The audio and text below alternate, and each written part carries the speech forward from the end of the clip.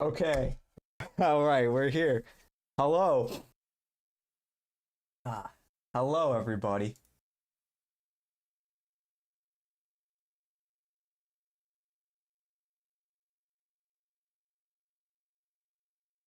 Boom. There we go. We live? We live? What's going on? What's going on? What's going on, everybody?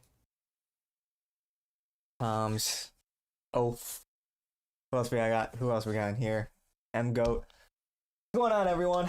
What's going on? Y'all have a good weekend. Y'all have a good. Let me crack open my Coke here. Where should I put my? Here it is. My Nuka-Cola bottle opener I got with from Fallout 3 back in the day. Damn, I'm old. Yep. Yeah, I had a good weekend, dude. I look, not gonna lie, I was no lifing the shit out of Battlefield. I'm not gonna lie. I was playing the fuck out of Battlefield. Absolute degen, no lifing. I'm not proud of it, but it's the truth, you know. That was my existence for the past few days. I am hopelessly addicted to that game. That is, but anyway, we're back. We're here. Yeah, and I wanted to cover this collab with Gavin and Nick, which I've heard good things about. I've seen a couple clips, like one clip actually. Seems like it's a good time. It's always funny when they get together too. It's always I don't know, it's just a good dynamic. Oh, I gotta put my my royalty-free music on.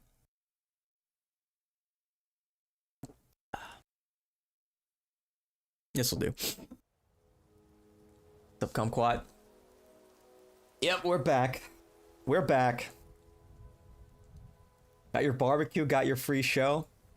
Yeah, a little late today. I was gonna go live at 4:30, but I really wanted to make sure I ate something.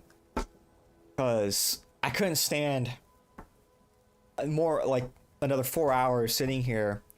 Because you guys always come in, you know, got my food here, got my steak, got my hot dog, I got my macaroni and cheese. How you feel about that? How you feel about that, speaker?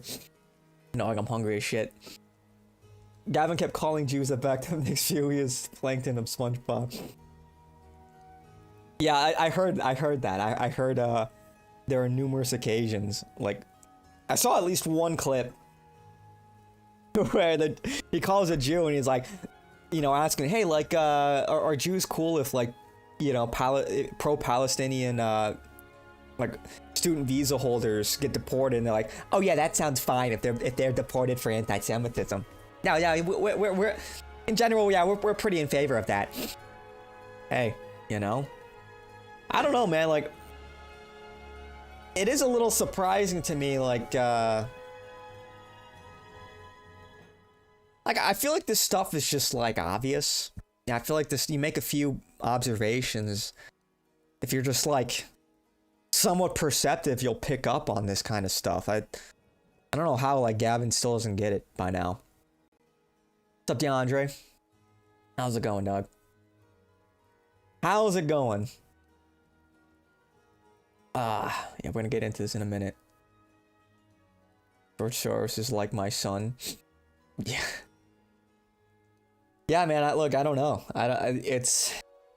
Look, maybe it's because, like, and, like, me personally, like, I grew up around Jews. A lot of my friends growing up were Jewish. And they were cool people, don't get me wrong, you know? Some of them were not so cool. Like, that's the thing, it's like, some of, like, the biggest scumbags I've known were Jewish, but also some of, like, the biggest, like the biggest homies were also Jewish. You know, it's like very, very extreme, very like polarized.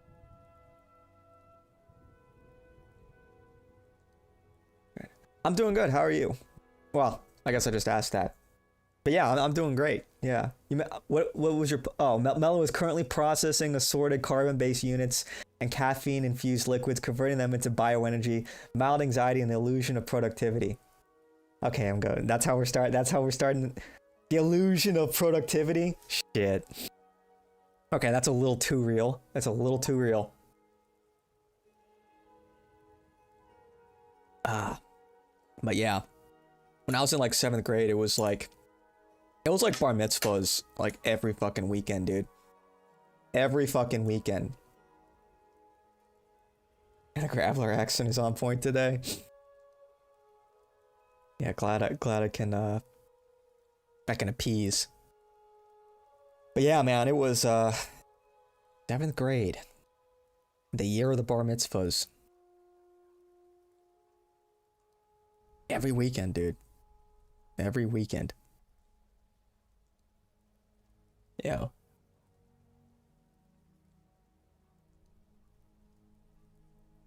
Anyway. Yeah, man, Jews are funny. Jews are funny people. Yeah, they get up to no good sometimes. Oftentimes. And they're very emotional and very kind of schizophrenic.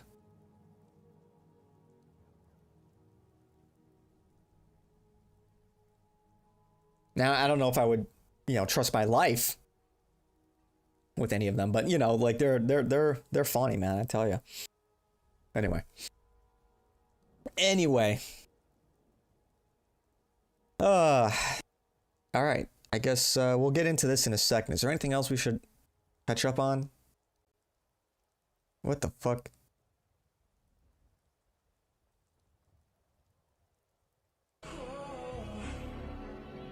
This guy just bro.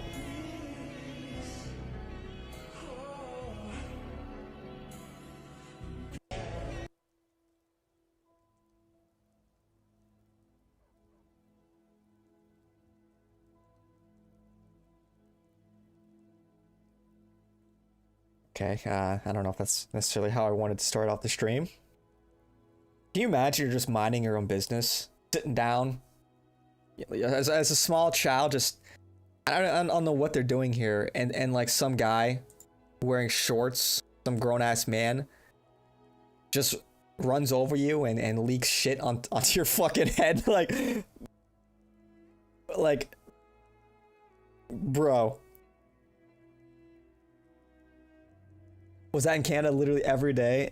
Yeah, dude, I believe that.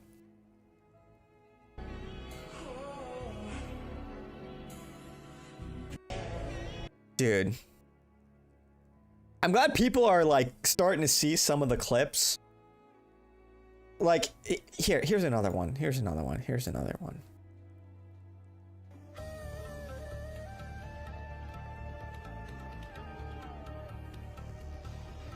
Like, the world needs to see this. I know it's disgusting, it's foul, but the world needs to see this. Americans, Canadians, Westerners, all need to see this.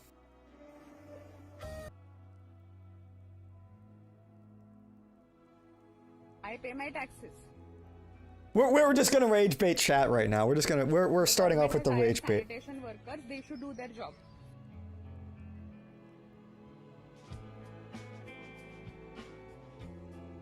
If the road is dirty, it's not my fault. It is the sanitation worker and the government who's not cleaning it 24/7.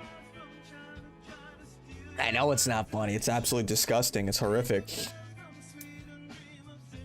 Look up Tim Hortons Brampton dump in the dining area. Hey dude, that's not a garbage can. That sounds foul. It's not just at morning 7 o'clock time that you send in sanitation workers to clean the road. I will dirty it anytime.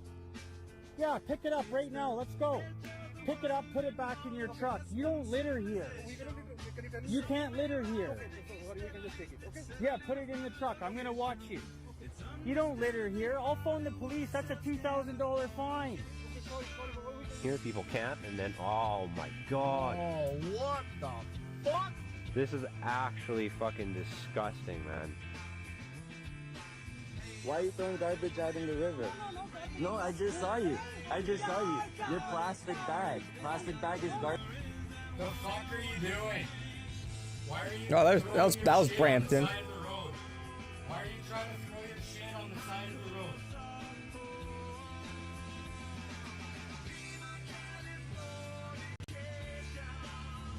Seriously? You don't just, like, there's a garbage, right?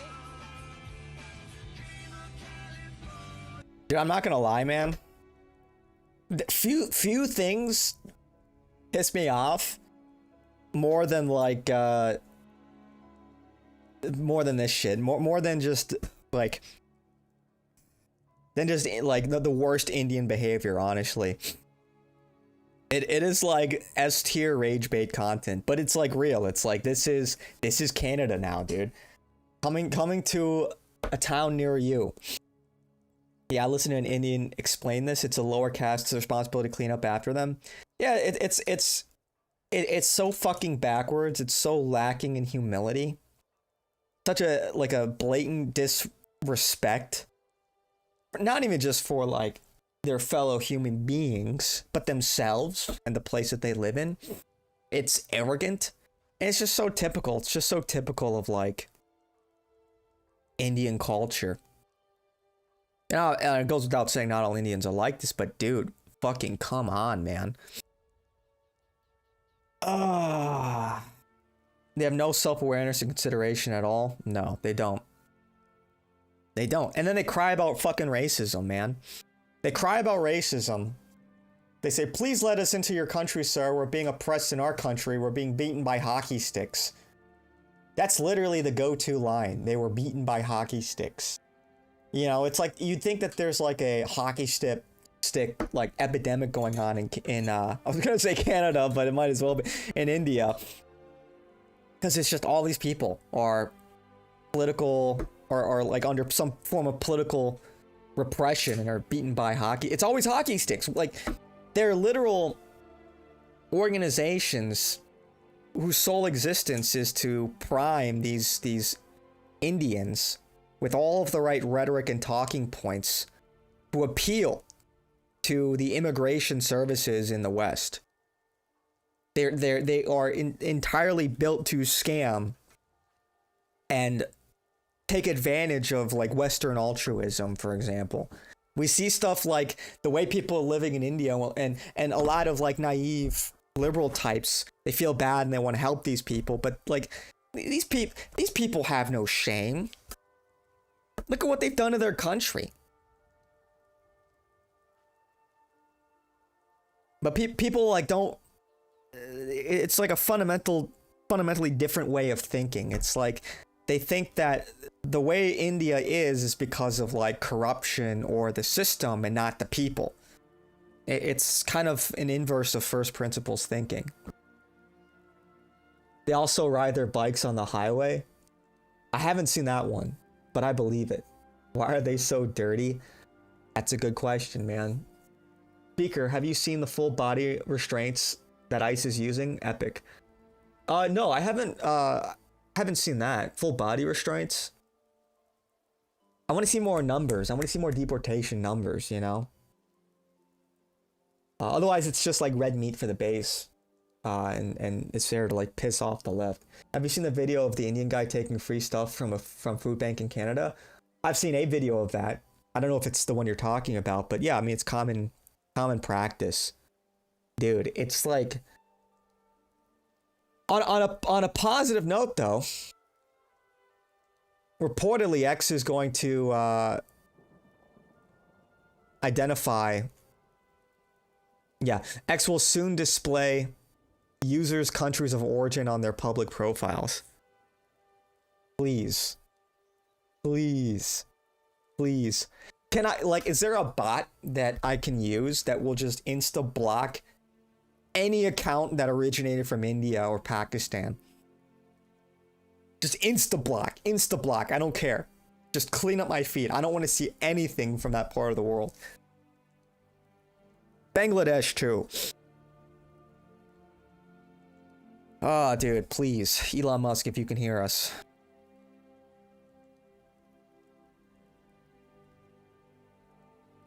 Oh, yeah, imagine.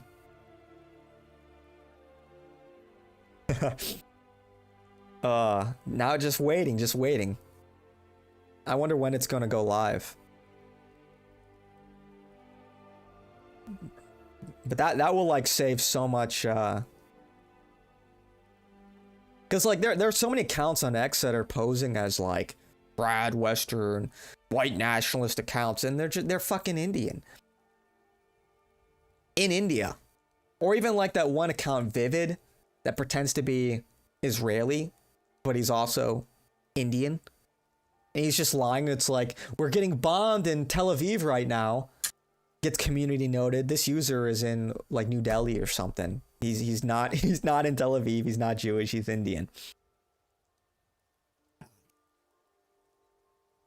Ugh.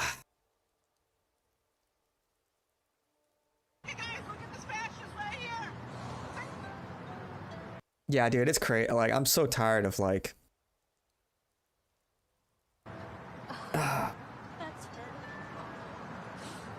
It's her. I'm so sorry. Like who would win? You know, it's like the most powerful country in the world, or like third world tiers. Seriously. Oh no, is everyone? Well, no, I come from Canada. They need to show country so people don't think I'm communist. Oh, county. I don't know, man. I mean, look, they're based Canadian. Tyler Russell's Canadian. He's based. You guys are just outnumbered.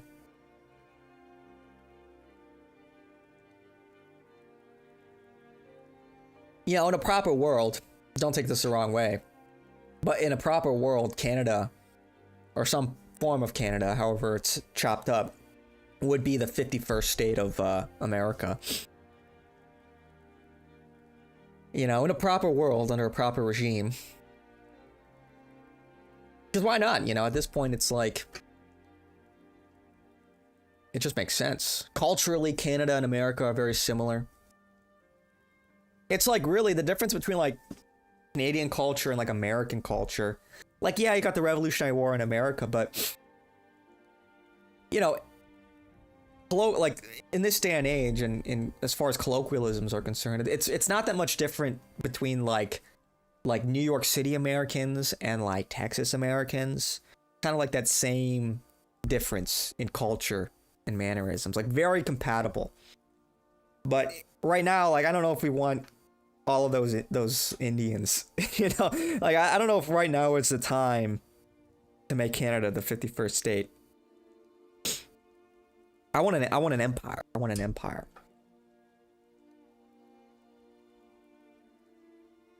CA equals California. Oh, right.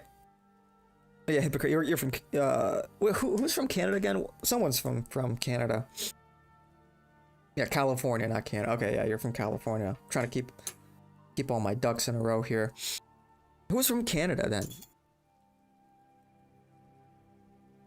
Yeah, but I lived in California. California, I maintain is the best state. Period. Outside of the politics and the people, as far as what California offers, it's by far the best state. It's honestly overpowered. Maybe because it's so large and it encompasses almost the entirety of the western coast. But you literally have everything in California. Canada almost became part of the US after the American Revolution was stopped by a woman. Of course. Laura Secord, huh? Yeah, I mean, we should want a unified hemisphere. Yeah, dude. Something needs to be done with all this fucking immigration.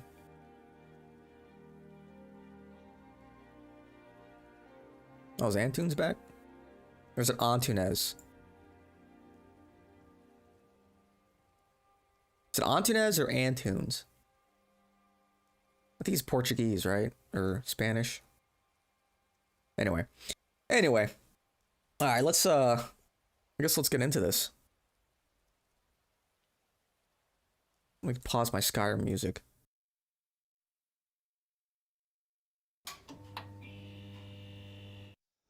Hello, Nick. How are you? Good. How you doing? Good, good. Oh. Old man. Old man grunts. I have so much to talk to you about. We have limited time. This is just part 1, so there's a part 2? Dude, I like how he's getting straight into it. No fucking ad read. No, hey, buy my dewormer products. Buy my gut pill. Hey, you do have diarrhea? Buy my pills. This episode's sponsored by Squarespace. This episode's brought to you by NordVPN, which is, I believe, is an Israeli company. I think NordVPN is Israeli owned. I think actually most of the top VPNs are owned by some Israeli some Israeli asset or company or person. Do your research on your VPNs, folks. Don't forget to like, fart, and subscribe. Yeah, do that. Yeah. Hey, see? Apparently they removed AF from Spotify. Yeah, I heard it was back up for a day. I was surprised. I'm like, Spotify unbanned him? All right. But yeah, of course it was too good to be true. It was too good to be true. So I guess we should get the Jews out of the way, because I agree with you on pretty much everything, but I'm a Jewophile. Already getting straight into it. Yeah. Zionist. I have to reconnect in my kick chat. Does that like churn in your gut when I say that? No, not I really. love Jews. Okay, that's Who was that guy? Cody Derbyshire? It's a pile of with Base Nick. Yeah, Base Nick. Crouch face. What the fuck's his name? I don't know. Why were they unban and then ban him again? Well, it's like, remember that one time, like, even on like Twitter, remember Nick was like, when Elon bought Twitter, they were going through this like mass unbanning, and then Nick got unbanned. He posted one thing, which was the Patrick opening up the doors in the Krusty Krab, and then like within 24 hours or so, he was banned again. It's like, oh, okay, all right. Probably an oversight. Probably maybe an intern, a based intern, or whatever. But whatever, you know. Not the first time this kind of thing has happened before. We'll see if he gets unbanned on YouTube. If he gets unbanned on YouTube, that's huge. I think out of all the platforms for him to get unbanned on, I think YouTube would be the biggest. By far. I think it has as far as like the kind of content that he produces as a streamer, you know, YouTube just has the furthest reach. It is the biggest video platform by far.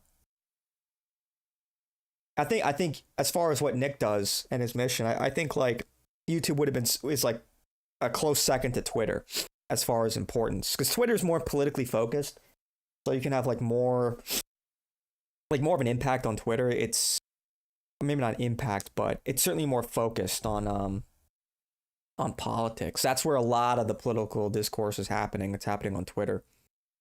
But then YouTube, as far as getting information and getting your content out there, I think is by far the biggest. I don't think Facebook is really relevant for like the young demographic for politics really anymore. If ever. So I don't really know what Nick getting unbanned on Facebook would do. Maybe red pill to Facebook boomers, but as far as I don't use Facebook anymore. I use it just like as the messenger to like keep in touch with some of my friends. But outside of that, like, who even uses Facebook nowadays? I don't know. Anyway. He's a groyper. He tried to get on this network. Cody Chesternut? Cody Chesternut? What's his? Oh, that's one hell of a name. Is that who you're No, talking not about? that. No. This is long ago. Mindset? He had his own show, and Cody I Chesternut. think it was with you. That's a crazy You name. guys had a falling out. Oh fuck! I'm starting out a Hi? show with the guy. James Alsop? No, it's a really weird Falling name. out. Wow. Baked Like Alaska? Crispy Chester buttons. I don't know any crispy. The fuck? What the fuck? Look that up, Sean. I don't know what to look up, but anyway, Yeah. I would say like I'm a Zionist and stuff, and I could see him go because I was on his show a couple of times. Hi? Well, I guess I don't think Kai just and to Nick sort had of a start at falling the out. end, and then we'll go do all the fun stuff later. Let's get some thumbnails. It wouldn't be Ethan Ralph, would it?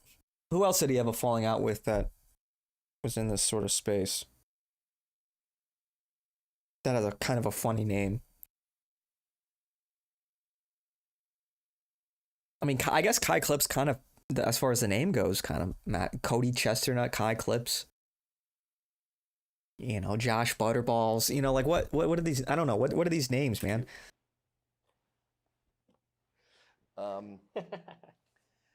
Vincent James. The biggest thing I want you guys. But they reconciled right away. Maybe, I don't know. I kind of forgot they had a beef. That's the thing, you know. It's like sometimes you have like petty beef, but it's like, look. Sometimes you get guys in this, you know, and they're strong-headed, strong-willed. You know, bunch of alpha males, good level, you know, and like they're gonna butt heads, you know, guys, you know, the difference is how you sort of navigate that and if you can reconcile like the inevitable conflict that arises, you know. That's the sign of like character and where your priorities lie. A lot of guys, like, you know, they feel slighted by Nick or other people in the space. And they turn into total A-logs, and their whole existence is like to A-log the people that they disagree with now, and it's honestly pretty pathetic. Now,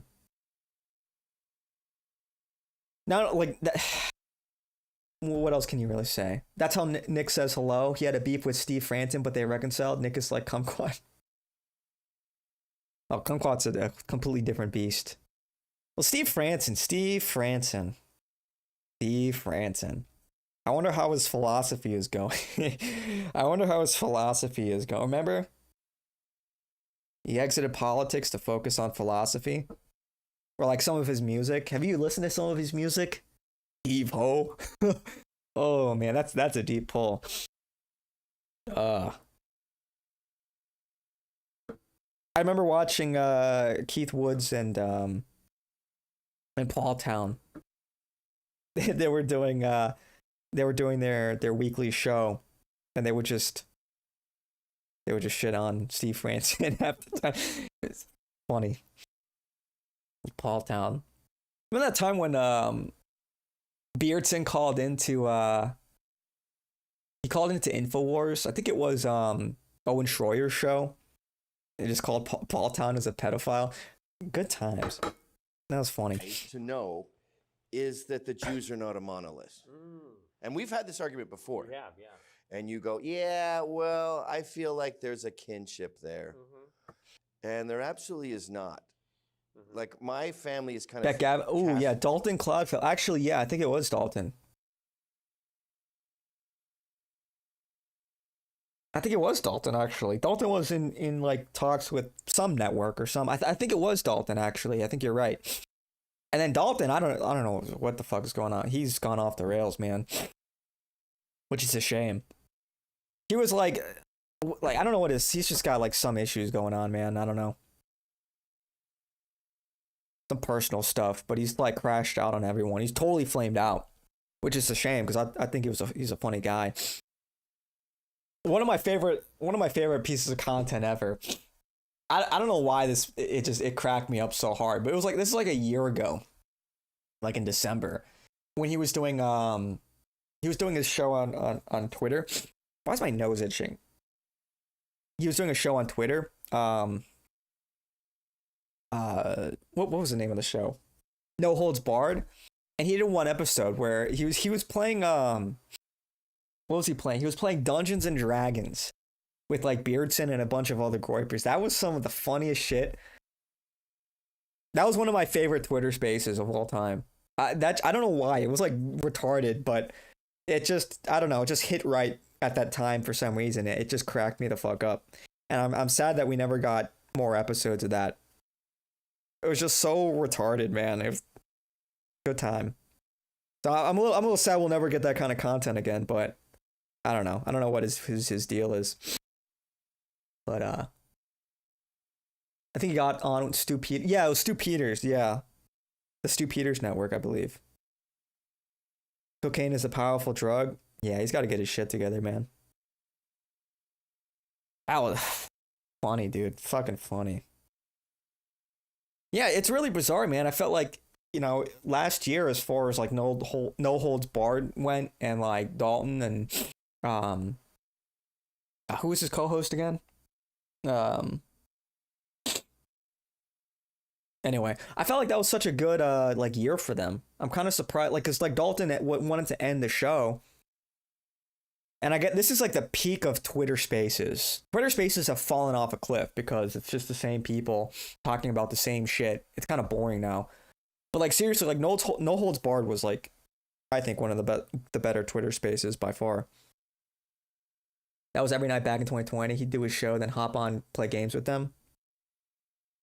Yeah, but dude, Dungeons, like the Dungeons and Dragons shit was fucking, because it's like a creative, it's role playing. So like, anyway, you'll just have to watch it. Eric from Catholic Christian did a video of Nick yesterday, did one on Pine Tap and two other guys. He called out their homophobia and defended the Horns. Yikes. I then found a video of Laura Horn and Pines with Aquinas. Within 5 minutes, Laura made 2 flag jokes, face green, smiling. Yeah, dude. At the end of the day, man, it's a lot of these critics. We call it Catholic Inc. if you want, but it's not a matter of like theology or how good or bad of a Christian AF is. It's purely political. Like, they don't like Nick. They don't like, the dissident right wing, and they'll hide behind the cross. Like, bro, we're Catholic. We are homophobic. Like, what are you fucking talking about? Like, what are you talking about? Like, we don't approve of homosexuality. It's literally, and that doesn't mean we be cruel to people. That doesn't mean, that we should, revel in like any kind of violence or anything like that against homosexuals. But it's pretty clear. I mean, you treat it like a sin. You treat that whole thing like we would treat like any other kind of mortal sin. No good. What's the deal with Gavin? Is he Jewish or what? No, I don't. As far as I'm aware, he's not Jewish. He's just not red-pilled on the Jewish question, which I think is bizarre. Maybe it's just kind of a Gen X thing, but why Gavin is Catholic? Why is he so keen to defend Judaism then? Well, look, let's be honest for a second. There are a lot of Catholics that have been kind of Judaized. Catholicism, at least, the church, the Catholics have not been immune from the Judaizing going on. Are we supposed to be able to make out what this sign says? It's totally fucking washed out. I don't know what's going on with the lighting here, but I feel like I'm getting flashbanged. But yeah, I just think Gavin is just stubborn. And I think that he's so, I would say blinded by a lot of the criticisms or vitriol against like radical Islam, that he's sort of aligned himself more with Jews, because and that's been their MO, that's been their strategy, is to present a greater threat, or at least paint Islam as a greater threat to the West than Judaism ever has been, so that people overlook the differences between Judaism and Christianity in lieu of this greater dissimilar religion. And I think he's just a victim of that. Dude, why is my nose going crazy right now? I feel like allergies, man. I don't know what the fuck is going on. Anyway. Like Irish, Scottish, and they fucking hate the English. And the fact that I was born in England was just like, it was like I was gay or retarded. Like, they still love me, but there's this horrible thing that happened. And there's no reverence. There's no like, well, if it came down to it, like. Yeah, that's basically Tommy Robinson in the UK, anti-Muslim English nationalist owned by Mossad. Dude, fucking Tommy Robinson. Well, I don't think Gavin's anywhere near Tommy Robinson's level. That guy's a piece of shit. I just think, if anything, he's naive. I don't think he gets it. Gavin, that is. Tommy Robinson was like calling for like his followers to be more like militant, to go out and be rambunctious. Meanwhile, he was like hanging out in a hotel by the pool when he was telling his followers to go like protest and riot. And then you had nothing wrong with like Indian immigration. So it's like the dude is a total fraud, a total shill. I don't think Gavin is that. For example, when the Scots... I can't think of another Catholic that defends Jews. It's not our thing. Gavin was dropped on his head or something. I mean, unfortunately there are Catholics. I mean, I know Trent Horn himself is Jewish. But even like what Bishop Barron was going out and like defending Jews. No, it's a problem, man. I mean, it's like, you know, and there are Catholics, priests even, that have taken a lighter stance on like homosexuality too. But you know, I don't want to say some of them are saying is heretical, but it's like, look, we can't be supporting that stuff. We can't be supporting the LGBTQ community. At least not in that way. When we support them, it's in the sense of we should try to get them to repent and stop being gay or whatever. But the idea that they're marginalized, it's like, no, that's not how we should be thinking about it. And I've been to masses where, you know, priest talks about like, you know, we should look out for the LGBTQ community. It's like, I think, you know, that's the wrong messaging. And it wasn't specific enough for me to say like this is like heretical, this is explicitly wrong. Because you can always, the way he gave his homily was like, well, it wasn't explicitly saying we support the sin, but support the community. And it's very vague in that regard. But, you know, frankly, I think we need to be more, rather than like more accepting in that regard, we should be less tolerant. Frankly, we need to be less tolerant of this stuff, because all this is doing is emboldening homosexuals to be more homosexual. And you give them an inch, they take a mile. I mean, look. Now they're advocating for pedophilia. It is, you know, they were right. The Fox News and all that back in the day, they were right. It is a slippery slope. So James Martin is so rainbow flag emoji. What kind of church was that? It was a Catholic church. You know, this was a Catholic church. And again, it wasn't, he didn't explicitly say homosexuality is cool and permissible. But, you know, you're getting to that point where it's like, look, yeah, we should, you know, at best you could say he was saying, because it was vague. At best you could say he's saying we should pray for the LGBTQ community in the same way we should pray for all sinners. I don't think we need to be, you know, too vitriolic, or what's the right word? Needlessly cruel, but we can't be tolerant of that stuff. We cannot be tolerant of homosexuality for the same reason we can't be tolerant of sin in general. Too much tolerance, man. And the wrong kind of tolerance. The kind of tolerance that we should be promoting is like the tolerance of people who are directionally aligned but maybe have disagreements, but are still like good faith actors. The kind of tolerance that we should have like for like the differences that are like not really important, not really a matter of like morality between us. You know, that kind of tolerance is good. But we have to remain intolerant of sin. Why are they sitting like that? That shit, I did. Well, yeah, shit. Still have like a 5 o'clock shadow. All right, hippie, you got to hit the blunt again real quick. Okay, all right, kumquat. That doesn't make me a hippie, man. It's the opposite of being a hippie. I'm saying we need to not, like, the kind of tolerance is like um, would be to like put aside certain differences that are not really relevant. Like, for example, a lot of people in the right wing space that might have certain disagreements, but are still directionally aligned. You have to sort of prioritize what really matters, given the context of what your goals are.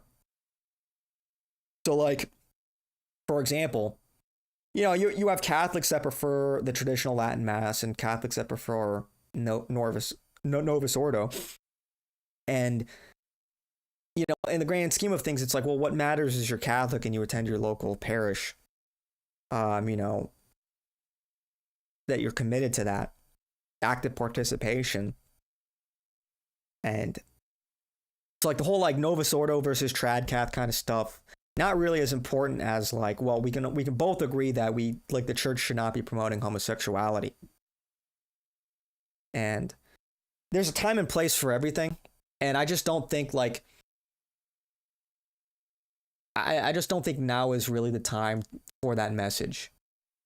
Right now, it's like we're on the cusp of losing Christendom in a sense. Like Christendom is in I guess you could say a bit of decline at the moment, both in terms of our morality, but also in terms of, well, the lands that are Christian. Look at Europe. It's like every week there's a new historical church that's burning down. I think it's there's too much of that happening, then it's just a coincidence. Because look, buildings burn down from time to time, accidents happen, but it's happening at such a frequency. Combined with the, you probably could blame a lot of this on like the Muslim immigration that are distinctly anti-Christian. Look at what a lot of these Muslims are doing in Africa, like Nigeria, where they're just butchering Christians on a regular basis. I think we need to be focusing more on stuff like that, or like in northwestern India, where they're going after Catholics over there.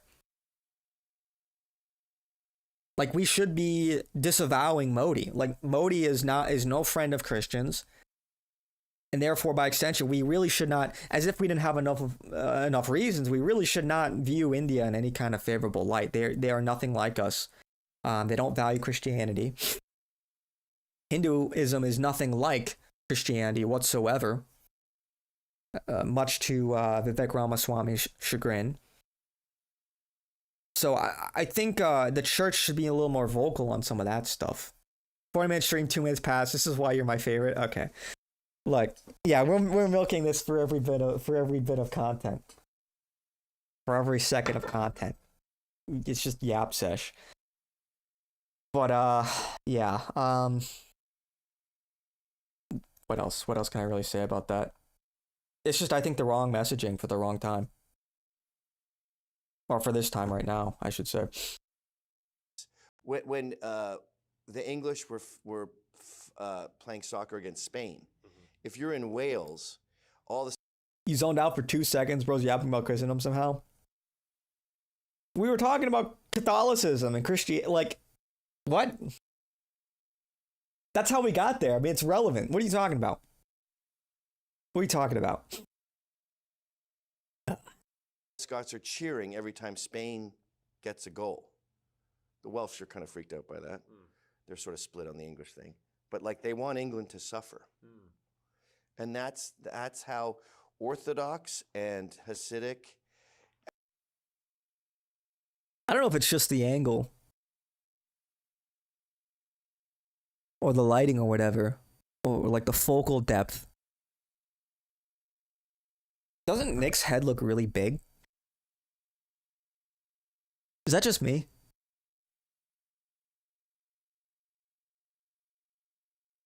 I guess Gavin. Well, I guess Gavin too. And even secular Jewish conservatives. I know, I just come in here for 2 seconds to rile you up and leave just as fast as you've entered. Yeah, I know. What are you even doing right now? Tomko, what are you even doing right now? Are you playing Arma? You better not be playing Arma. Gavin's still defending Jews, but he was told to his face that Jews hate Catholicism more than Islam. Yeah, dude, look, I don't know, man. Like, I don't know what it's going to take for some of these people They straight up tell you they hate you, and they hate you more than they hate what you think is your common enemy. So I just like don't understand, what is it gonna take? What is it gonna take for people, like they literally like, it's coming straight from the horse's mouth. They are telling you how they feel about you. Mask off, and it's like, But those radical Islamists, though, it's like, dude, wake up, Gavin. Feel about these ADL, SPLC Jews. Right.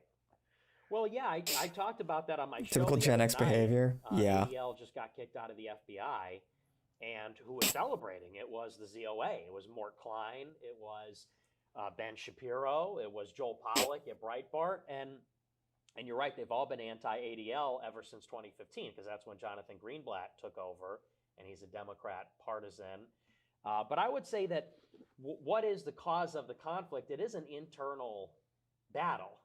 It's an intra-Jewish conflict. And what I mean by that is they're debating about ultimately what is best for the Jews. And the left-wing Jews believe in liberal universalism, that's the best for the Jews. And the Israeli right, the American right in Jewry, they think that Israel needs to be as strong as possible and as identitarian as possible. That's a last refuge. Hi, this is Anthony Cumia. Hello, I'm Gavin McInnes. And together we're Compound Censored. And we would like you to subscribe with this deal using this promo code right below me right now. Oh, there's the... Do it, because it's very entertaining. This is I disagree. I think they want what... That was the strangest ad read I've ever fucking seen in my life. Yeah, you're playing Arma? That's crazy. Not even playing Battlefield? That's crazy. This man really is in an abusive relationship. Best for the West. And you know how many Jews hate Israel, right? Like even Hasids in... You know that one just did. That was, you just watched Nick take damage in real time. You could practically hear the hit marker. You know how many Jews hate Israel, right? Like even Hasids. It's like you just watched Nick take 10 damage in real time from that comment. Some kumching on, how's it going? Bro, that's crazy. And you know how many Jews hate Israel, right? Like even Hasids, like, dude, bro. Bro. I love that. Jews hate Israel, right? Like even Hasids. you for a moment you could see how Nick really felt about that. And you know how many Jews hate Israel, right? Like even dude, yeah, if Gavin was a super chatter, Nick would be crashing out. Like, you know, he's like, this was pure reflexive. This was this was I've heard this every single night in the super chats for 7 years straight. 7 years straight. The gunplay on Battlefield 6 felt closer to Modern Warfare in 2019 than it does Battlefield 3 and 4. I think that's a good thing, actually. Battlefield 3 and 4, frankly, the gunplay does not hold up. There's way too much spread.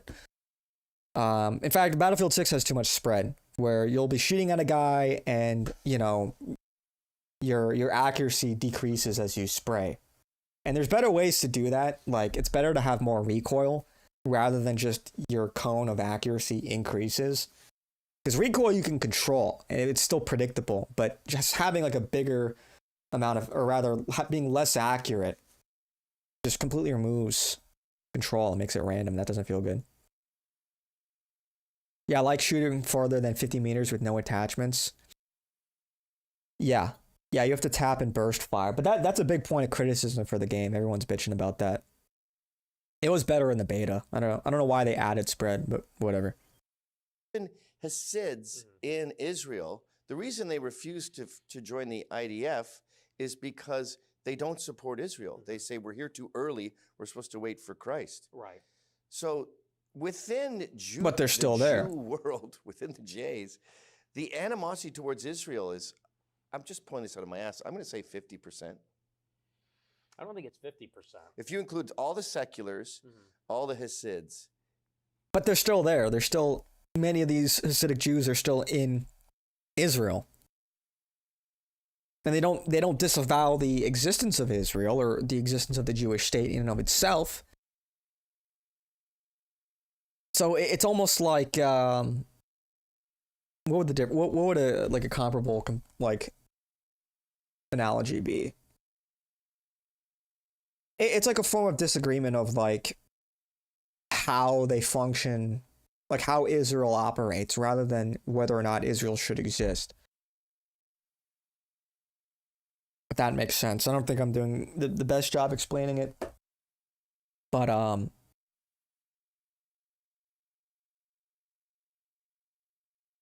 it's sort of like an internal disagreement rather than a question of like an existential question of whether or not Israel should exist or that they shouldn't be in pursuit of international world Jewry or what's in the interests of Jews as a collective. They might disagree on the best way to help the collective, the Jewish collective, what the best methodology is, but they're still on the same team. You're going to get north of 40. Like, you don't see a lot of Jews just outright denounce Jewry in general. World Jewry or specifically organized Jewry. Very, very seldom do you see that. I just saw this stream. Gavin is in denial.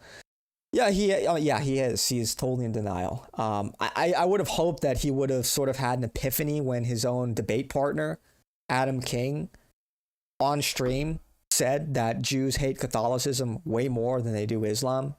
Like, it's not even close. But I don't know, man. Some people are just takes him longer, I guess.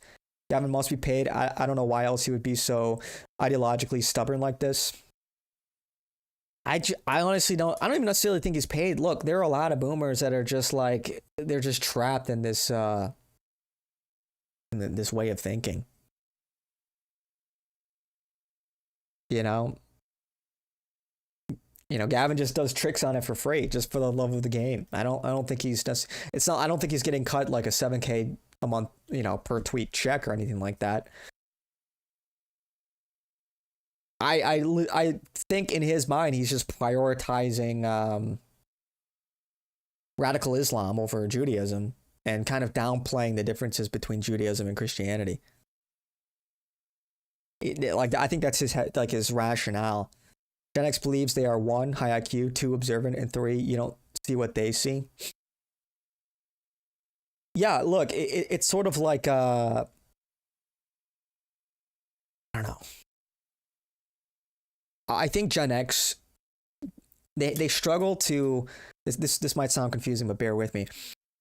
They struggle to like identify, and I think frankly this is most people, but they struggle to identify the medium that they exist within, It's like a lot of people don't recognize that they're being influenced constantly, and they're being influenced by people, by institutions that have motivations. And it's this constant battle and back and forth for information, for influence over you and your opinions, your thoughts, your beliefs. And a lot of people lose sight of that or are unable to understand that. It's a sort of a lack of self-awareness, I think, is like the biggest problem with boomers. And frankly, that's most people. But you have to understand, like, they grew up in a time where there were like no dissenting voices. There was no internet. There were no USS Liberty documentary, stuff like that, And so it's hard for them to understand how, not only how the world has changed, but a lot of the way that they view the world is sort of cemented. And it was cemented decades ago.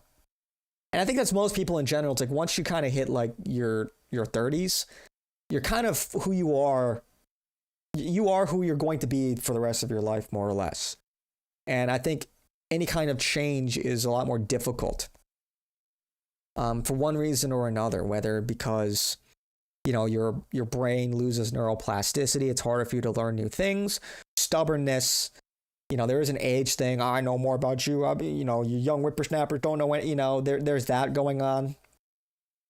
But regardless, this is a trend you can see. I think just in people in general. Like my dad was like that until we discussed it. He sees the truth now, thankfully. Yeah, it's not impossible, but it takes more, because just think about how different the world is now than it was in the 80s. Just in terms of how we communicate. How many more avenues of information there are. In the 80s, it's like if you weren't on like a broadcast, if you don't have like institutional backing of some sort, your voice didn't really get out there. Now with the internet, it's like anybody with a phone can have a tweet go viral or start a YouTube channel and get millions of subscribers. Look at Nick. He started streaming in his bedroom. Many such cases. Now it's a matter of disseminating information. It's a matter of discerning truth from something that isn't true. The ADL was formed to defend Leo Frank, a pedo murderer. They may not like Leo, but the Goy are not allowed to judge him. Yeah, that's a big part of it too. It's like they are allowed to criticize one another in ways that are like less, I guess you could say, serious. They will never go so far as to like advocate for their own like disenfranchisement, whereas the Gentiles could do that. They're far more likely to do that.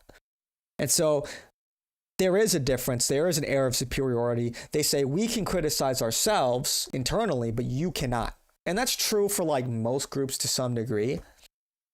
But it's cranked up to 11 with Jews because of, their ethno-religion and their behavior. They believe they're God's chosen people, and they are literally better than the Gentiles in every regard. That's what many of them believe. And even if they don't necessarily distinctly believe that sentiment, it permeates. So maybe they don't necessarily believe in that part of the religion. Maybe they're more secular Jews. But that behavior, that mindset, even on a subconscious level, is very ubiquitous. Because, they exist in this sort of subculture that's centered around the synagogue, that's centered around the rabbi. So even if they don't attend the synagogue, many of their friends and family do. And it just trickles down. So this was my generation. It's not woke, it's denial. We were taught our opinion is higher than facts. We had BS conspiracy theories. Yeah. Look, we just need to be motivated by the truth, and sometimes like the truth is uncomfortable because it challenges our previously held beliefs of the world, our preconceived notions. What's up, Groiper? 07, fellow Groiper. The internet is cool, but I'm envious of boomers who grew up in the 70s and 80s. Must have been amazing. I think a lot of it's romanticized. The aesthetic is pretty cool. I think there is something cool about like, you see like these movies about the 80s and 70s where it's like the kids go out in town, they're riding there, like Stranger Things type shit. And they're going around and like, let's go to Tommy's house. They all ride their bikes to Tommy's house and they're just living in the moment. I do think some of that is lost, obviously, in today's day and age. Just living in the moment. But I think a lot of it is the people making the movies and the media have nostalgia for their childhood. And so they're painting it with these rose-tinted goggles. It was probably also kind of boring, like, to be honest. I don't know. It's like I could look back on my childhood and remember the good parts and the fond memories of growing up and whatnot. And it was a different time. And I'm sure that kids growing up nowadays will look back at this time in 30 years with fond memories. And they'll be making movies and shows about it, painting it in a sort of, kind of an idealistic way. I feel like Battlefield 6 is the Trump of modern games. It's mid as fuck, but everything else is so dog shit. It seems amazing. It's not mid. The game's really good. There are problems with it that I hope they address. Like, there are real problems, but the game really is great. It is really solid. 1 hour and 5 minutes in the next video. So typical. It's just so typical of this stream, isn't it? I'd rather have none of that romanticization than to be born in that time and be brain dead. You think you're not brain dead now, Kumquat? Get real. Inside Israel or globally? Globally.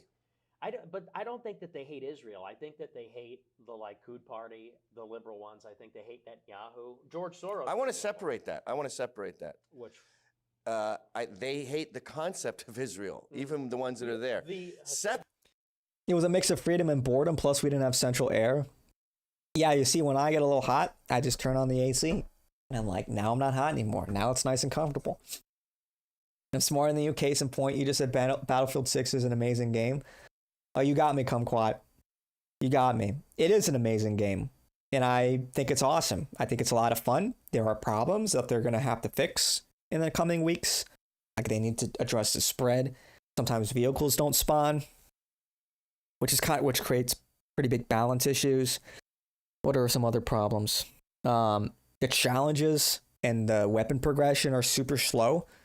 The challenges are kind of ridiculous for like basic unlocks like the spawn beacon. That sucks. They really need to change that. But outside of that, the core gameplay loop is awesome. It is fun. It's very fun. What do you want, Kumquat? What do you want? He said, oh, the game's mid. It's fun. It's actually very fun. Isn't that kind of the whole point of an amazing game? Is if it's very fun? Can't you then say it's an amazing game? Because that's the whole point. There are games on a technical level that might be more impressive, but are not very fun. A mid game can be very fun, but it doesn't change that it's mid. The whole point of a game is to be fun. At the end of the day, that's how we should categorize the game. It is greater than the sum of its parts. All games are fun in their own way. That's not true. That's not true. But it is average. It's clearly not average. I do not think it is average. It is not mid. It is clearly better than mid. It is a return to form. Game's really good. Separately, Israelis are not a fan of Netanyahu at all. Are you just trying to trigger me, Kumquat? It's like Justin Trudeau. It's a parliamentary system, and once you get your foot in the door, you can sort of expand forever. Like Justin Trudeau did 3,000 terms. But maybe they don't like him, and he's certainly less popular now, but they support everything he's doing. It's like 80% approval for the war in Iran. I didn't know this was going to get so heated so fast. I disagree again! That's just the facts. No, you say they support what he's doing. Oh, yeah. These Israelis that I know are furious about October 7th. They agree with you, I assume. Yeah. I assume that you believe, and as I do, that they let it go on too long. Well, I think they just let it happen, period. Right. I don't know the percentage. Probably almost half of Israelis agree with that, and they're fucking mad because they were killed. Right, yeah. They had to fight their own, with their own guns, protecting their own homes. Right. Which they did a great job at, by the way. Yeah. Yeah, they're good at that. Well, they all have military service, but there was the leader of the opposition did an op-ed in the New York Times, Benny Gantz, in the Israeli government. Okay, they gotta fix Nick's lapel mic. It's either like covered or something. It feels not properly tuned. What's going on? What's going on here? What's going on here at Compound Censored? The shot is it's totally blown out. I can't read. What is this sign supposed to say? I'm getting flashbanged in real time. Can't really hear Nick. I don't even know what this set is, bro. You can see the fucking plugs and outlets and shit. This goofy ass.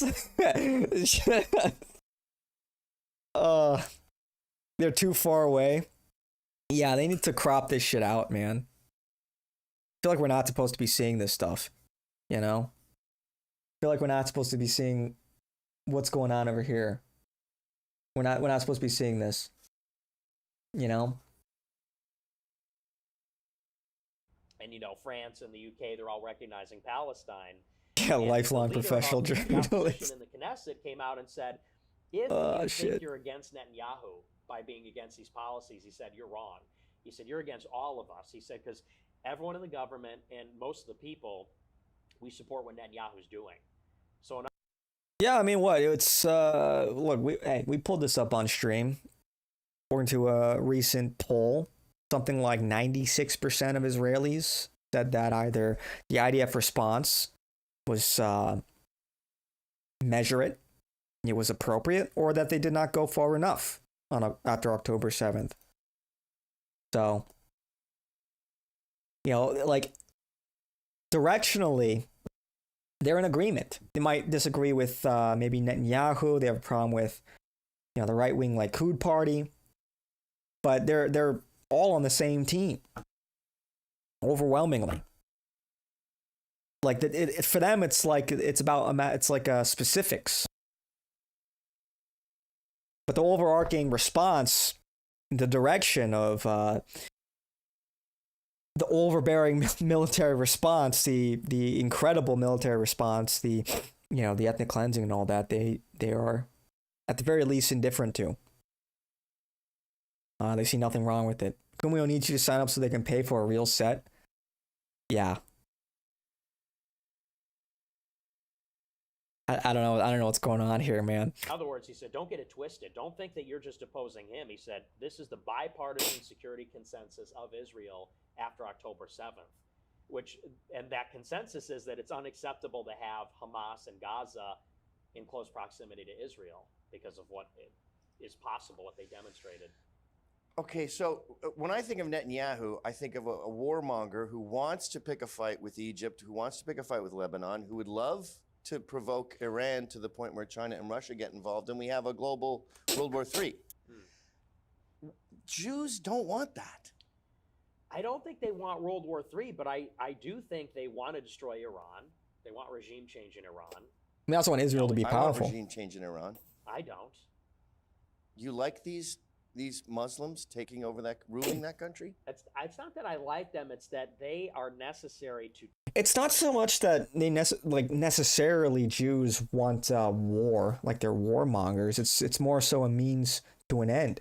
They want Israel to exist, and the way that they've framed it is, as long as Israel's surrounded by militant Muslim countries, then Israel's existence will always be called into question. It'll always be at risk. And to some degree, they're right about that, because Israel's a tiny country of, what was it, like no more than 11 million people in Israel, compared to like Iran that has about 90 million. And that's just Iran. Never mind, countries closer in proximity. What's up, Rosaline? How's it going? So it is like, that's how they frame the issue, that as long as they're surrounded by militant Muslim countries, their existence will be threatened. Therefore, it would be safer if those countries didn't exist, or those regimes didn't exist. Well, how are you going to make that happen if not for regime change wars? So you can logically see what they're thinking and why they're thinking it. I don't think necessarily they love war for the sake of war.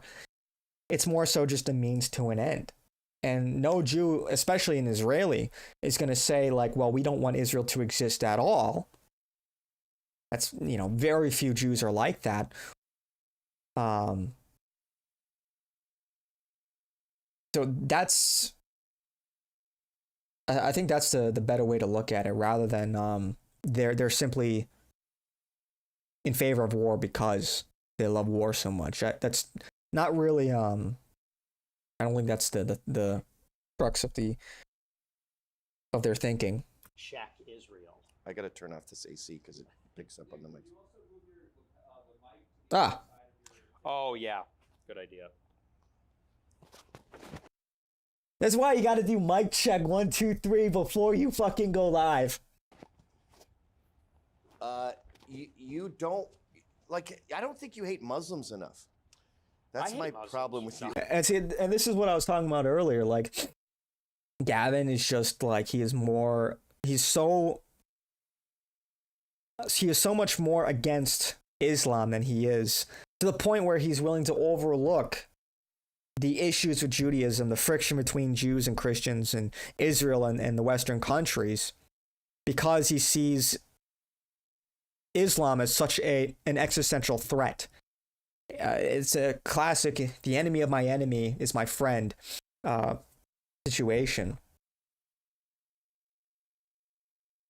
It's boomer. It's very boomer coded. You know, like that's like what Fox News has been running on for like decades.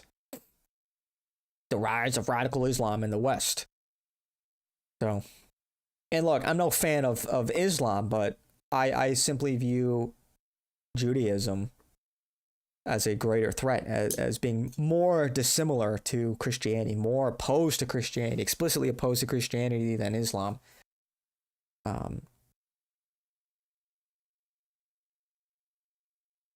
And Muslims don't run the West. Muslims don't, you know, they're less than 1% of America's population, and they represent even less than that in government. So, you know, as far as our discontent for how the country's being run, it's not because Muslims are running our country.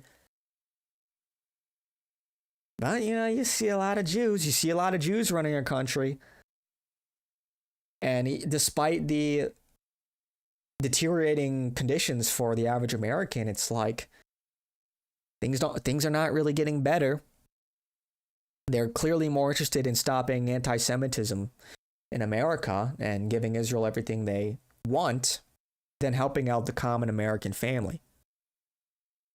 So I hate Muslims.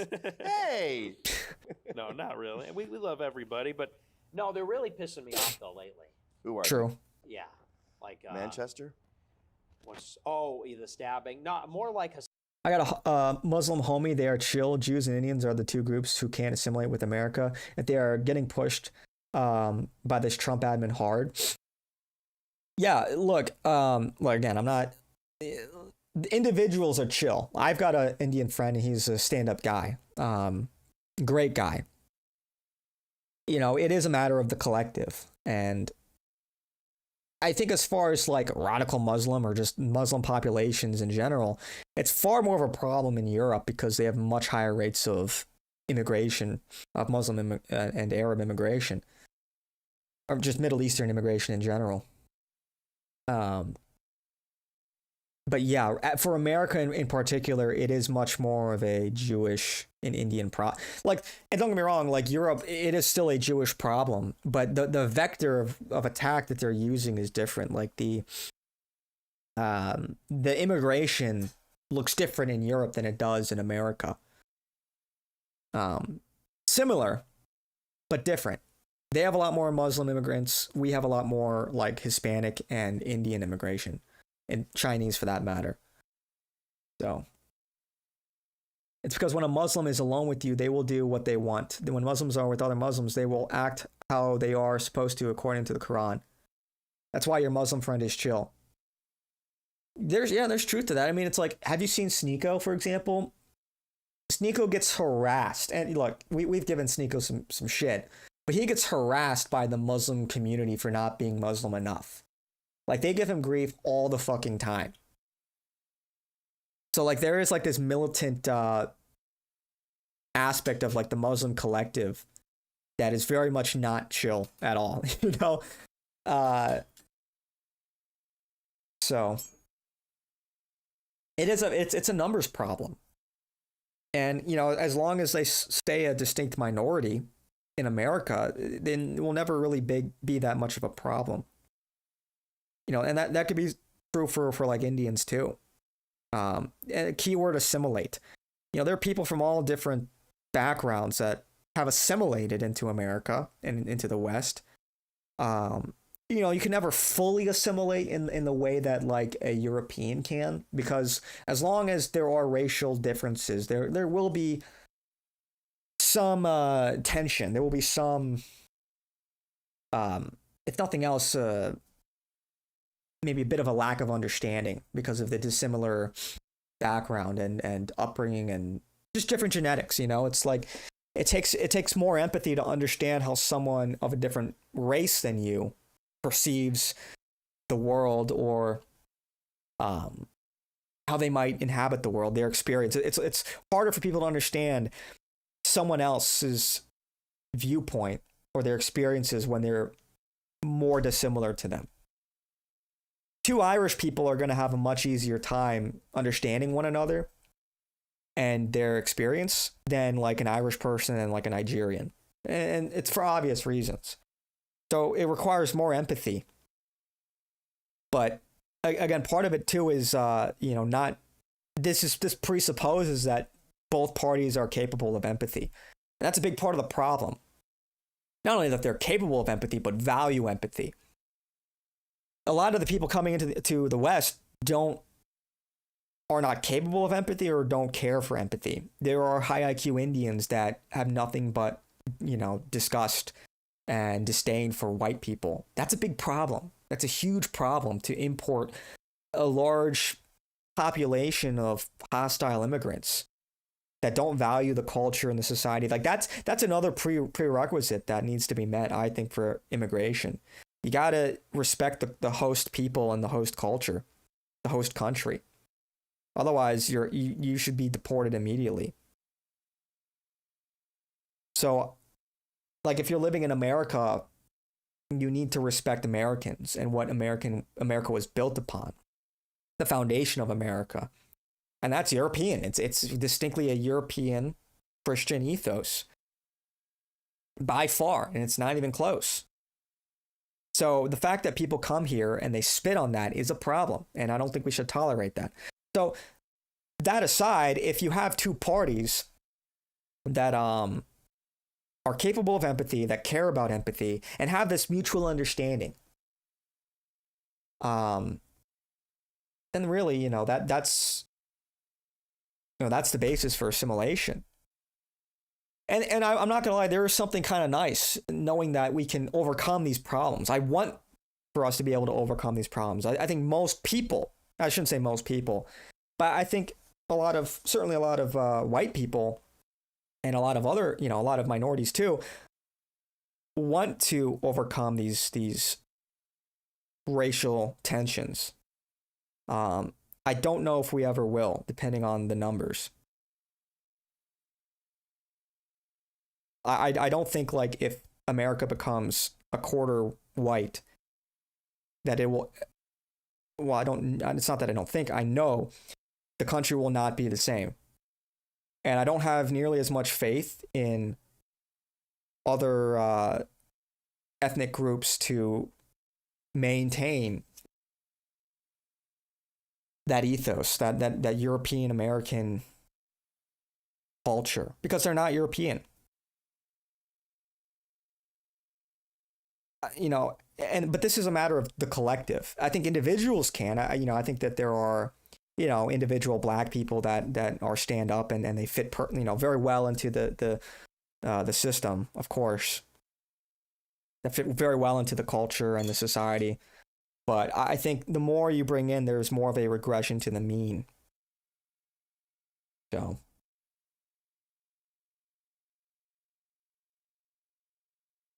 Anyway. With Muslims, it's unique because they get points for enforcing the Quran on other Muslims. It goes beyond kinship. Yeah, it is. They're very militant with it.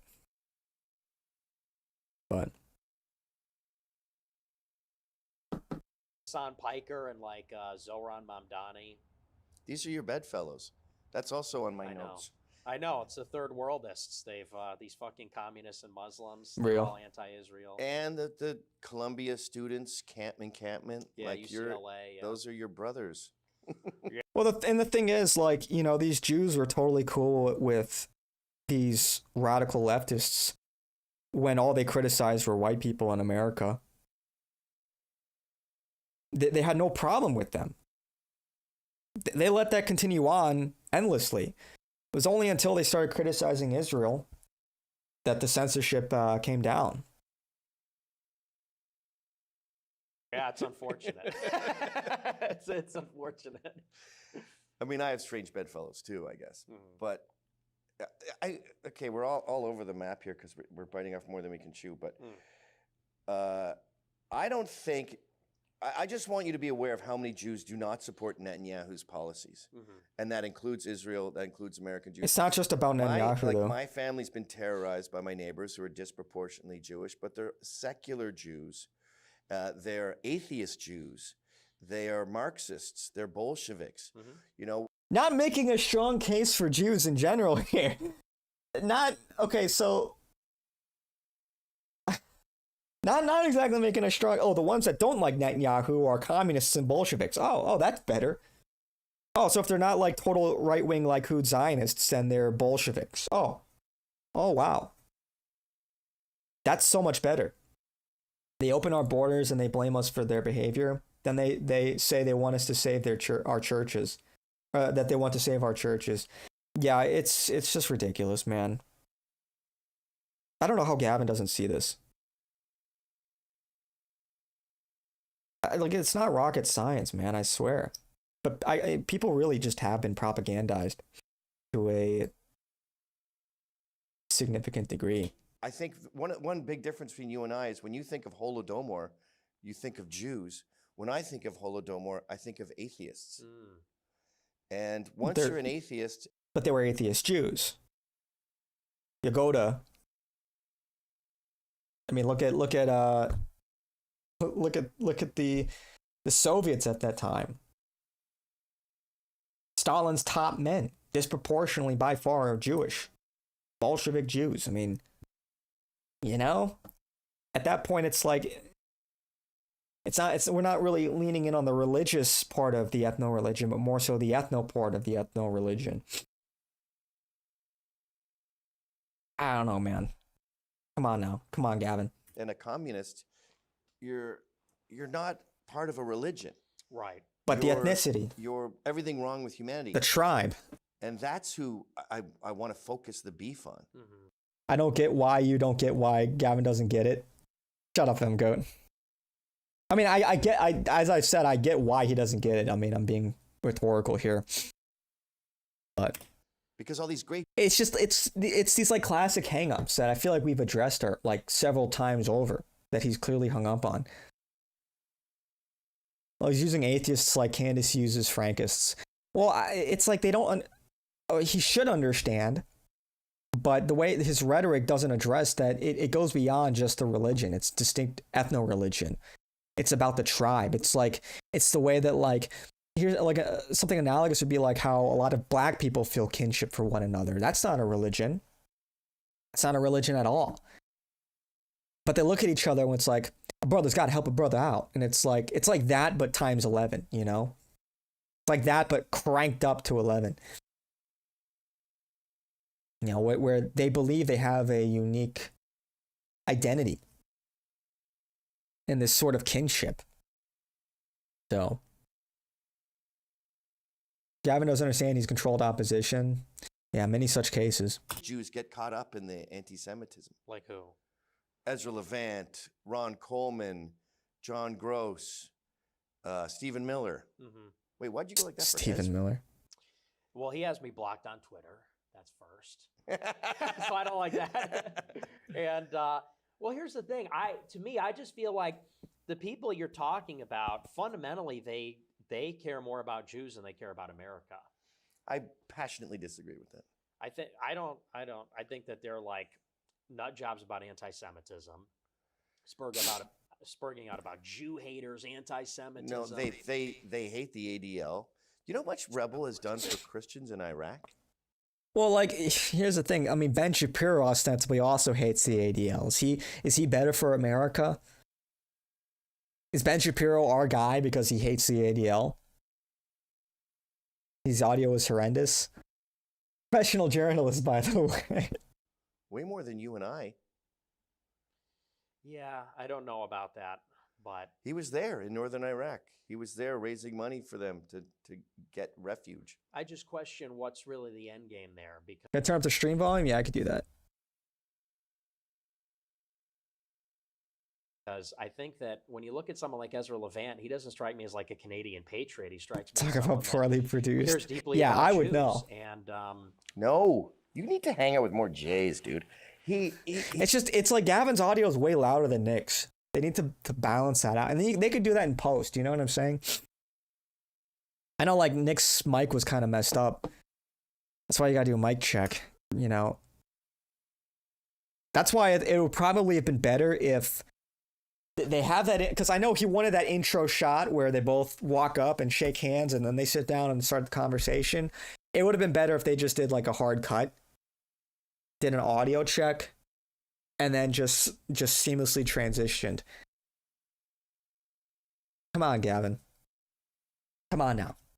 You got, like, the audio is, I'll go off on a tangent. The audio is the most important part of any production, as far as like the technical side of things. I could forgive, like, if this like, I mean, look at the way this looks. It's like I'm getting, like, my eyes are burnt by how bright this thing. Like you can see these fucking what Ethernet ports, open Ethernet ports on the wall. Like, not exactly like the best set. Like, I can forgive all of that. The audio is like, it's not that bad, but it's noticeable. It's like Dave Smith giving Nick the kid's chair.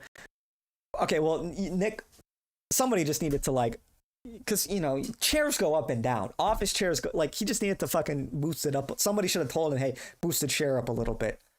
Whoever his, like, producer was should have, like, that's what your producer's supposed to do. He's supposed to take care of the technical aspects.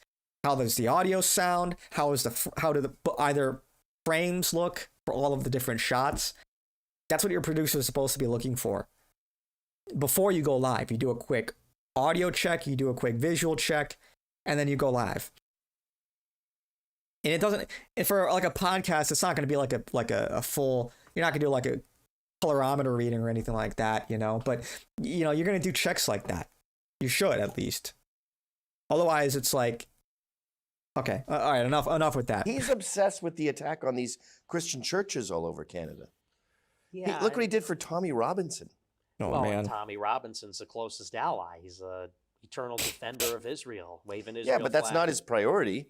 That's just a thing. It's sort of like me. I kind of resent having to defend the Jews and talk about Israel, because it's like, I did this sit down right here with Jake Shields, and it was just this whataboutism. Like, did you know the first terror attack was a Jew? And it's sort of like flat earthers. Yeah, yeah. Like, you have to know the thing they're saying to be able to refute it. And I'm not an expert on the history of Jews in Israel.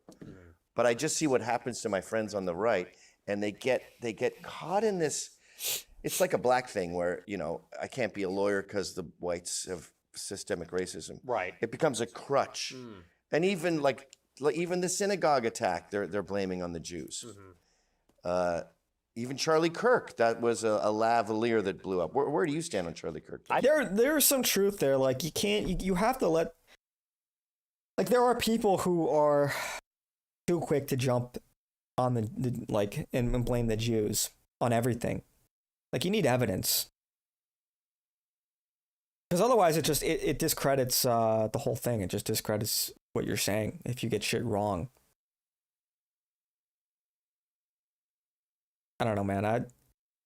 It has been like the past month following Charlie Kirk's assassination. It's just been like this never-ending slew of like schizophrenic nonsense from people that should know better, but maybe not. Like, it is actually, like, it's given me many headaches just reading through, like, some of the stuff that people are saying about the whole thing. You know, just things that are so low probability, they're really not even worth entertaining. Like the palm pistol theory. And it's like, it's just like one after another. And it's shocking how a lot of these theories gain traction. Like, oh, it's an exit wound. It's like, it's not. Does that look like an exit wound to you? Have people ever seen an exit wound in their life? Do they know anything about it? You know, maybe that's fair. But then if you've never seen an exit wound or have any idea what an exit wound looks like, why are you talking about it as if you know? And it's just that's kind of like the whole thing. Like, you've got a bunch of people who don't know shit about anything giving their 2 cents about the most, like, off the wall, ridiculous theory and giving it some kind of credibility. It's like, what are you talking about? I think Jimmy Dore did a whole like episode about the palm pistol theory. And it's like, you know, if somebody shot a gun in a crowd, people like, just think about this for 2 seconds. People would have heard it. They likely would have seen it. They would have felt it because there's a compressive force, and they would have smelled it because you can smell the gunpowder. So it's just like, think about that for 2 seconds. The fact that nobody reacts to this guy who's scratching his arm with, apparently has the palm pistol. You don't hear it in any of the video. It's just, think about that for 2 seconds. There's just not enough evidence to even seriously entertain that theory. The trapdoor theory is straight up schizophrenia, real. And it's just painful. It's like, guys, please, let's do better than this. Let's put on our thinking caps for 2 seconds, our little circular thinking caps. No, but seriously, let's like think about this critically for just 2 seconds. You'd realize how ridiculous some of these theories are.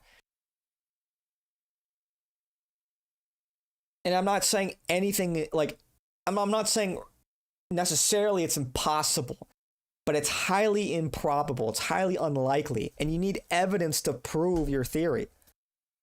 You need more evidence than, hey, this guy scratches his arm at the same time Charlie Kirk gets shot. That's suspicious. You need a little bit more than that. And palm pistols exist. It's like, also, you know how hard it would be to like aim, like, I can't, like to like aim a gun like this on your palm? Even if he's like, I don't know, like 20 feet away, to hit him in the neck when you're aiming, like, just like think for 2 fucking seconds. Like, if like, let's say this is the Mossad, the guy in the crowd with the palm pistol was a Mossad agent trying to kill, don't you think they would have taken a safer method of assassinating? Like, that's a hard shot to pull off. Like, why would they risk that? Why would they risk that? Why, they would go with something more surefire, like a sniper, or why not make his microphone explode? You know? Why not put a bomb under the fucking table or something? If Mossad is this omnipotent, why not make it more of a spectacle? More of a surefire way to kill him rather than like a guy with a palm pistol. I just don't think. In a certain sense, they're overestimating, but they're also underestimating the Mossad. They're overestimating their like they treat them as if they're omnipotent, like they're capable, and they're behind everything all the time, always. But they're also underestimating their methodology. They would probably go with something like either a sniper or something more destructive to ensure that they get the kill. So but I'm just going off on a tangent now, but it's been frustrating to see the lack of critical thinking in the past few weeks. People really just want to believe in the most sensationalized version of events. And that's not like a mature thing to do. But it's a lot of people were just red-pilled yesterday about this shit. And, you know, if you got red-pilled a while ago, then you've seen like the same story repeat.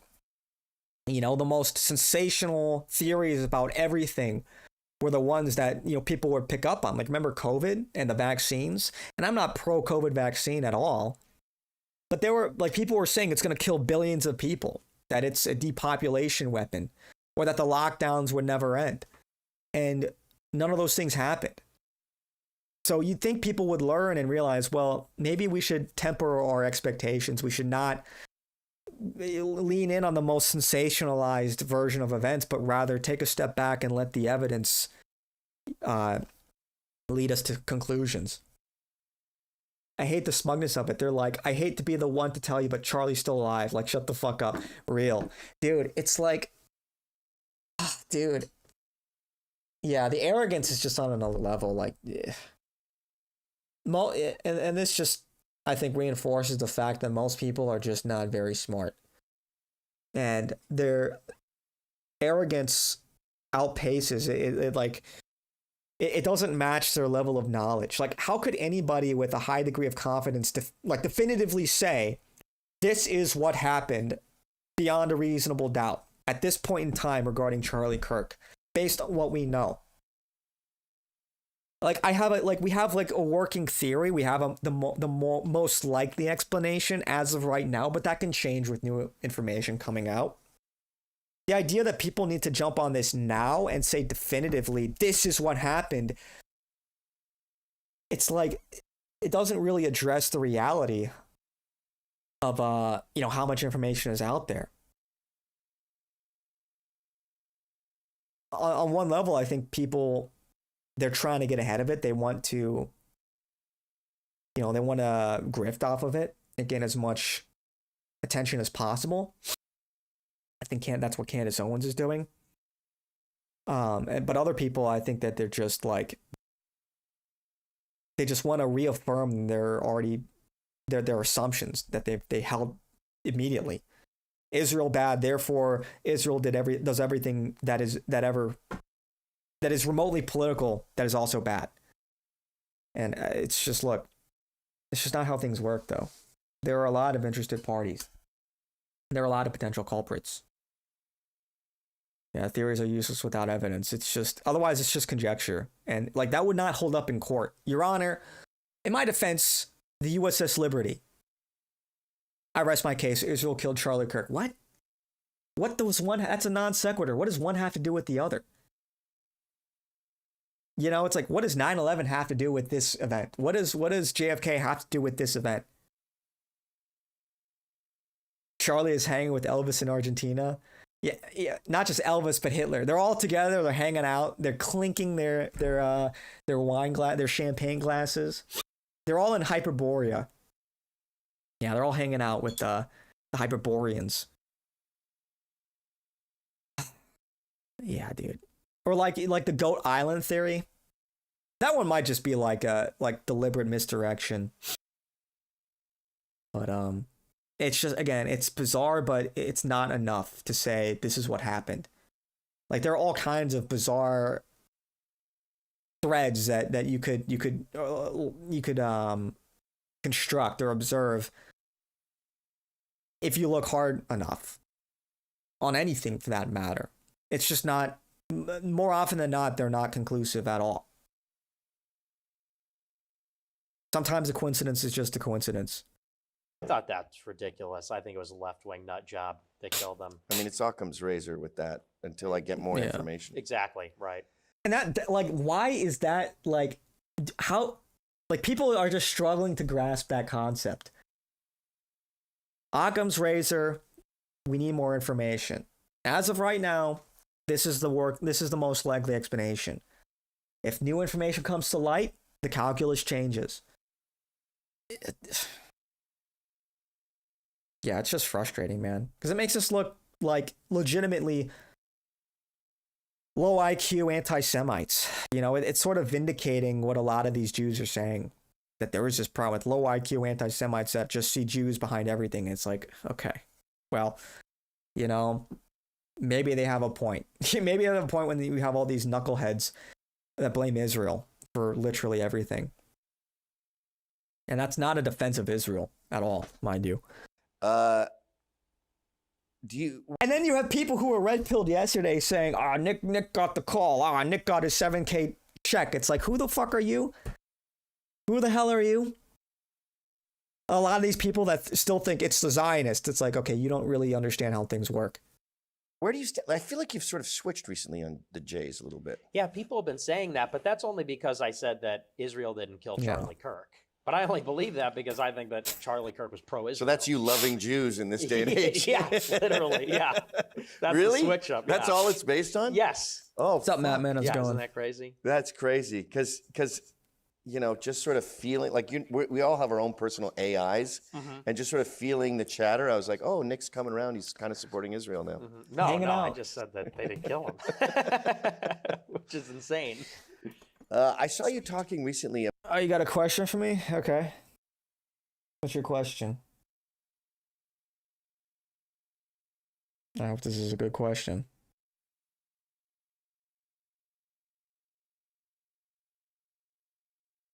About how if Israel had its way, it would just take over Lebanon and Egypt and Jordan. And I'm like, good. Why is that good? I see Israel as Doge, and I see Islam as corruption and wasting money, and I want to get there. Do you want to make fun of my micro penis and naked body on stream and a Discord call? You and your homies? I'll do anything for content. No, dude. No. In there and clean it up. My problem with Israel doing these things, what they're really aiming for is hegemony in the region. They want to be the great power in the Middle East. They want to have hegemony over that entire region. And that's a very critical region because as India and China rise, they're going to be doing all this trade with Europe, and all that trade is going to go right through the Middle East, the naval land routes. And if Israel's collecting a toll on all that, on like with IMEC, which is the India-Middle East corridor, Belt and Road, they're going to become very rich. And I think that Israel, we have to consider, is sort of like a rival great power because they do whatever they want. They don't answer to us. They infiltrate our system, like our American billionaires, our American congressmen seem to answer to Israel. And it terrifies me that they'll have so much power by themselves and then have so much power over us. Right now, they're pretty weak because they have to deal with Iran. They have to deal with Turkey. They have to deal with, maybe all the Arabs teaming up against them. But if Iran's out of the picture, then they dominate the whole region there. And then what do they do with this power? They attack America and take over America? Not that they attack us or take over, but I think that then we're in a competition with them. And then it's a question of, do we really have sovereignty? I think that we're in a position now where we could still, for example, kick all the dual citizens out, register the Israel lobby, this sort of thing. I think that once Israel has all this power, is there going to be a pager attack in America? Is there going to be an intel operation here? There's Muslim attacks in America. There's the West Side Highway. There's 9/11. There's Fort Worth. There is, you look at all the top mass killings in America, and it's black. It's mentally ill at the top. But third is Islam. So we're already being not decimated. We're already being systematically attacked by Muslims. But we have freedom to act against Muslims. When Muslims bomb us, we bomb them right back. We bombed Somalia 80 times this year. We bombed Yemen more times in a month than Biden did in a year. We bombed Pakistan. We bombed Iraq. We bombed Syria. But Israel, they blow up our ship, and we don't do anything. The USS Liberty? Who's the guy with the goofy socks? Gavin McInnes. That's just one example. I think that was a friendly fire. Bro. my white brother. What makes you think it wasn't? Because they were flying a giant American flag. Bro, dude, come on, man. It's not giant when you're in a fighter jet going, Yow! All the people on. So let me get this. So even if they couldn't identify the ship, doesn't that break the rules of engagement? Really? Hey, we don't know if that ship is friendly or hostile. Let's just bomb it anyway. That doesn't even make sense. On the boat said it was unmistakable. They knew what they were doing. They came in and shot the lifeboats. The people on the boat are mad because all their friends died. They got shot. We're not allowed to fucking use the shit, people they're on the mad. boat. Yeah. That's like when people go, "What if your daughter was raped?" And you're like, "Well, I wouldn't be rational." Israel had piss poor intelligence, and another pilot know what a giant American flag looks like. Yeah, it was just an accident. Oopsies. We just bombed the ship, targeted the lifeboats. Oopsies. Accidents happen. Oopsies. Gavin is doing tricks. Yeah, he really is doing tricks on it. Dude, it's like, man. Come on, man. Really? It was just a simple friendly fire incident. At that point. But it looked like an Egyptian boat. I don't understand why you'd want to provoke an attack when you're in a 6-day war with all these other countries, why you'd want to get America against you too. They approached the USS Liberty first and got shot at, so they couldn't verify. So the only really proof we have is the little flag, which from a fighter jet is not easily identified. We also have the eyewitness testimony, which I agree maybe there's a bias. They were waving. They were waving to the pilots. It was a deliberate attack. They said that they radioed in, they waved the flag, and the purpose. Why would they do it? Was to conceal. They could literally see the pilot, brother. Their troop movements because so they didn't know what the ship was meaning it may have been an Israeli ship that they started bombing. Israel has always been launching false flag attacks, their main weapon that they use. I heard that they were trying to scramble the radio distress signals from the USS Liberty and all kinds of shit. They were really wanted to sink that ship and say the Muslims did it. Yeah, they did. They wanted to leave no survivors. That's why they were targeting the lifeboats to blame their enemy, to blame it on Egypt. Because when they were doing the 6-day war, they didn't want their operations to be foiled. What was America even doing there? They said they weren't going to be there. They denied their existence there. We were spying on them. Okay, so yeah, we intercepted them committing war crimes, man. Oh, dude. We have no evidence. I'm saying we. They have no evidence that the. I would literally be yelling at Gavin. Nick is the nicest guy. They really shouldn't ban this guy. Yeah, no. I mean, look, it's definitely, and look, this is why Nick is the best at what he does. Look at his level of patience here. You know, this is like, but it's also a lot harder to be so hostile when you're in person. You know, he's not stupid. They didn't accidentally attack an American ship. Yeah, like obviously they knew exactly what they were doing. Careful. Yeah. We have no evidence. But it's also it lines up with their history, with their history of behavior.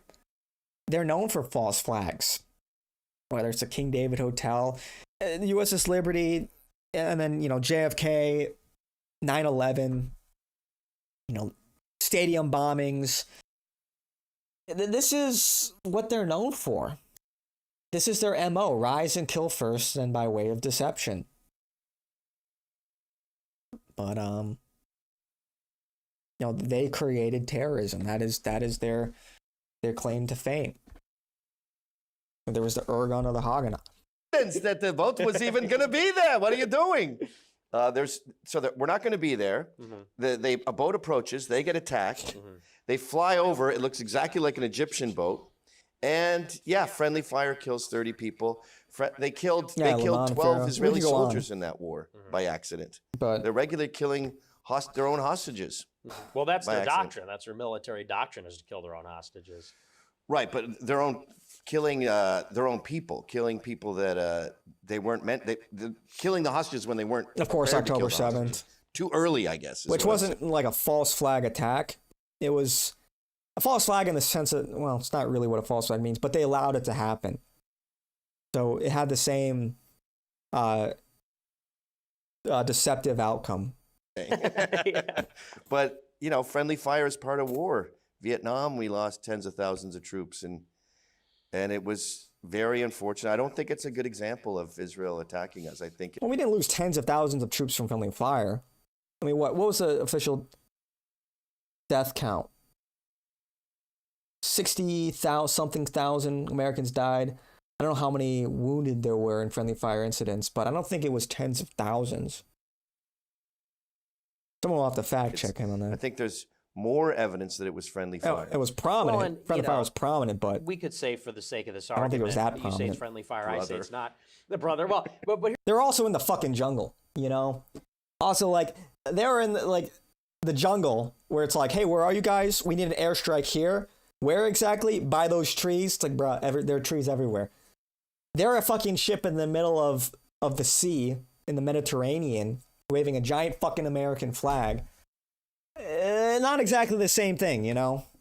Here's the point: is it's about what they're capable of. It's this idea that, you know, if they carried out, like they did in Hezbollah, in Lebanon, a decapitation strike on Hezbollah, if they did something like that in America, if they have regional hegemony in the Middle East, if they have all this influence in America, could they get away with something like that? That's what I'm worried about, because they do have an interest in our defense technology and our supply chains. And you got to wonder, how did the bombs end up in the pagers? It's shell corporations, it's supply chains, that's the sort of thing. And you know, you look at these tech companies like Palantir. Palantir's run by Alex Karp. He's the CEO, and this is the company that's getting all the data, putting it together. You don't think they're putting a back door in there for Israel? And that's just like one example, but they got a lot of companies where, and you know, 15 years ago, Netanyahu sent Unit 8200, which is their intelligence guys, to Silicon Valley to get involved in these businesses for that purpose. And so that in this world of spying, espionage, intelligence, and especially autonomous systems and drones, you wonder, do we get to a point where Israel flips a switch and the iPhones explode? Or, and that's like a cartoonish Can't we example. focus on what if Saudi Arabia gets money? What if Iran gets power? Like, we're already there with Muslims. And look at what these fucking sheiks do when they get their billions. They drive cars on 2 wheels. They face fuck our women. They're barber pirates all over again. They just bring them over with money. And, they steal our comedians. yeah, you see that? For stupid. The Gorpers are going to light up Gavin. Nick can be the good cop. Yeah, look, man, it's like, I don't know, dude. It's almost like, believe it or not, Gavin is still useful. Because you can just debunk these things.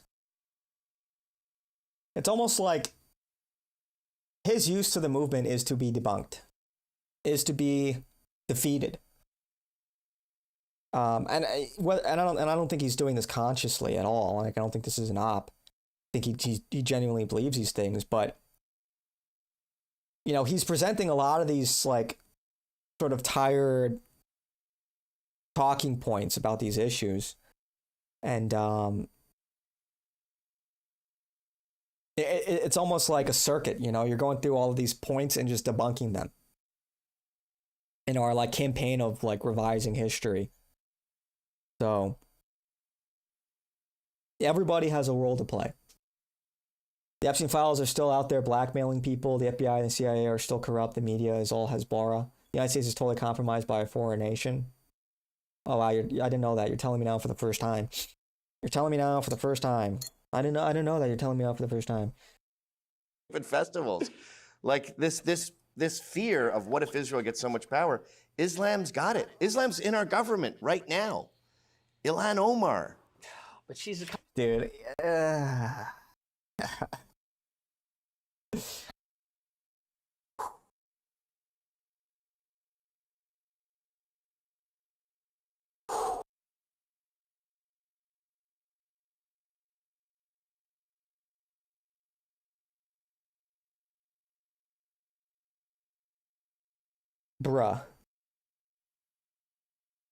Bruh. Islam's taken over. How, like, half of our Congress, last month, went to Israel, kissed the Wailing Wall. You don't think that's weird? Trump is taking money from Israel First mega donor Miriam Adelson, laughing about, I think Miriam's actually Israel First. You don't think that's weird? I mean,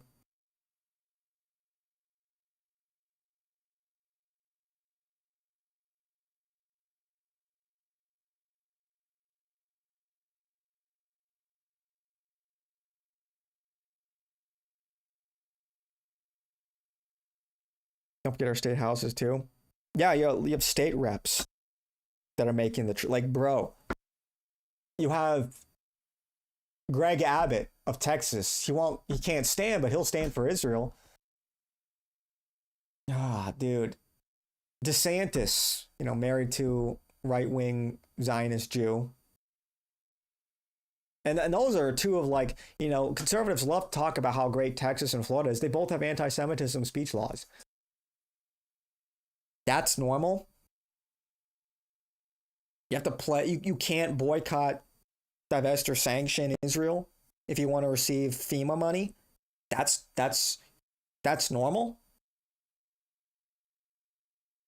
This guy almost sounds like Sean Hannity. Almost at the 2-hour mark. Oh, it's that's what you guys are here for. That's what you guys are here for. Shit, dude. And don't get me wrong, I don't like Ilhan Omar, Mamdani, or any of these other types. I don't like how Ilhan Omar stated it's her mission to represent Somalia in the American government. I don't like that. But that's like one person. That's like a handful of people compared to like the entire bureaucracy. Clearly, if we're talking about the magnitude of influence, clearly Israel's like this, and any kind of Muslim influence is like this. It doesn't mean I like this, but clearly there's a bigger influencer here. Clearly one lobby has more influence than the other. So if you're against this kind of foreign interference, you have to call a spade a spade. Man, that one physically hurt me. That one physically hurt me. I just took damage from that. Congresswoman. I mean, that's not the same thing. Mike Waltz was the national security advisor. He's working for Netanyahu. That's way worse, in my opinion. Yeah. Rubio getting money from Larry Ellison, Secretary of State. I'd like to see a study on who has more power in America, the Muslim Brotherhood or Israel. Come on, that's Jewish propaganda. The Muslim. Bro!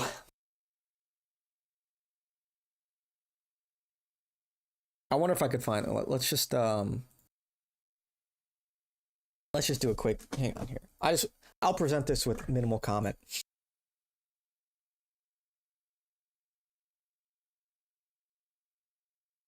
I think it was day 2.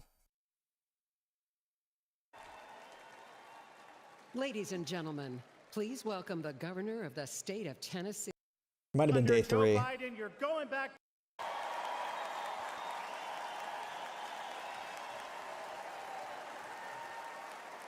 Do they have timestamps for the speakers? Because I did.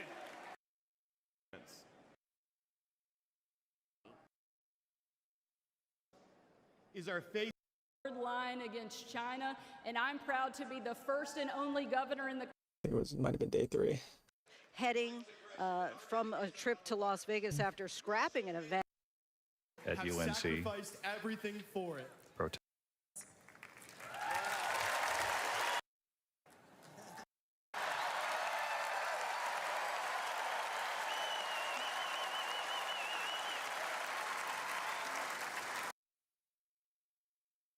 Oh, so I guess someone already made a compilation.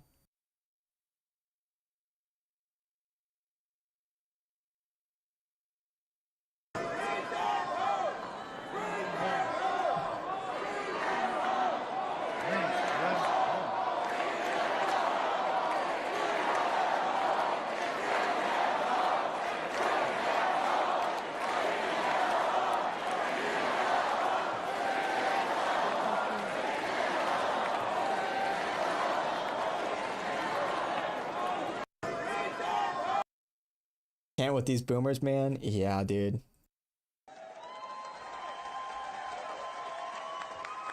You had people waving the Israeli flag at this event. Hello, Milwaukee! Let me hear you cheer if you support Israel. Let me hear you cheer if you support Israel.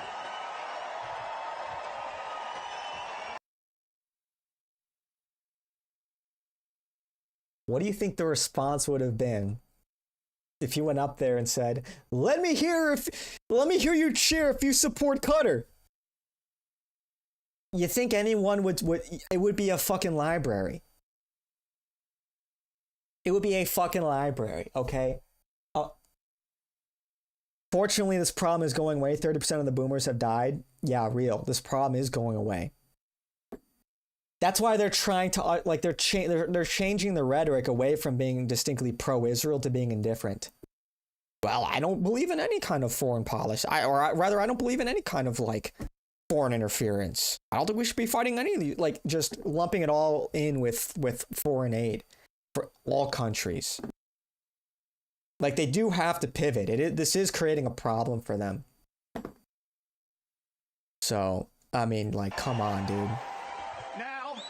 If someone tried that at the Democrats' convention, they'd be booed off the stage. You're trying to make me vote Democrat. But here, at the Republican convention, we proudly and loudly stand with Israel.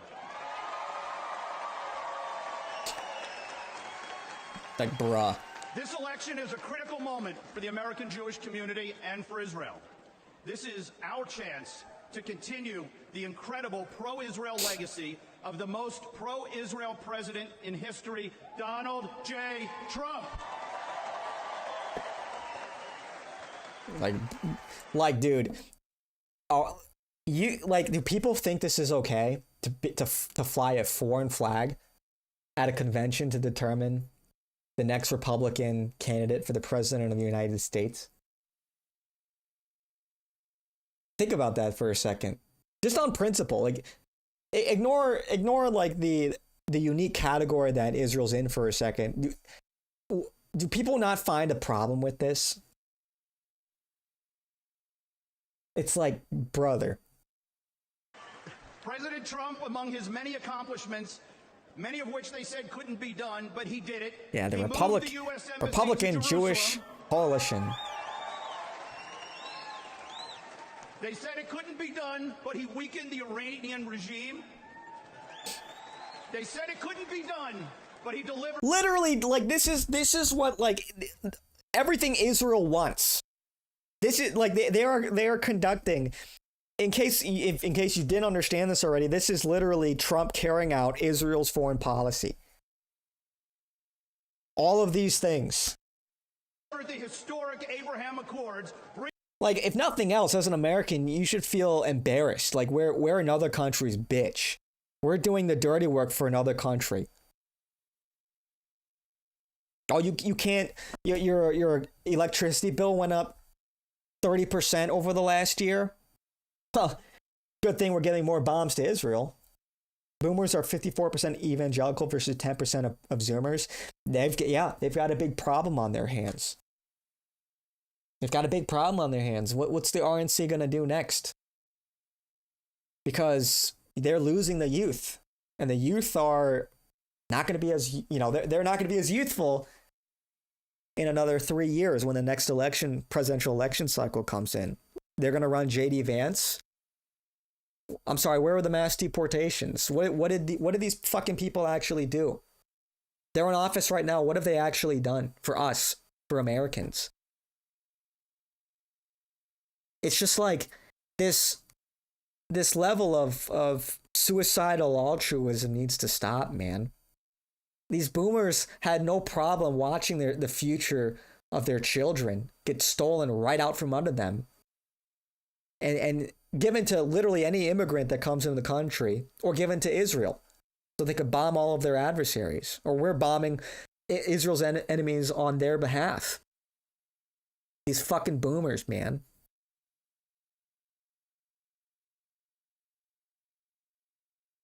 Dude, we're like a cellmate holding Israel's pocket. Real, dude. Real. And if we step out of the reservation, they'll blow up one of our cities or something. They'll kill our president. They'll blow up our ship in the Mediterranean. Some ally, right? Our greatest ally will conduct a false flag on American soil, killing Americans if we dare to step out of line and defy them. It's just like, man. Bringing us closer to peace in the Middle East. With President Trump, we will repair and rebuild the U.S.-Israel relationship that has deteriorated after 4 disastrous years under President Biden. Now, today, 9 months after the historic Hamas attacks, shockingly, President Biden is Oh, your still DoorDash is here, bro. You gotta get your arms that Israel DoorDash. needs to defend itself. Boo. America must stand with Israel and against the terrorists, especially Iran. These people should be fucking deported. We must stand with the Israeli people. These people are Now, traitors, my message man. here today to the Jewish community is clear. There is only one pro-Israel party, and it's the Republican Party. Like his whole job, like literally, as was his title. Where is it? CEO of the Republican Jewish Coalition. His whole job is to sway public opinion, particularly in the Republican Party, to be more pro-Israel. It's Hasbara. People need to have a problem with this shit. Didn't people used to get marked for treason in the old days? Yeah. Yeah, they did. If you tried this shit in like 1782, it would be over for you. You'd probably face capital punishment for treason. But look at where we are now, man. Unbelievable. There is only one pro-Israel party, and it's the Republican Party.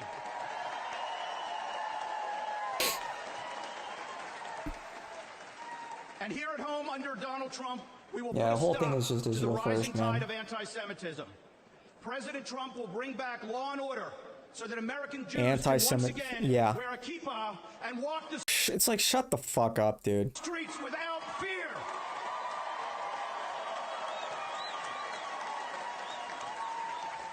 President Trump will stop the mobs on the college campuses so Jewish students feel safe.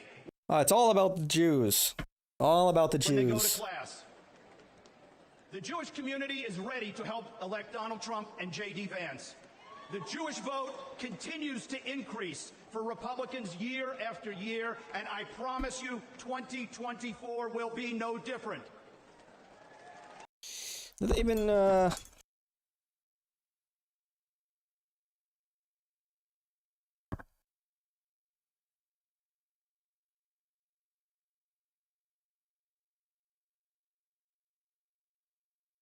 Oh, yeah, huh. Jewish Americans overwhelming support for Harris. That's funny.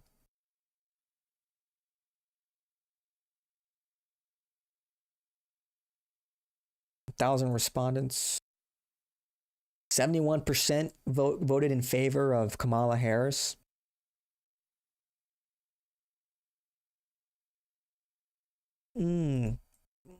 Despite all that, man, they still hate the white man. Despite all that, they still hate the white people party.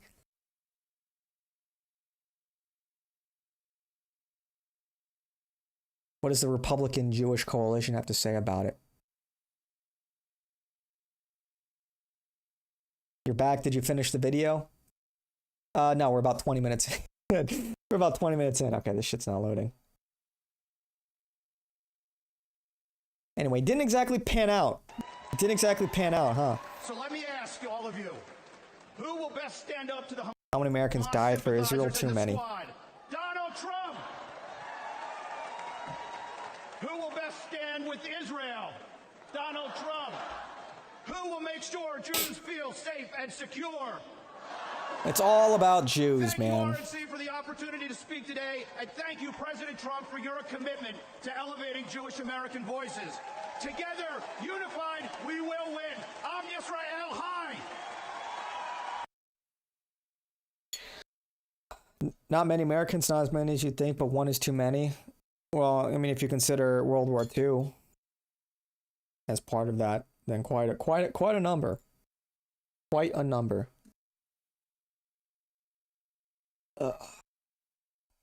Anyway. Yeah, I mean, like, so this is like shockingly bad rhetoric from Gavin. Muslim Brotherhood. You sound like Laura Loomer. The Muslim Brotherhood's running everything? Yeah. No, not running everything, but a major threat. Not more than the Jews run Hollywood, finance, media. Global War on Terror was peanuts compared to World War II. Yeah, I mean, I don't know. He didn't specify the global war on terror. Government. But what do Muslims run? Ops against us. Yeah, I mean, they propaganda. Look at what has happened. Like anti-Semitism in the past year, 6 months, doesn't feel organic to me. It feels funded by Muslim Brotherhood. It's like you've always been pretty consistent. Jake Shields. It doesn't feel organic. Everyone's watching them bomb civilians in 4K. Doesn't feel organic, brother. Whom I adore. It doesn't feel organic with him. He recites all these details like someone is getting in there, and I can name other people where they're getting funding to go against Israel. If you want to take it back, one could argue the Revolutionary War was also for them. That's a rabbit hole. Well, I mean, what the sort of accusations of like Freemasonry. I mean, Protestantism in general, you could argue, is a vector really to undermine Christianity, which benefits the Jews. So we could go way further back, but that's probably a little too far. Go against when we don't have to go that far back. The Jews, and it's I would say it's pretty mainstream right now to be anti-Semitic. It's like Free Palestine. You can wave that flag. Like in Britain, Britain's a weird example because they've already taken over that country. But there's a Muslim demonstration. You walk by with a yarmulke or a dog, and you're told you're disrupting it, you're disturbing the peace, even though you're on your way home. But what did they do in response here? And in America, you have Trump seizing the endowments or the loans and grants for Harvard, Brown, UPenn. They're forcing it's a dozen schools in Northwestern, in Illinois, in Evanston. You have to take like a re-education course on Israel just to get into school. Great. I'm surprised Nick didn't walk out mid-interview. Oh, come on now. He's not going to do that. The whole point is that, you rebut the, you refute these talking points. Enlighten me, what is the significance of boomers versus zoomers being evangelical? Look up dispensationalism. Yeah, dispensationalism, you can look up, like the, that study Bible. Fuck, what is it? What is a... Shit, I'm totally blanking. Who wrote that study Bible? A little more than a century ago. Shit, I'm totally blanking on that. I don't want to get too into it right now because we gotta get through this. It'll take another 10 minutes to talk about. Yeah, the Schofield. Thank you. The Schofield Bible.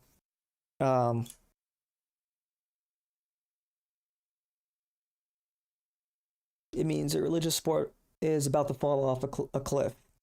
Yeah. I feel like Gavin's in on it. It got to a point where it was so retarded, I can't tell if he's in on it or not. Surely he can't be this retarded. I don't know. Maybe you underestimate the Gen X retardation. Point, but I was talking to Toby Young, Lord Young. I'll say this: when it comes to the evangelical dispensationalism, the thrust of it is that God, there's like different sets of rules or morality for different people at different points in time. And what that means is that Jews are put into a special category of their own, and so like Catholics believe that Christianity, the church, is the new Israel. We are the new Israel. It's the new covenant. Whereas evangelicals continue to place Jews as God's chosen people in this day and age. Like they fulfilled their mission by bringing Christ into the world and fulfilling that prophecy. And evangelicals still continue to believe that they're God's chosen people. Whereas Catholics believe that we are God's chosen people. Christians are God's chosen people. And that, to me, if nothing else, it just makes a lot more sense because we have free will. It's like it makes sense that, it's up to you to pick up that mantle of responsibility. You choose to form an accord with God or not, based on your action, on your own agency that you have. We're all born into different circumstances, but we all have free will. So it makes more sense in terms of how we think of our existence from a meta perspective, that we sort of your position, your favorability in God's eyes is based on your actions and not something that's distinctly a matter of birthright. It's Canadian gen. Yeah. Gavin's not even American. Card level is high. Crazy. And how much he moves his foot. Stop moving the foot. Just sit still. Stop spazzing. He's just amped up, bro. He's on the Zin right now. You can relate. John Nelson Darby invented Prot dispensationalism. At the Gen X thing, they always move the foot when they discuss, like a dog wagging their tail. Interesting. Great explanation. Thank you. Yeah, it's kind of speed running it a little bit, but high on life. Yeah, just enjoying life, you know. He's got his podcast. He's hanging out with the goat. You know, he's kind of getting mogged, but you know, Gavin's in for about a week or so. That's crazy. In Britain there. He wrote How to Lose Friends and Alienate People. Great guy. He runs this thing called the Free Speech Union that protects you if you show up in Britain and you get stopped at the border for a tweet, whatever. And he was, oh, my mind just blanked. What were we talking about? The Edit the this out, Israel. Who just got arrested for Holocaust denial? Didn't someone in Canada just get arrested like a day or two ago for denying the Holocaust?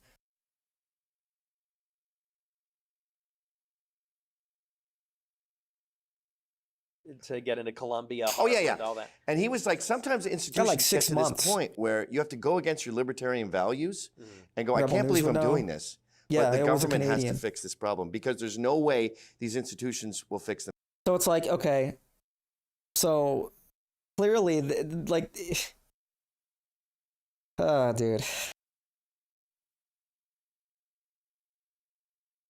Like all of the, like when Gavin talks about like how you're not allowed to criticize Muslims or like this Muslim takeover in Europe, for example, like the UK or Germany, etc.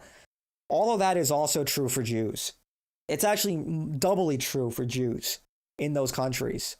You cannot even question the Holocaust or you'll get arrested and thrown into prison. You'll get charged. Yeah, it's worse that, you know, than where they're further along than where we are. But all of the censorship laws are also true for Jews in those countries. So it's kind of a moot point. Themselves. And I feel that way about Harvard and Columbia. I never want the government involved in schools, but these fucking schools, like it wasn't, people were not in trouble for saying from the river to the sea. They were fucking terrorizing Jewish students. They had to lock themselves in rooms. They were banging on doors. So I think the government has gone into these Ivy League schools and said, this looks real bad on paper, but you guys are so far fucking gone. There's a new professor at Harvard called, like, you could look this up, Sean, called like Vagina de Penis. Oh, I saw that, the drag queen. Yeah. So that's how far gone they are. I mean, this is almost like calling in the National Guard. But look at what they did. Okay, yeah, but what does vagina de penis have to do with anti-Semitism? Why is it that it took anti-Semitism to crack down on these universities? Because they've been getting away with shitting all over white people for decades. All over white people for decades. Only when there was this perceived anti-Semitism on these campuses did they drop the hammer on them. So don't get me wrong, like something had to be done about these institutions, but what kind of precedent does that set? Well, you can be racist against white people all day long. You can be bigoted towards Christians all day long, but Jews are off limits. Oh, gotcha. Okay, so they won't stand up for us. They won't stand up for Americans, for Europeans, for Christians. But again, what does that tell you about who gets priority? Whose interests are they really beholden to? Not ours. They're not defending us for shit. They're, you know, the RNC, or the Republican Party wants to throw white people and Christians under the bus.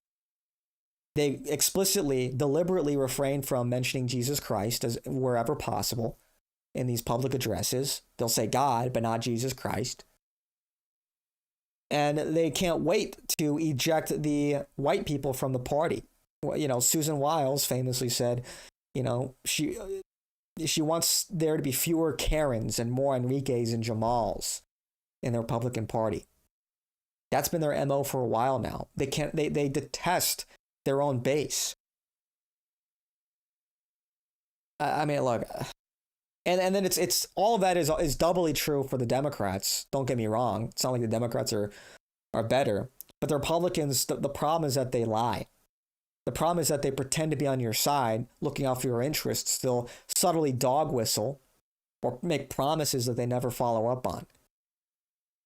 And I think a traitor is far more dangerous than a known enemy. It's far worse to get stabbed in the back than in the front.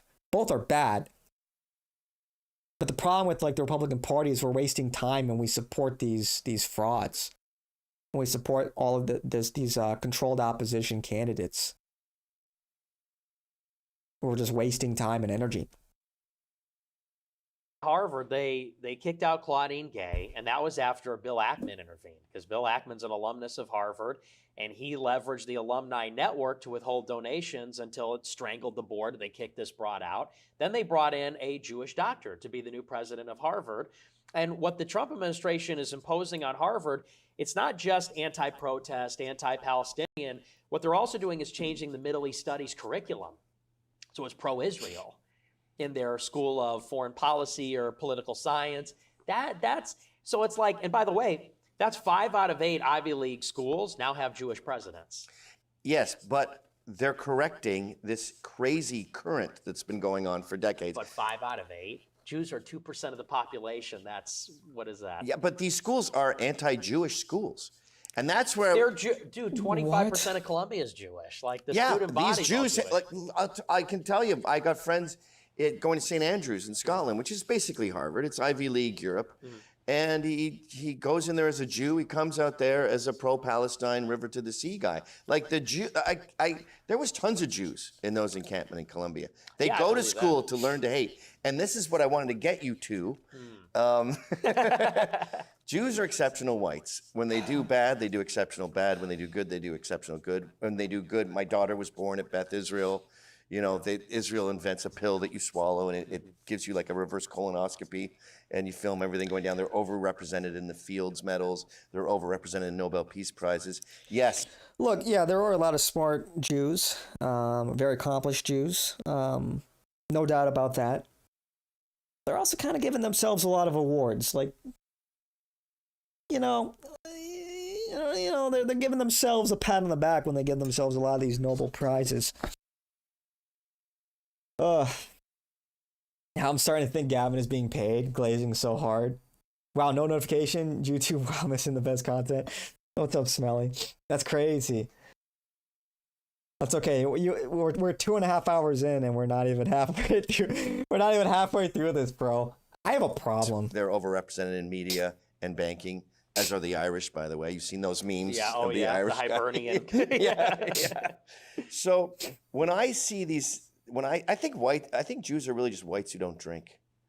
If I didn't drink, I'd be president of the United States right now. I agree, yeah. Like, well, you're Canadian. So.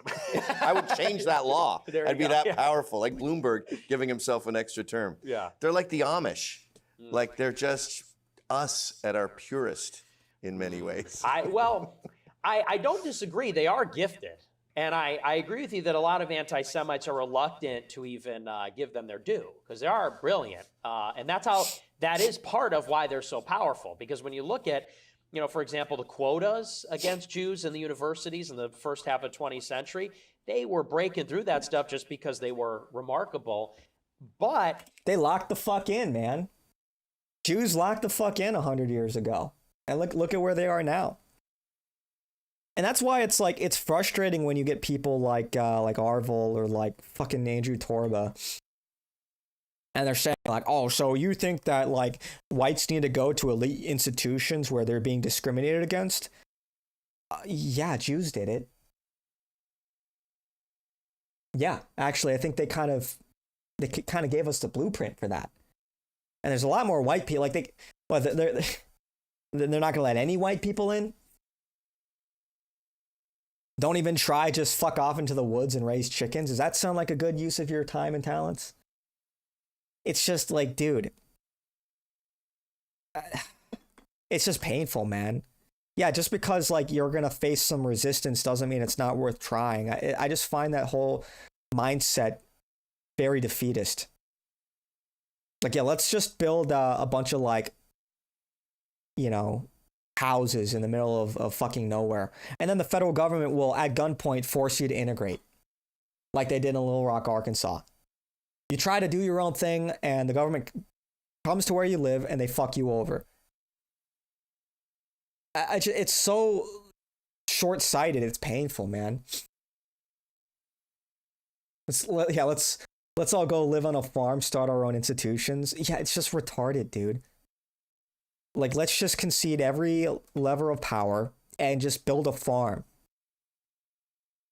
Okay, yeah, with what money? With what expertise? With what, like, again, the government will just come in and force you to integrate.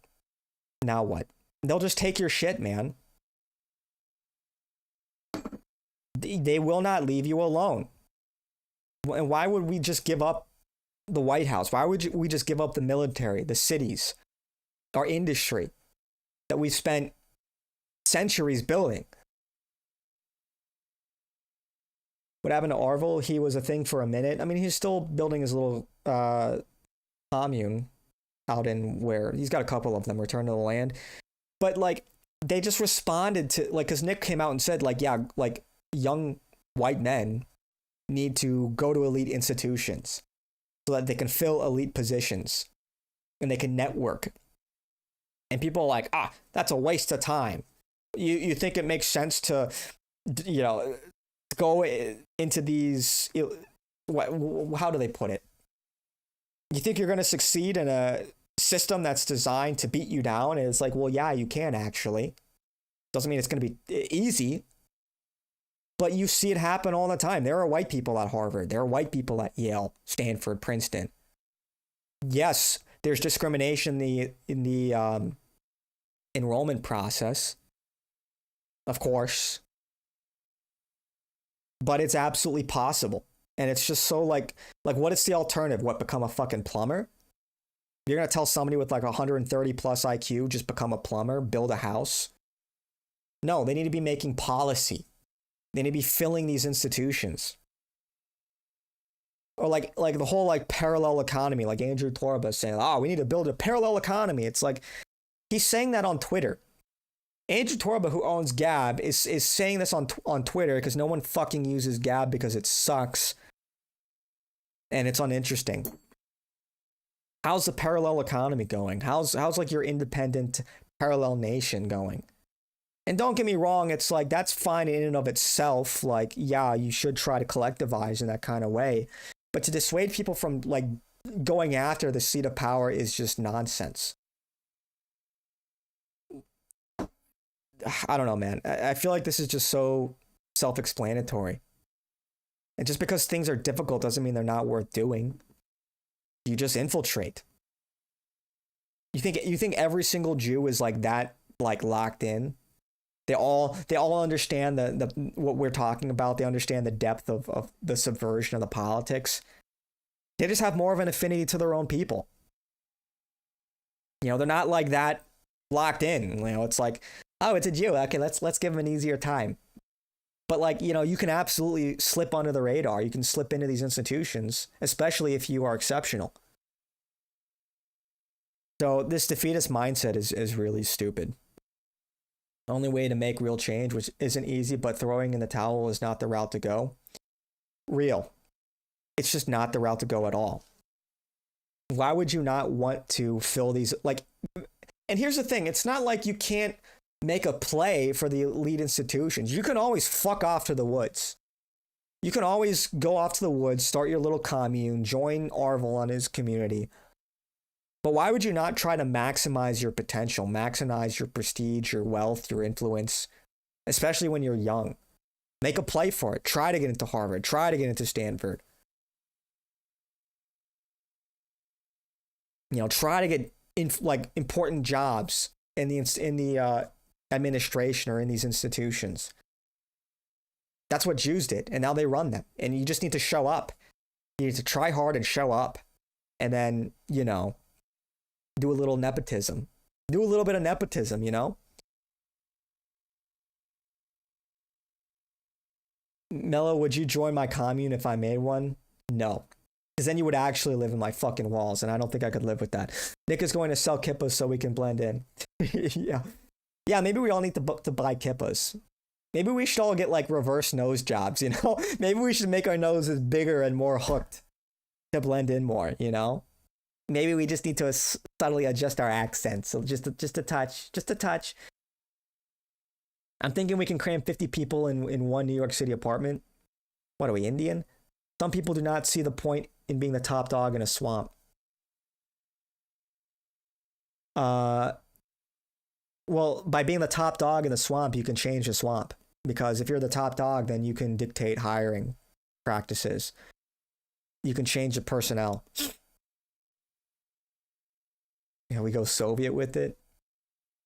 Yeah. I think I'll try my luck in the wilderness. Here's my issue with them, because, Bishop Williamson said the same thing. He's that Holocaust I actually stole that revisionist. from him. Yeah, I recognize it. I knew you did. I'm calling you out. But he was quoting a video of me. Yeah, there you go. So I didn't really steal it. I missed the context. Just because they were remarkable. Oh. But here's my issue with them, because, Bishop Williamson said the same thing. Okay. He's that Holocaust I actually stole that revisionist. from him. Yeah, I recognize it. I knew you did. I'm calling you out. But he was quoting a video of me. Yeah, there you go. So I didn't really steal it. Yeah. But he said that, and I agree with that. But my problem is not that you got bad apples, because every group has bad apples. My problem is that systematically their identity, which is racial and ethnic, is based on this fear of persecution. They're 2,000 years in a diaspora, no home to call their own. They're segregated, they're persecuted. We could debate about why that is, whether it's justified or not. Some people say, well, they're foreign, they're alien, they have whatever. But that is their experience, and I think they have this reflexive paranoia. They're afraid of outsiders, they're distrusting of outsiders, they're insular, they're tribalistic. And I think they justified that on the basis that if we don't act this way, everyone's going to rise up and kill us. Another Hitler will rise up, another Philip II, another Nicholas II. Someone's going to rise up and take us out. So that's why they have this group mentality. It's like a fortress. It's like a siege mentality. And I think that that's not a bad instinct, but it's bad when they have power over America. Well, I would argue that I can't deny that. And when I went on my, as you called it, my all expenses paid trip to Israel, yes, I kept screaming that even that, like, part of why they hate Trump is his blonde hair. Yeah. They have this trouble with the Aryan, and I think it's PTSD from their grandparents talking about the Holocaust. Mm-hmm. So they're like, anytime a white, whether it's you or me, and they don't care that I'm on their side, by the way. Anytime there's a white who is charming and has everyone's ear, we have to denigrate him because he's going to. Well, it's also one of the reasons why they're against nationalism in general, for fear of another Hitler, because they blame World War II and the rise of Nazi Germany on nationalism. And, look, if you're in the right wing, then you've kind of identified that we need nationalism, that is what is in our best interest. So sort of fundamentally, they view it as a conflict of their identity for America to be nationalist. We see it as necessary to protect our identity that America is nationalist. So you see the friction, you see the problem.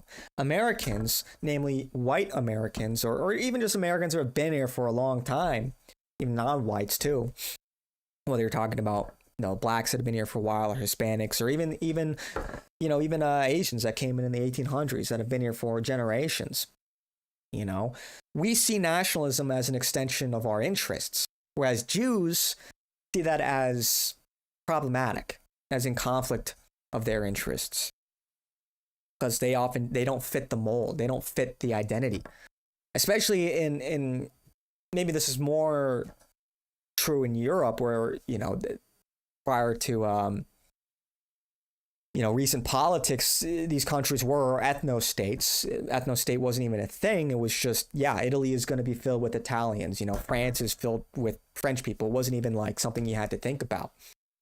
That's why they're really pushing this melting pot rhetoric in America to try and decouple identity with citizenship, to decouple race and ethnicity and even religion from the American ethos, from the American identity. So they're very much opposed to nationalism in that regard as a collective. This stream could perhaps hear me. Yeah. Of course. Get us. Right. And that is something that both sides, both Orthodox, Republican Jews, and secular, even atheist Jews, you're right. They all have that characteristic. But that doesn't negate the Civil War. Right. Because the Orthodox Jews are saying to the secular Jews, what the fuck are you doing? Like, you're ruining everything and you're going to get us killed. And they are getting them killed. Yeah. As I keep saying, wear a yarmulke in northern Paris right now. Like, all the Jews that live in North. Dude, what about all the white people that are getting butchered on a regular basis? You know?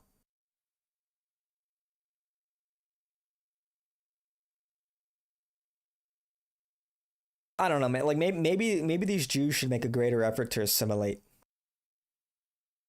You know, Paris is what do they call it? The daughter of Catholicism, the daughter of Christendom. Maybe they should just embrace Christianity and the European identity, even though they're not distinctly European. Northern Europe are getting terrorized. Did anyone mention an engine? Not yet. Not yet. Daily basis. That's the first people. Manchester. They're attacking. So I think that Orthodox Jews are saying to secular Jews, you're my worst enemy. Like, with friends like you, who needs enemies? They could have the same motives, but the secular atheist Jews are retarded. And more proof that they're white. But they would still team up when it came to denouncing white identity. Isn't that funny? Right wing, left wing, secular, religious Jews, they always team up when it comes time to denounce white identity or nationalism of any kind. After October 7th, Ben Shapiro and Jonathan Greenblatt, Daily Wire, ADL were in lockstep in supporting Israel and the Jewish identity. So it's like, you know, as far as they're concerned, they have bigger fish to fry than any kind of like internal conflict. And that fish to fry is us. That fish to fry is us. So they self-sabotage. I think they're aware they're ruining everything. And they're ethno-masochists. Like, they all this porn shit and you don't need to get married and the world's overpopulated. The secular Jews are suffering from that. They're not having kids. Orthodox Jews' birth rate is great. So my sort of thing with race, my goal with my job and everything is, first of all, to make more American families of any race, but and fathers to stay there, more Westerners, but also to kill this ethno-masochism. And I think one of the reasons that secular Jews, I don't know, are so wanton with their destruction is they have that white thing, which is self-destruction. And I think it's also a real reason for this anti-Semitism, because it's a fun target. Like, if my kids fart on my wife, they're in big trouble. If they fart on me, it's funny. I'll be like, oh shit, that reeked, because I'm the top, you know? And it seems that way with criticizing whites, like you can fart on them. And that is why these college students, they don't give a fuck about the Christians in the Congo. They don't give a fuck about brown on brown violence, but they see a white person, an Israeli, and a brown person, a Palestinian, even though these Palestinians would happily kill them. Right. And have done, like that Italian guy who went there with the fucking Arabic writing on his bicep and they couldn't wait to kill him. Queers for Palestine. They just choose the brown side because of ethno-masochism. And I've heard people blame the Jews on that. But it goes way before World War II, this I fucked up, I'm sorry shit. It's genetic. Yeah, well, there's a lot of truth to that because, you know, these Jews, what they've effectively embraced is liberal universalism, which is this colorblind, we're all going to be communists, we're all individuals, whatever. And I think you're right that I'm right wing. And the right wing Jews believe that the solution to the Jewish problem, because the Jewish problem is these people are persecuted, they're unassimilable, they won't integrate. The right-wing Jews, the Zionists, believe the solution is we need our own country. We need our own territory with a military. It's got to have a Jewish identity because as long as we don't have a home, we'll be at the mercy of everyone else. The left-wing Jews say that's why we need to make the world universalist, because if the world is tolerant and multicultural, then we'll be tolerated everywhere. But you're describing the liberal globalist ethos, of which billions of whites have signed up for it. And pre-Jew signed up for it. Yeah. Like, I always bring up slavery. we were way before the Jews took over the media. We were going to Northern Africa and saying to the Berber pirates, stop doing this. We were going to Africa. We abolished slavery. We went to Africa. We said, stop doing this. We said to Dahomies, literally Dahomies, stop doing this. I think Britain paid off its debt, ending slavery like 7 years ago. That wasn't the Jews. That was this like, oh, woe is me. I have to, this altruism. That is a good thing in a Siberian winter in Norway in like 2000 BC. But now it's used against us, and it becomes lemmings going over the cliff. And that's what I want to prevent. And I think the anti-Semitism Israeli thing, it becomes a scapegoat, it becomes a crutch, and we don't identify our problem, which is we are okay with our own destruction. Well, here's my point: is I'm saying that debate runs through the Jewish community too, is what I'm saying. That's what I'm screaming. Yeah, and I don't agree steal with you. my shit. But here's the thing: I'm not stealing it totally. The right-wing Jews, it's particularism. The right-wing Jews, they're not in favor of nationalism for all nations. You do your thing, we'll do our thing. By its very nature, if you're a nationalist, it's exclusionary. We want our nation to be strong. We want our people to be strong. Yeah. No, I'll let him cook, So actually. you sort of have this idea that like, well, we're all for the West. We're all for nationalism. We're all for these things. But they want these things for themselves. Who's they? This is Jews. Every Jew I talk to, because I talk to a lot of Jews about this debate, and they're like, ask him what a Jew is. Who's they? It's matrilineal by Jewish descent from their mother. Not But we're necessarily both the agreeing religion. that the Orthodox and the Republicans hate the seculars. But and why the do they hate seculars, them? they see the Orthodox and the Hasids as a cult. And they go, you're bad for our name. You're fucking weird with your payas and your stupid hat. But they hate. And they the married a left-wing- black chick. Yeah. Well, they hate the left-wing Jews because they think the left-wing Jews are undermining Israel. When they say they hate the ADL, they don't say Jews shouldn't control speech in America. They say it's backfiring. What you're doing is causing more anti-Semitism. You're an ally. It's always about themselves too. Never mind like what the ADL has done against white people or Christians for that matter. They don't give a shit about that. Well, much of the left-wing criticism of Israel or Netanyahu or the right-wing Likud government is about how that's making Jews look bad. It's like, well, wait a second. What about the fact that they're slaughtering innocent civilians? Isn't that kind of like far worse? Isn't that, genocide, ethnic cleansing versus, I get bad looks when I'm on the subway when I wear my kippah. Damn you, Netanyahu. Damn you. Damn you. For making my life inconvenient in New York City. Damn you. I'm gonna have to move to Florida. Moish, pack the menorah. We're getting out of here. It's too anti-Semitic. It's like, dude, come on, man. Look, and so say what you will about like white people and their suicidal altruism. Altruism is a good thing. I think it's gone to the point where, white people are disavowing their own interests. It's certainly gone too far, but the altruism itself is not a bad thing. So it's frustrating, man. Yeah, nationalism for Israel, but not for America. Gotcha. Everything in the interests of the Israeli people, but not for the American people. Gotcha.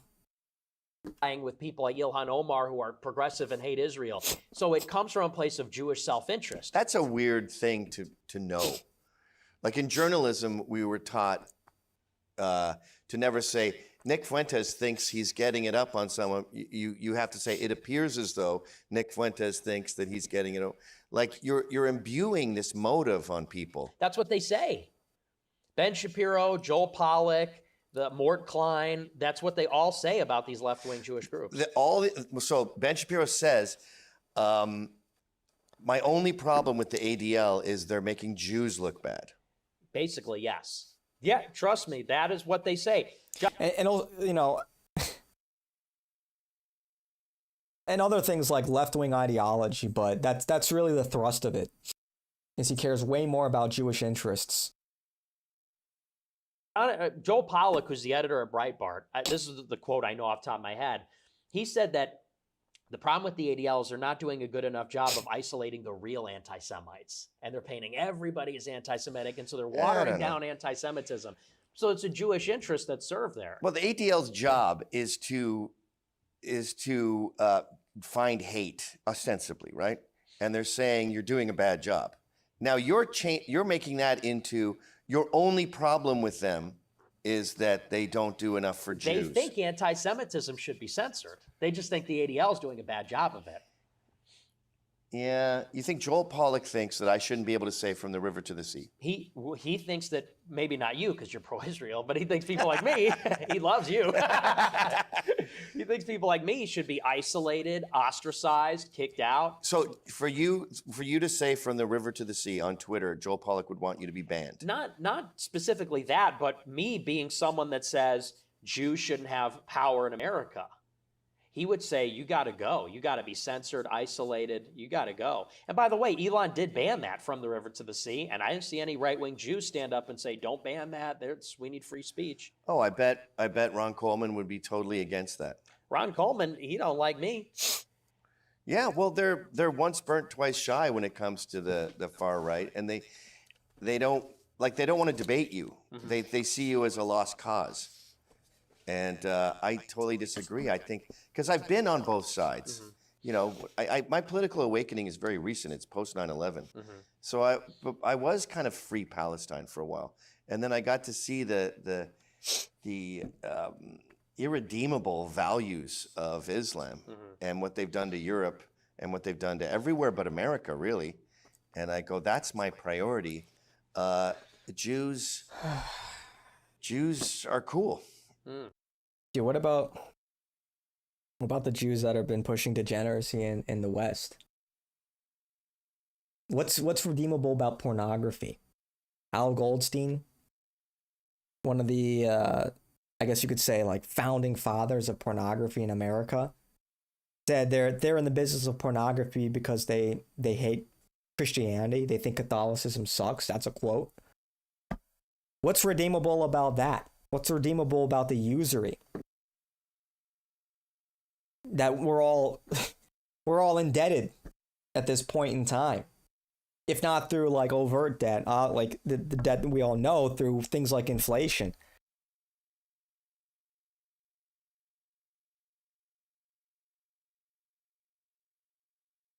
What about all of the blaspheming that we see in movies and television now? The pro-LGBTQ stuff. You know, you can't cast a stone without hitting a Jew in those industries. A lot of these ideas are coming from Jewish thought leaders in various institutions and industries. So it's just like, yeah, and don't get me wrong, like, yeah, we can criticize Islam, but I mean, look at what Jews have done. I don't know, man. I mean, like, and you can't even necessarily say it's just like the secular Jews. How is it that you had a rabbi that owns MindGeek that owns Pornhub? I mean, think about that for a second. A rabbi owns Pornhub. Or Rabbi Shmuley, who with his daughter, yuck, is selling sex toys.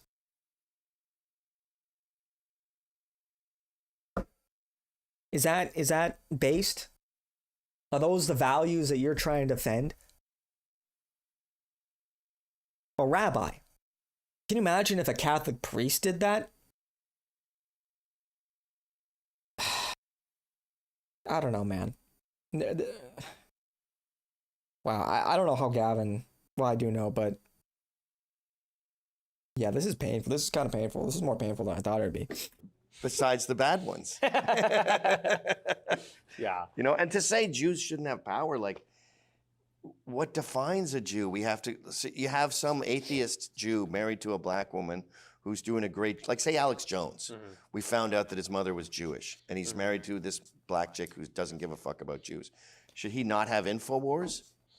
If he identifies as Jewish and is loyal to Jewish identity, then I don't think he should have power in America. I think America's Christian. Should he have InfoWars? I don't know. I mean, that's an interesting question. Should they be able to own media companies? I mean, not at scale. I don't think they should be able to be multi-billionaires. I don't think Larry Ellison should have as much power as he has. He's clearly loyal to Israel. And he's an atheist. I mean, outside of the concept, it's just an implausible. It's sort of like when Richard Spencer. Is it really implausible, though? Is it? You look at the long arc of history, is it really that implausible? I don't know, man. Told me that all black. I just feel like, you know, at a certain point, it's like maybe we forget. Because I feel like I repeat myself sometimes. I don't know. Let's do the quick vibe check. Like, I just feel like a lot of this stuff is kind of obvious. Like, once you see it, it's just like, I don't know. I feel like this is not particularly complicated. And I just feel like I'm at a certain point. It becomes repetitive, but still, you know, people like Gavin just are too stubborn. It goes back to the 1930s and the Catholic Legion of Decency keeping nudity out of film. The Jays got around with the Hays Code. I didn't know that specific bit of lore. Yeah, man. I mean, and then like the pornography they're trying to defend with free speech. This goes back to Hefner. Well, I actually don't think was Jewish. Was it Hefner? And now every like year or month which pornography magazine was it? He sends magazines to like the members of Congress. Was it Maxim? Maybe it was Maxim magazine. I forgot what, it's not fresh in my memory at all. But too stubborn or too ignorant? Two sides of the same coin. I don't know, man. I'm kind of at a loss for words because honestly, I just feel like I'm repeating myself. Don't you guys feel the same? I feel like I come on here. It's a lot of the same talking points that are being regurgitated by people that are not red-pilled. But in Gavin's case, it's like, you know, dude, I don't know how you don't get it by now, especially as a Catholic. I mean, I do, but I don't, you know, at the same time. It's just... you know, like, yeah, it does get old talking about, like, the Jews all the time, or talking about stuff I feel like a broken record sometimes. I know I'm not the only one that feels that way, but it's like, man, I don't know what it's going to take. I actually just don't know what it's going to take for somebody like Gavin to get it. Have to leave America, and we have to make America all white. I'm like, that's the implausibility of that makes it retarded. I don't think it's implausible. I think that no, it's Hustler. Make it clear. Okay. Well, you make that face, I can't remember. You yourself admitted. I mean, look at these attitudes towards Jews, how quickly they're changing. And I think if there was... So we just ship them back to Africa? Not ship them back, but there needs to be a recognition. I don't actually know if he's Jewish, but I'm just trying to make the point. Like, look at how far things have gotten. You know, the how ubiquitous pornography and this kind of sexual deviancy, degeneracy, how far it's gotten, and that was spearheaded by Jews, 100%. 100%. They are overrepresented in the pornography industry, the Hollywood industry. That's at the top to bottom, filled with Jews. Look at the kind of content they're putting out, the kind of values that they're putting out. You know, so to say like, oh, only Islam has a negative impact on Western society, or to any society for that matter. Yeah, I mean, they're not the only ones. I mean, you could certainly say I'm no fan of Hinduism, but you can't. Jews get a pass? Judaism gets a pass? We're gonna ignore usury, degeneracy, pornography. gender ideology, homosexuality, so many of these things have been disproportionately pushed by Jews. It's just a fact. And they take credit for it too. Harvey Milk is one of their champions. Whatever. The double standard they have is not going to fly here. And by that I mean all non-Jews are expected that we're all Americans. We're all going to treat each other equal. We're not going to be preferential towards each other. But Jews, they get to look out for themselves. And they get to do this bullshit where Larry Ellison is going to buy TikTok on behalf of Netanyahu to suppress criticism of Israel. Like, that's blatant influence peddling. But they don't have their own interests. As I said, like they're pro-Palestine. They hate Israel. But Bill Ackman, Sheldon Adelson, Miriam Adelson, Larry Ellison, all these guys are pro-Israel. They're not, you're talking about some shithead leftists that are 20 years old. We're talking about billionaires. I'm talking about walk through CNN and talk to every liberal media reporter there, every anchorman, every journalist. They're pro-Israel. What happened at CBS when Ta-Nehisi Coates went on CBS spewing pro-Palestine sentiment? The host, who was a Jew, viciously attacked him. The host's boss apologized for the outburst. That person's boss stood by the host because that person was Jewish. Who owns CBS? It's Sherry Redstone, who's a Jew. She backed the host. And now CBS is bought by David Ellison, who's Jewish, son of Larry Ellison, and they paid Bari Weiss $100 million to be the editor-in-chief there. She's an Israeli spy. An Israeli spy? Yes. She studied under Yoram Hazony at the Shalem Center in Israel, and then they set her up to work for Bret Stephens at Wall Street Journal. He got to start at Jerusalem Post. And they trained her up in writing op-eds so she could be a dutiful propagandist for Israel. I talked to... Logical fallacies going crazy? Yeah, man. I mean, this is a little rough. The Jays used the Holocaust movies to overcome Catholic restrictions on nudity. This was codified in the Hays Code.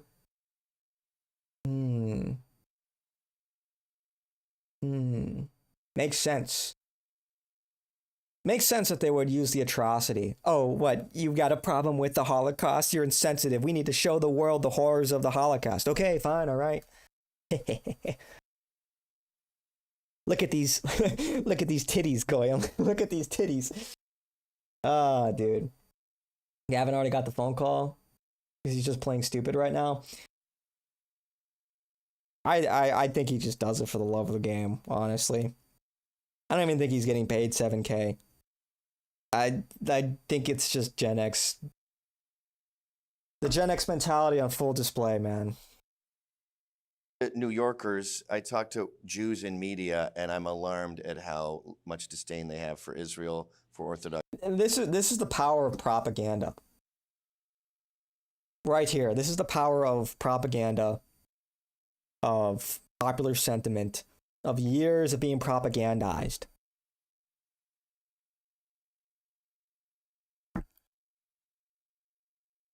This is why it's so important that we just rise through the ranks and gain control of the institutions so we can have our own propaganda, our own rhetoric, and that will become popular. I had somebody in here the other day that tried to explain, I don't even want to relitigate the whole thing, but he tried to explain that it doesn't really matter what's popular and what isn't. And he tried to say I'm a populist by saying we should want our ideas to become popular. And it's it's so painful. But there are a lot of people who they're just not smart and they're trying to punch above their weight class. He probably read somewhere online about our politics, real politic shit. I was like, oh, that's convincing. And just buys into the rhetoric that elite theory and stuff like that, which, I don't disagree. We need to control the institutions, but the idea is that we control the institutions to make our ideas popular. And we should want our ideas to be as popular as possible because that's a form of power. So many people just kind of they buy into rhetoric that they think is convincing, but they totally forget about first principles. yeah, we would have a lot easier time if more people agreed with us. Obviously. You're a populist by wanting your ideas to be heard for real. And I'm trying to explain, like, dude, that's not what a populist is. I'm like, a populist thinking would say that, well, what is popular is what should be represented politically. And that's not necessarily true at all, actually. I don't believe Vox Populi, Vox Dei.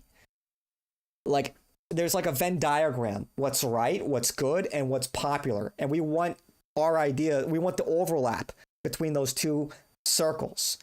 Just because something's popular doesn't mean it's good, but we want to take our ideas and make them popular. It's like politics 101.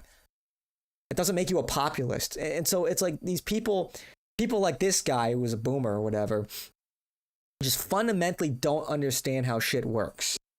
And they read a fucking book that they don't really understand. And now they feel emboldened by this rhetoric that doesn't really make sense. If popularity didn't matter, then propaganda would be unnecessary. If popularity didn't matter, they wouldn't be investing billions of dollars into media, into Hasbara, into propaganda. They wouldn't bother. They wouldn't bother buying TikTok. They wouldn't bother buying CBS. Like, none of that would be necessary if they weren't trying to alter and control public sentiment. It's just like, it is a form of power.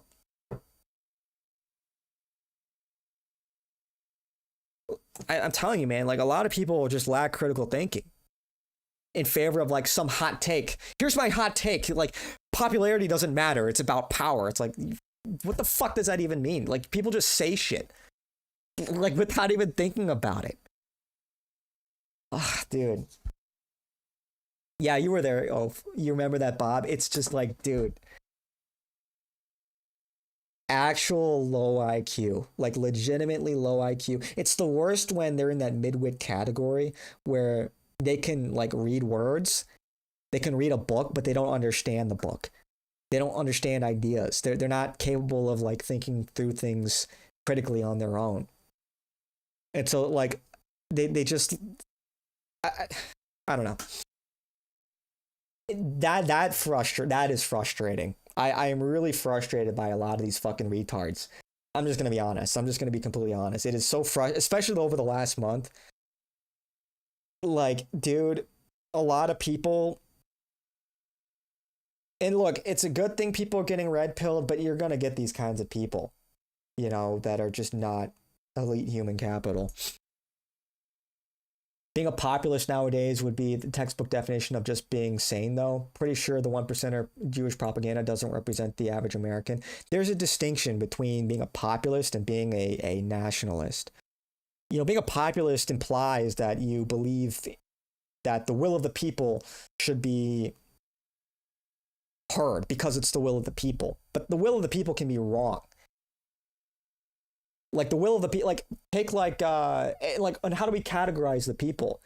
Because I think most Americans are probably in favor of some form of like abortion or birth control. Is that good? Is that correct? No. And there are a large number of Americans that are cool with, or at the very least indifferent to pornography. Is that a good thing? No. Like people like their vices. So the idea is, we want our nationalist ideas to become popular, but that doesn't mean that because they are popular, they are correct. And that's how we should dictate policy. The average American hears for some emotion, yeah. IQ 100 to 120 is midwit. This is the spawning ground of Bob's. True. Yeah, man. It's painful, man. It really is. It's just...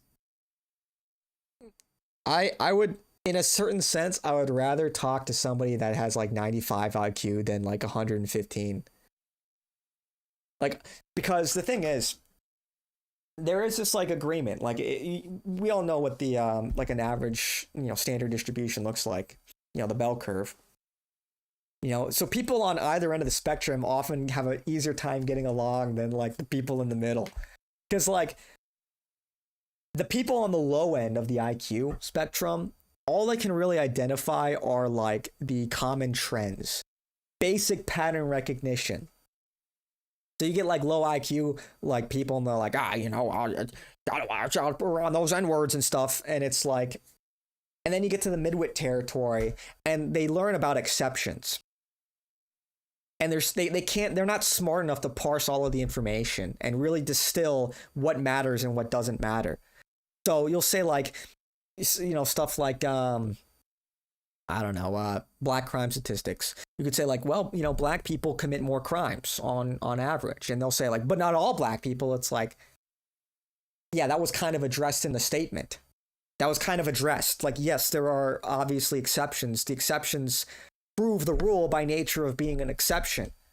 Smart people, they're able to get past this midwit dilemma and really parse the information and determine what actually matters. And like, yeah, you know what? Black people are, on average, they do commit more violent crime. It is what it is. And of course, there are exceptions, but that doesn't disprove the rule. Whereas midwits, they get fucking one shot by like, but look at this study. You know, where's the study to back that? It's like, okay. It's not all of them. Yeah, obviously. Obviously, it's not all of them.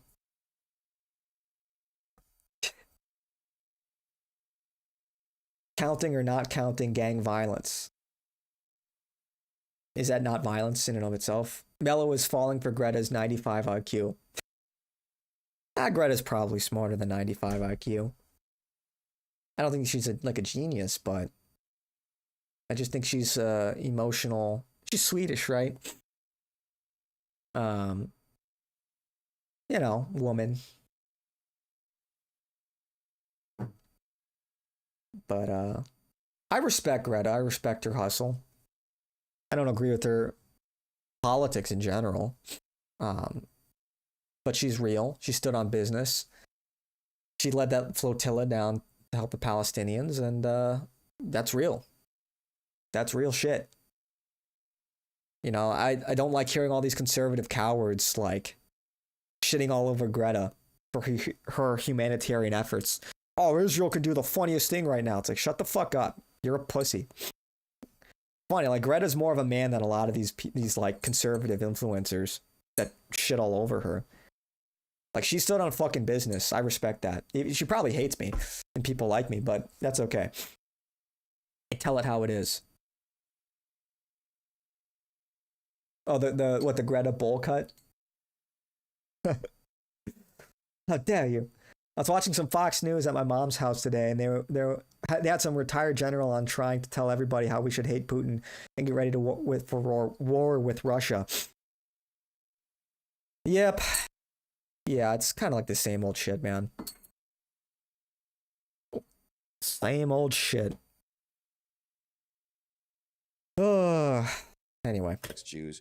Yeah, I guess CBS, yes, is predominantly pro-Israel, but it's not the vibe I get from these liberal Jews. They're as Ezra Levant. Greta is autistic. Yeah, you're hating on a fellow autist. Autists rise up. As autists, we got to stick together. We got to look out for each other, you know? Says they're Bolsheviks and they don't care about anything but winning and power.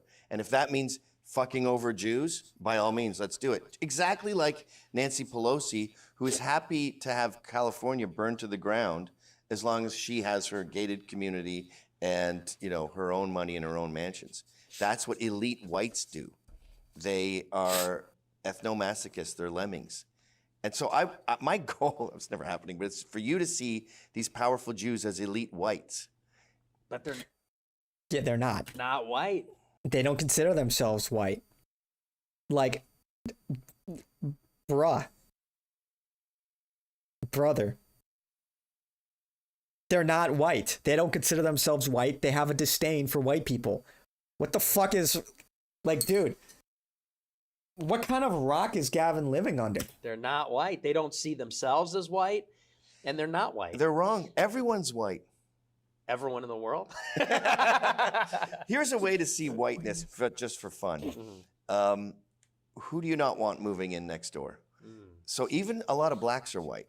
Like Denzel Washington moves next door. Nobody, maybe you might have a problem with it, but most white people are like, cool. This is an I got interesting I got a argument. good one next door. I wonder if we could become friends. So this whole like complaining about racism in America, no one. Okay. Dude. What we're going to redefine being white as being civil? What are we doing, dog? What are we fucking doing? What are we doing right now? Aren't most of them part of Europe that was once Poland or Russia? Well, they're diaspora. They're spread out all over the place. They're not native necessarily to those parts of the world, but they had no nation. They had no kingdom. Not in those parts of the world, at least. So, like, people say Netanyahu is Polish. He's Ashkenazi Jew. They're telling you what they are. They're telling you who they are. And they have a unique genetic cluster. Like, the Ashkenazi DNA, any of these Jewish groups, for that instance, is a unique genetic cluster that is separate from these other ethnic groups.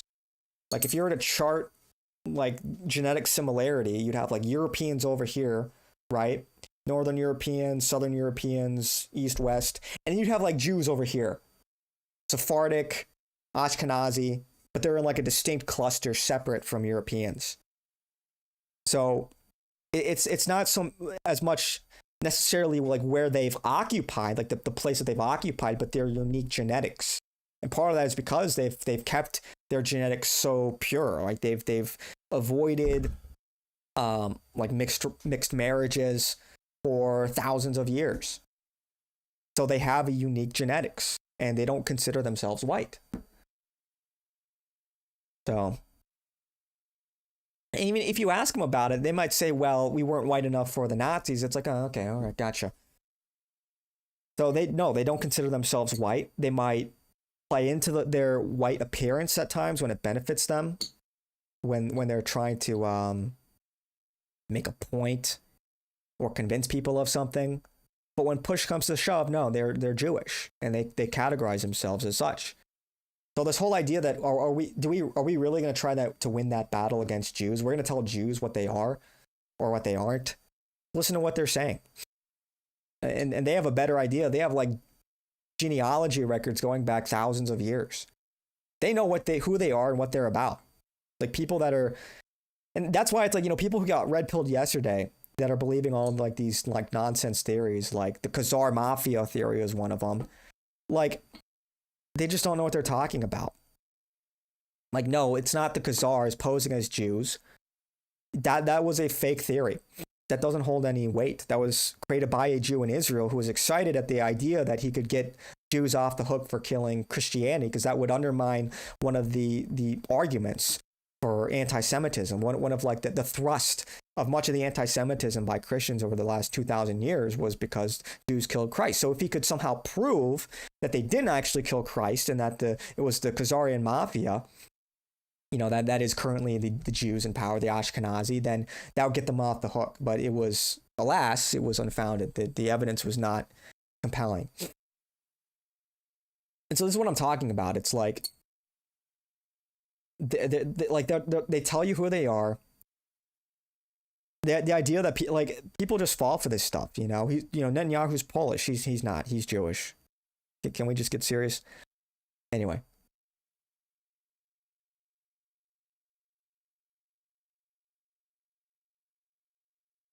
They don't do DNA tests in Israel because most of their DNA shows up as European. Yeah, I don't believe that's why. They definitely see their self as totally different tribe from Europeans. Different. They have unique genetics. They literally do. Yeah. But a lot of Jews are mixed with all kinds of crap today. Yeah. But that's why it's matrilineal. If your mom's Jewish, you are Jewish. I don't remember what percentage, like how granular it gets, like what's the cutoff for how much Jew do you need?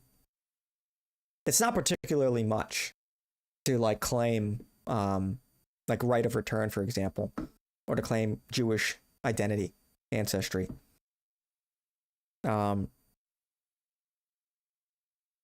And certainly they do, while they do believe it's matrilineal, they're like, I have, I've known of Jews. I know Jews that, their father was Jewish, but their mom isn't, she's a shiksa. And they're still considered Jewish. They had bar mitzvah and everything. So there are kind of layers to this, like who's more Jewish than others. But at a certain point, there's like a cutoff. And then the disagreement happens within the tribe, within the home, so to speak. Not for outsiders to discuss, it's for them to discuss amongst each other. That's how they sort of view it. They're trying to reduce our culture by banning good electronic dance music by the New York-based artists in favor of rap. You're so you're so right, Louise. Damn, they just hate New York-based electric dance artists. Most of the Jews put Israel before the United States. All these European Jews are quasi mafia, the way I see it. Well, that's just wrong.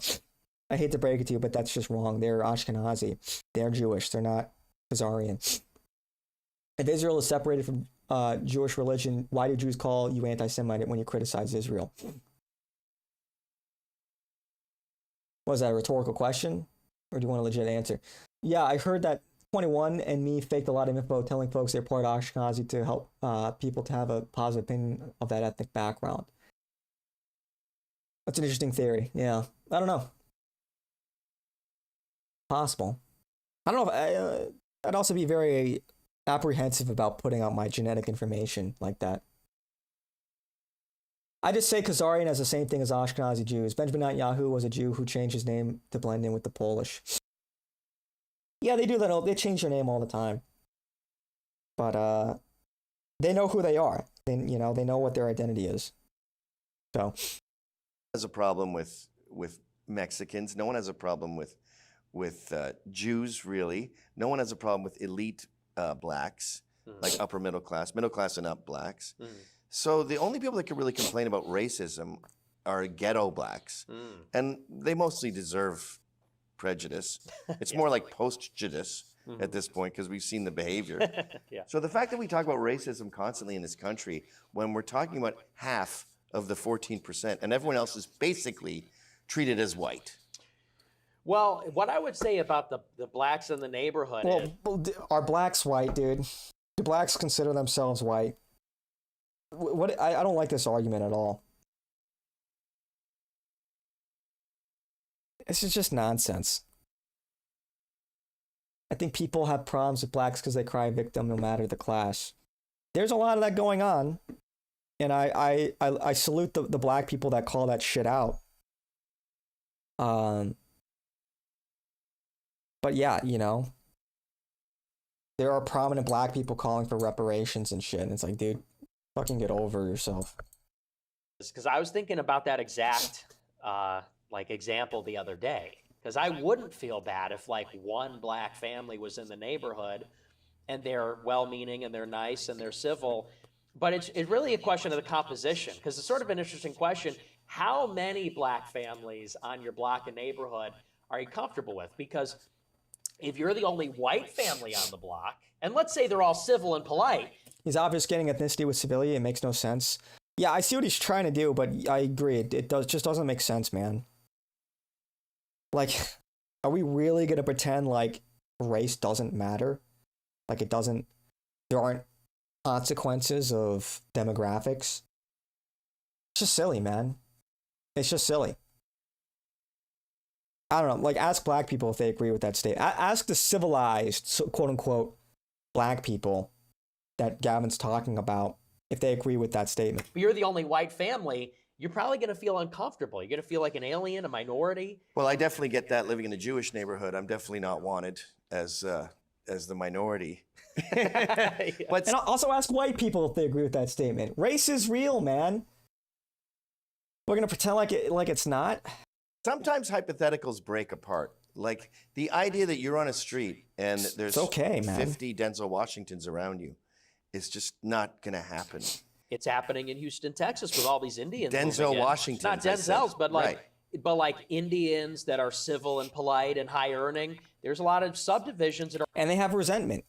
It's like a lot of these high earning, educated Indians that they're not going to like steal your bike, but they'll practice nepotism in their hiring, and they'll fill their companies with Indians and discriminate against non-Indians. There's a little bit more to just civility. We're all Indian with like 2 white families, and people go, I don't know if I have a problem with one Indian family. And even then, it's like, are we not allowed as our own people, as our own distinct demographic, to want our neighborhoods to be represented by that demographic? Is it like, are we not free to have that opinion? To decide what our neighborhood looks like, who's in our neighborhood, what our country ought to look like, and who represents us. Because Indians do that all the time. They want Indians to be as successful as possible in America. They want to fill as many positions of power with Indians as they possibly can. If a white person were to say that, they'd be called a white supremacist and a racist. So it's like, come on, Gavin. What are we doing here? What are we doing?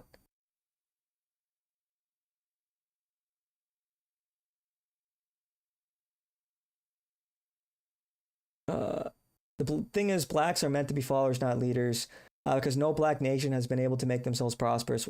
Why trust someone who can't fix themselves to lead? Well, look, there are obviously exceptions. We don't need to overgeneralize. I mean, I think there are very accomplished black leaders. I mean, I like to look at Ye favorably. And so I don't think we need to generalize to that degree. You know, allow people to be the exception, but we can't ignore the larger demographics, is what I'm trying to say. I told my buddy who was Japanese from Japan that he would be considered white adjacent, and he got pretty upset. Yeah, look, it's just like, yeah, like you are your own person. Like, I don't know. This kind of discussion where we're trying to redefine race and shit, I just think this is kind of retarded, to be honest. I don't really take this seriously. Like, I don't think this is the smartest discussion to say, oh, if you're civil, you're white. Like, do you think that's, like, does Gavin think that this is like a clever point? What is he really trying to say here? Equate all civility with being white? Well, that's not true. Let's just focus on civility. I just don't think this is like an intelligent argument. Every black nation is corrupted without organization and structure. Yeah. And then he also told me Japanese is not Asian. It's its own separate from other Asians. Well, they are a little bit different. They certainly have their own unique civilization, but the Japanese are a lot more similar to like the Koreans and the Chinese than they are to, like, you know, Europeans. I mean, there's an argument to be made that, that the Japanese civilization is unique, that it doesn't fall under like the Sinic class, which like the rest of East Asia falls under. But I wouldn't go so far as to say that they're not Asian. Everyone gets to play the victim role except for white Christian people. Yeah. We need to see the comments on Gavin's video. I bet he gets ratioed. We'll take a look at that when we finish. Blacks need other races to prosper, and they know it. That's why they've always been asking for handouts without earning anything. Ye can't lead anything, because when push comes to shove, Ye would revert back to black like Jews revert to themselves. Buck, you're just wrong, dude. Ye can't, like, dude, he leads numerous companies, man. He's created a brand.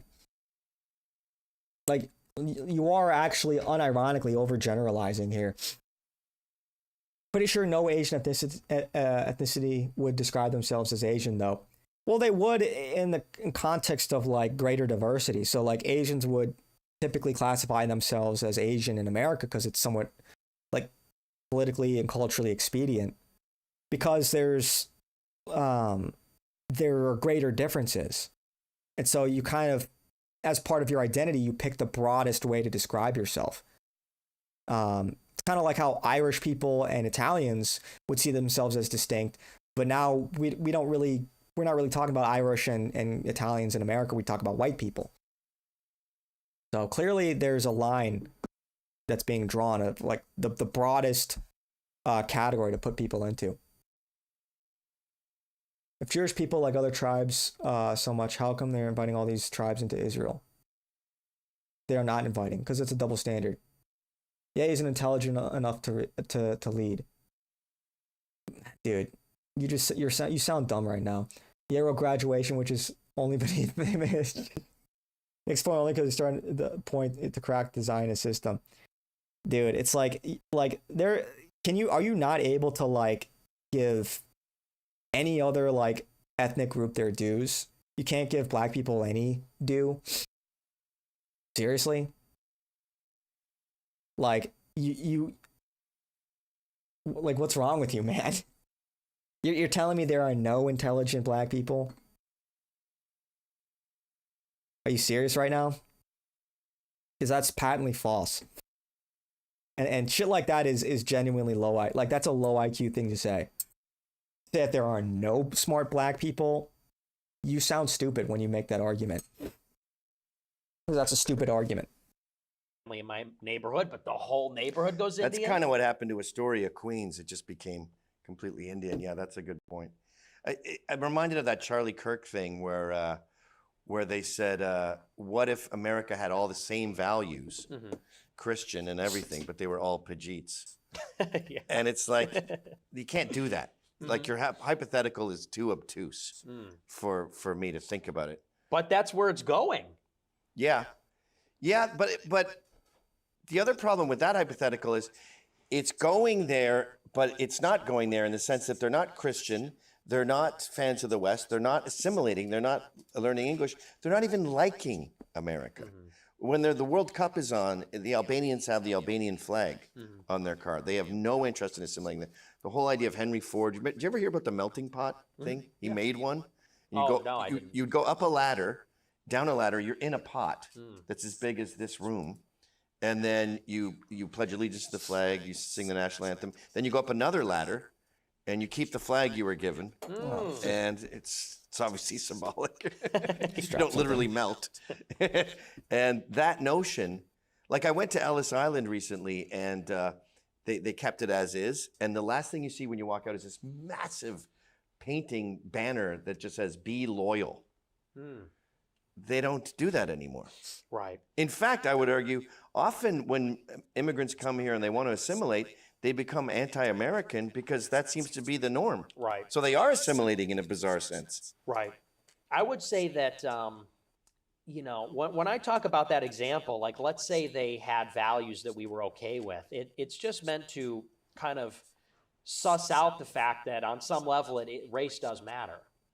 Because even all things being equal, I still wouldn't feel comfortable being a minority in America as a white person. I know what you mean. Only smart black dude I see is Myron. Dude. Justice Thomas. I mean, Ben Carson. Like, seriously, man.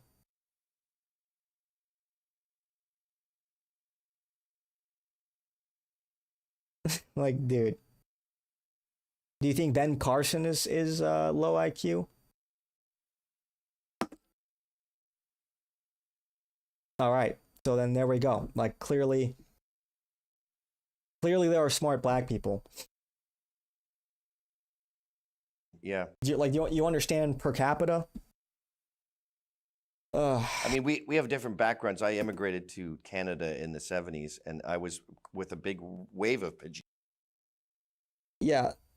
Yeah, like, look, yeah, I would agree with you. Like, black people have lower average IQs, but that doesn't mean there aren't smart black people. So, like, you don't need to make, like, that kind of, like, definitive statement that there are no smart black people. Clearly there are. And Right, yeah. they were, because Canada's considered Britain, and Britain, all the colonies would come in. Jamaicans, they played cricket, they drank Guinness, they loved soccer. So they assimilated quite easily, as did I. And it was a different type of immigration because they were pro-Western. Yeah, Thomas Sowell's another one. Yeah. And so back then, I don't know, you didn't really see color. My best friend, he's black. He's an electrical engineer. Went to a top university. It's like, yeah. Yes, there are generalizations, but look, I feel like this is self-explanatory. Yes, but we are talking about, quote, black people. That statement itself is a generalization.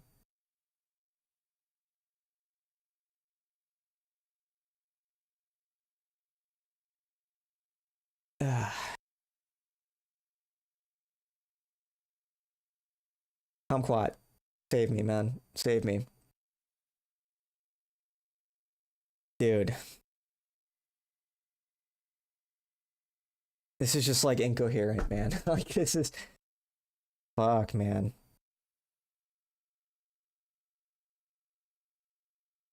I know that sounds naive, but as the numbers went up, it didn't seem so bad. And now there's no. It just seems like apples and oranges now. Like they don't want to assimilate these Pajeets. They've totally outnumbered the place, and so you can't even discuss the concept of them being Western and Christian because it's that hasn't happened. We used to open the gates, close them, and let everyone get on the same page. Open the gates, close them. Great system. And then we broke the hinges off the gates. And so now immigration is just, it's fruitless to do analogies anymore because we see what's happening and it's fuck you. Right. And that's something we should focus on. Not the Jews. I'm fucking sick of talking about Jews. I remember Cernovich said that once. He goes, I'm happy to talk about the Jews and Israel like once a month. But I need a fucking break. Like hang. Neil,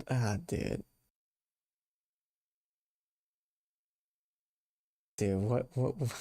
Hanging out with Jake Shields, I had to lie down after. Because it was this. Then we drove to the city, it was all Jews. Then we went to 9/11, the memorial, that was all Jews. Jews did that.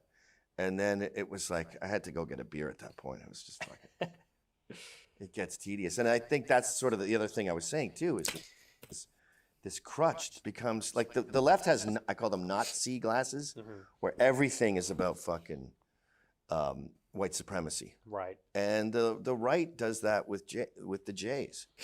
Yeah, I think there's some that do that, but at the same time, they are kind of all over the place. Like look at the Trump administration. There's obviously things they're not doing, or they're not like directly involved. Let's say like enforcement of illegal immigration. Stephen Miller's running it, but it's not a Jewish issue. You got the corporate tax cut. You got the But what do you do? Who was the Siorkis or whatever his name was? Mayorkas? Mayorkas. So you would blame him for open borders and say he's a Jew, but then you would sort of close your eyes when it comes to Stephen Miller fixing the problem. Well, my point when I say that is you wouldn't say that that's like having to do with the Jews as an organized force. Like the theme of that is not Jews. But I'm saying that the so theme it's of Jewish when Mayorkas does it, but it's not Jewish when Miller does it. I'm not talking about Mayorkas. What I'm talking about is which issues have to do with Jews and Israel and which ones don't. Immigration enforcement doesn't really have to do with Jews and Israel. Christian, how's my bladder? Tariffs doesn't really have to do with Jews and Israel.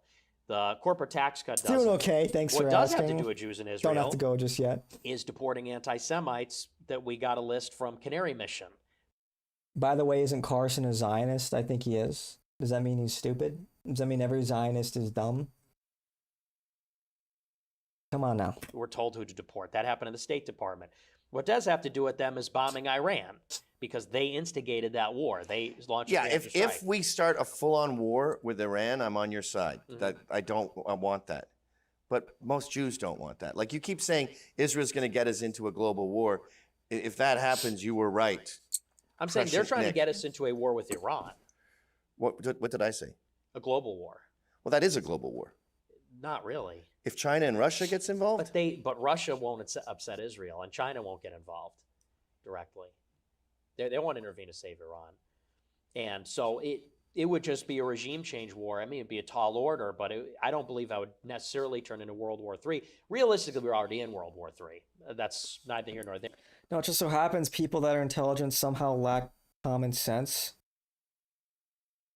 I think you're underestimating the power of propaganda and influence. Like, it's not just a matter of comments, because you could also argue it's common sense to support Israel if you want a position in politics. The fact that, like, there is a unanimous consensus is there is, like, something that's compelling about that. Well, if everyone else agrees, then maybe there's something to it. You could argue that that is a form of common sense. So your argument doesn't really make a lot of sense. But they are the ones egging us on. They want us to pursue regime change in Iran. They sabotage the deal. That has to do with Jews and their interests, Israel and its interests. You also have the education policy, holding the money against the Ivy League universities hostage to put in place these pro-Israel, pro-Jewish policies. Larry Ellison taking over TikTok. He's basically doing that at the behest of Netanyahu. So it's like, not everything has to do with them, but there's a lot of things that do have. If so, how can they be really smart and, more importantly, trustworthy? Well, I don't know, because he's a world-renowned neurosurgeon. Maybe that kind of proves that he's intelligent. Like, do you even think about this shit before? Like, seriously. Like, Ben Carson was probably the smartest person in that room at the RNC. And he gave the best speech, I think, by far. It was genuinely moving. He was one of the few that mentioned Jesus Christ by name.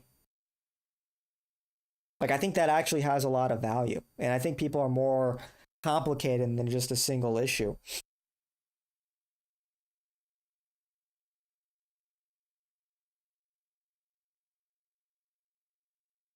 Have to do with them. And I will talk about. It's an irrefutable position to support Israel. Okay, I don't think you know what irrefutable means. I think you mean it's indefensible.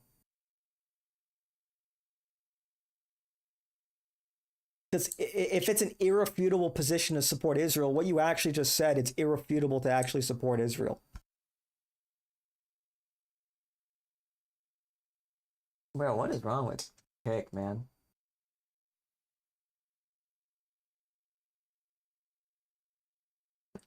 The fuck is wrong with Kick?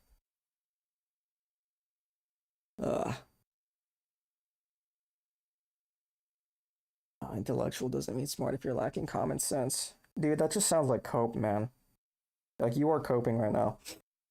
About those things wherever they are. I'm not going to say, well, I'll only talk about it once a month. It's like, if they're flagging people for criticizing Israel and kicking them out of the country, that's kind of a problem. Yeah, but every sane, rational Jew would agree with you on that. I don't think they would. I think that people like Shapiro and many conservative Jews, they love to see these pro-Palestine people getting kicked out. They say they're terrorists. The Heritage Foundation came up with that policy. All right, let's call them then. Do I trust Carson to lead the country? I mean, not necessarily, but I would trust him if, like, I needed a brain surgery. I think you're asking the wrong questions here. Which one? I can't tell you. They want to be anonymous. But, so your contention is that a lot of Jews are happy with people being deported for anti-Semitic beliefs. Mm-hmm. Okay, I'll ask if we can say who he is. This guy represents all Jews, by the way. Hello? Okay, yeah, but dude, what is your fucking point? You're trying to say he's not intelligent. Well, like, first you say there are no smart black people. Then you pivot and say, well, no, we're talking about a collective. Okay, so now we're saying, well, it's not about actually being smart. It's about common sense. Common sense. Okay, so you keep moving the goalpost. And you don't really have a great grasp on the English language because you said it's an irrefutable position to support Israel. What that you just said the inverse of what you actually mean because you don't know what you don't know what irrefutable means. Hey, can I say who you are? Of course. This is Ron Coleman on the line. Nick is under the impression that most Jews are cool with people being deported for having anti-Semitic beliefs. That's funny. No, I think the vast majority of people being reported or People being or people who, students people who on are visas. here on a visa. Students on visas. like Colombia. I think most Jews are cool with that. Yeah. Yeah.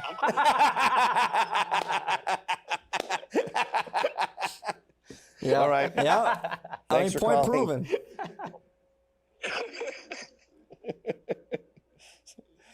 proven. Well, yeah, I think I misunderstood the question. I thought you were saying just general American citizens. No, being the deported. policy they're at the State Department they're running. Yeah, well, I'm kind of okay with that too. Okay, so. Like you're here on a visa, and you hate America. I don't even think Chinese people should go to our schools. I agree with that. Yeah. Like they're learning how to attack us. All these sheiks who come here from Muslim countries, they're happy to pay 150 grand a year, the foreign fee. But then Osama bin Laden went to Ivy League schools.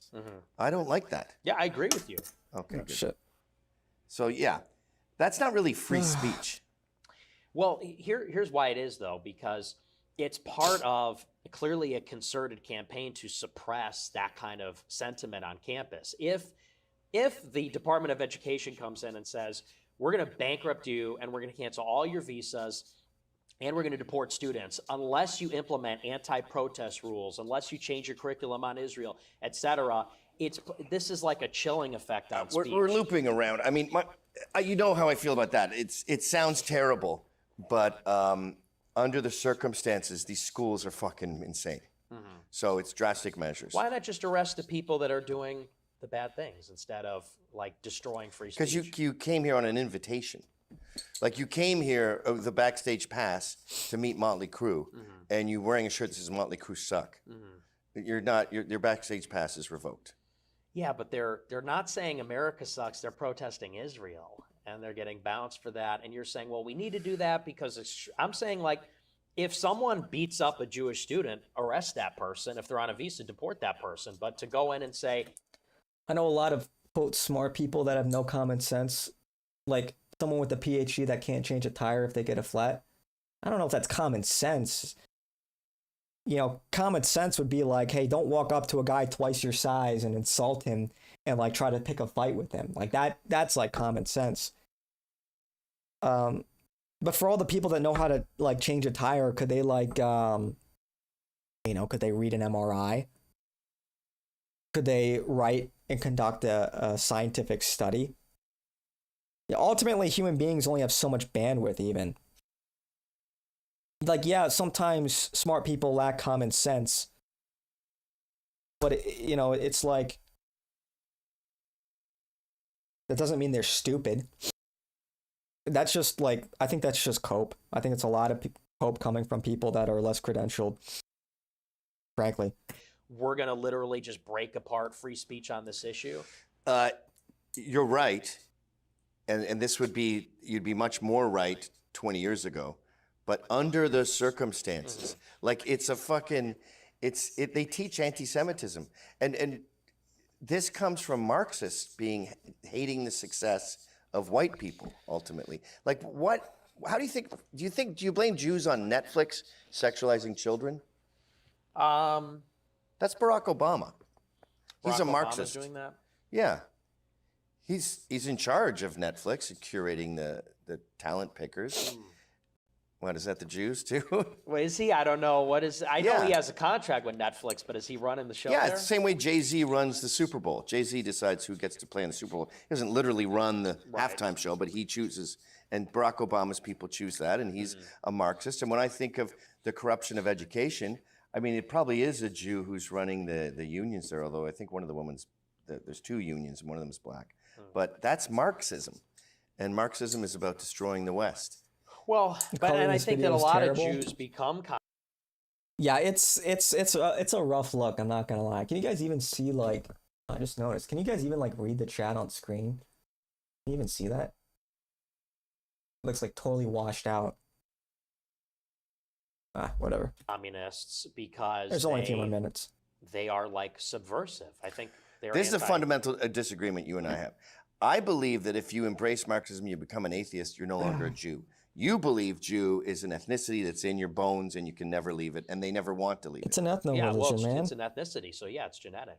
It's matrilineal. So George Soros is a Jew. Yes, all day, yes. Okay, that's the fundamental disagreement we have. Because his father was an atheist.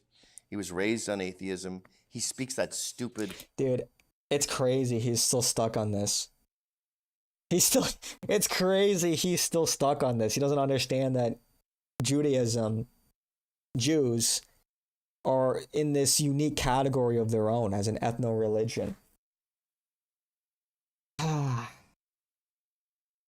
It's crazy.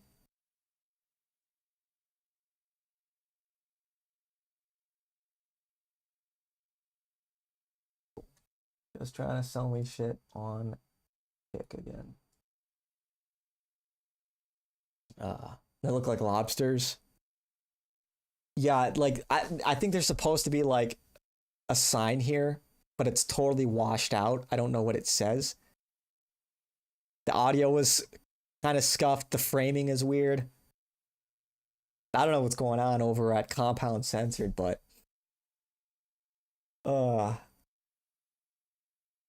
whatever, he is Jewish.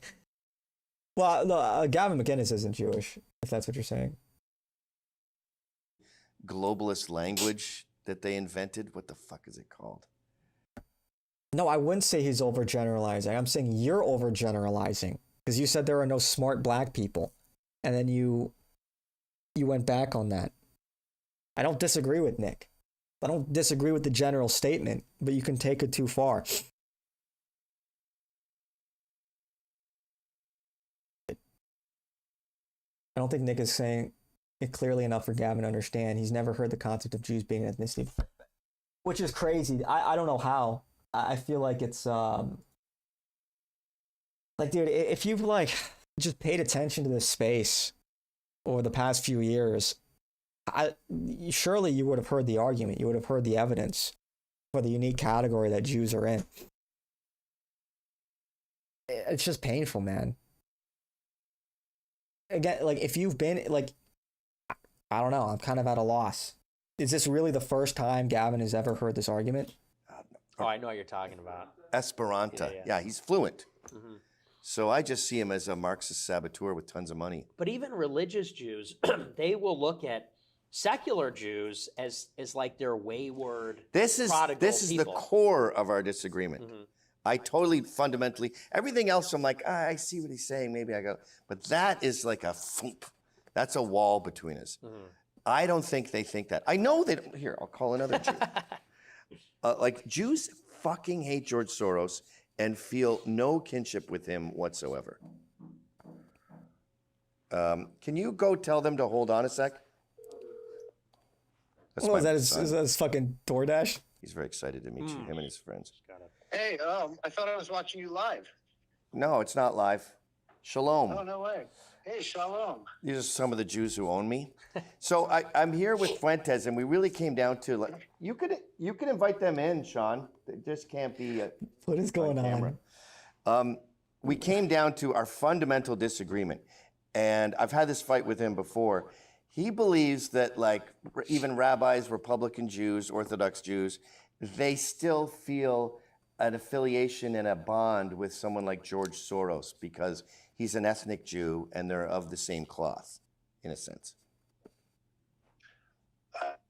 He's not 100% wrong about that, but it's. Okay, I'm not calling you guys anymore. This is not working out for me. No. But I'm saying he's not 100% wrong. But at the same time, like, they'd be happy to see him in jail, or worse. I mean, they're not going to, like, save him from going to jail. They don't like him. They don't like what he does. They think he's an evil man, and they would want him to be taken down. So you're saying it more like a rich, educated black guy who's a judge seeing some, like, black monster kill a baby, and you're like, there's a kinship there, but fuck you.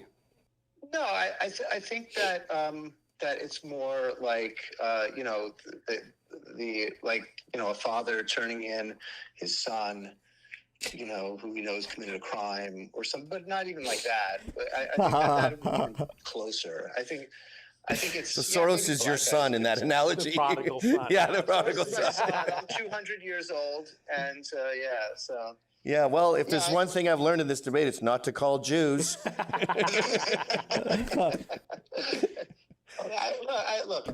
I mean, I thought you hated George Soros. That's why I called you.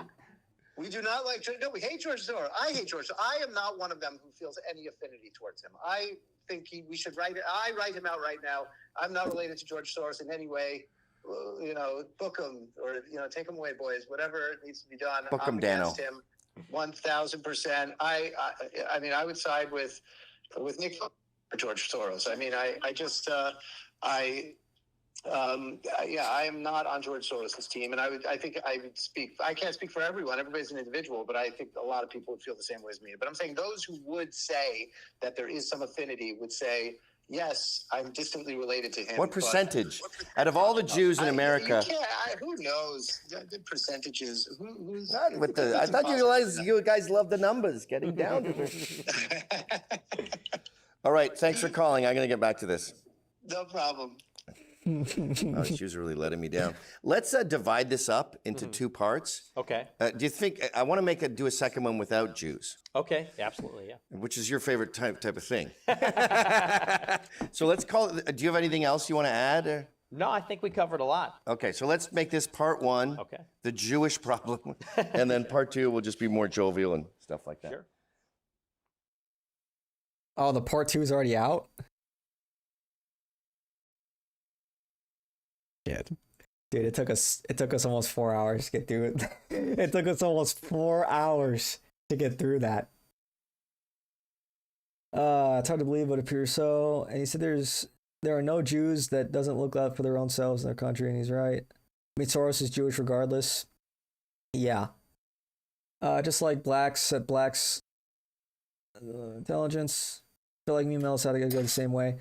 No, look, I understand what you're saying, and I don't disagree with the collective, but, you do have to acknowledge exceptions. Yeah, that's the thing. It's like, yeah, we acknowledge a generality, and it's true, and exceptions don't disprove the rule. But you don't want to go too far. What are some of the comments? Wait, is Louise still here? I think he wants some background music. Bro got wrecked. Nick Aura plus 1,000. Gavin, shit. I think he's just genuine, just boomer moment. I don't think Gavin's being paid.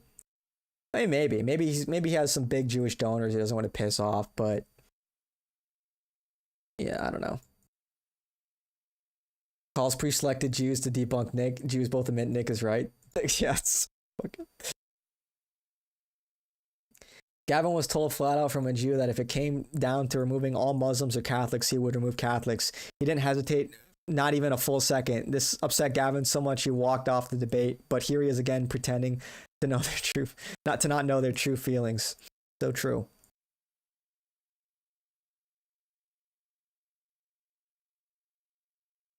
You do realize if I lived life by exception, I'd be more wrong often than I'm right. I'm not saying, did you not listen to what I just said?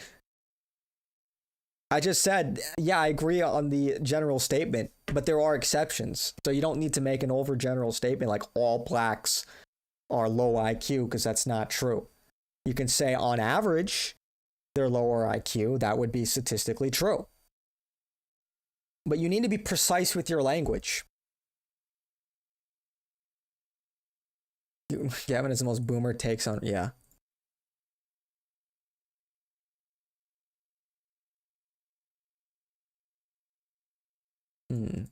True. Very good.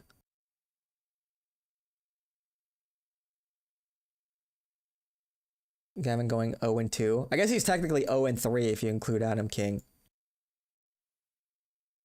You could tell Fuentes is bored. He perks up at a few topics, more recent current events. He's tired of discussing history. He wants to talk future plans and how to fix our country.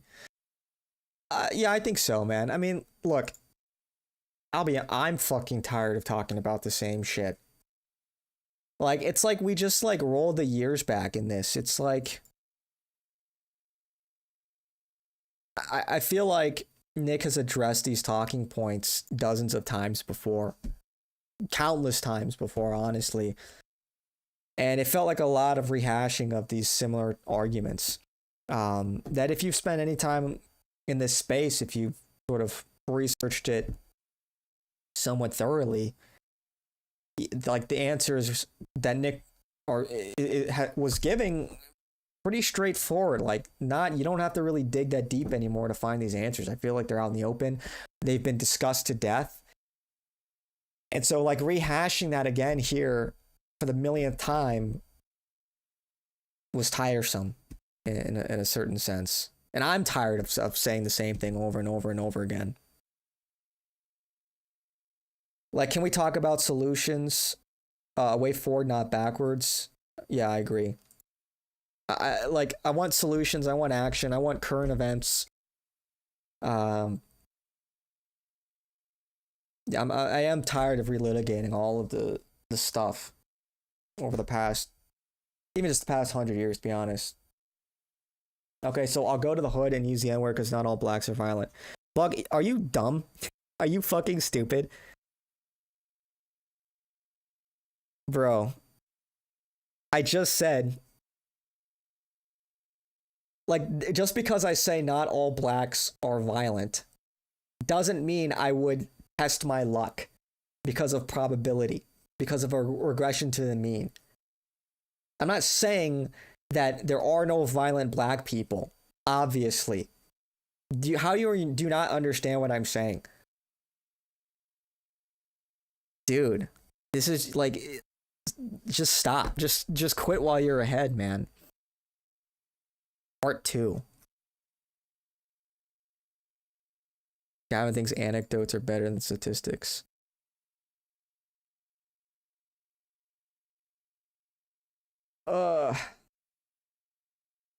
Yeah, Nick was right once again. What do they talk about in part 2?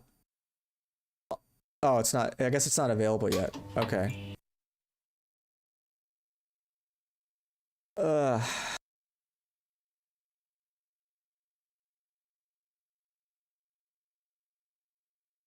Yeah.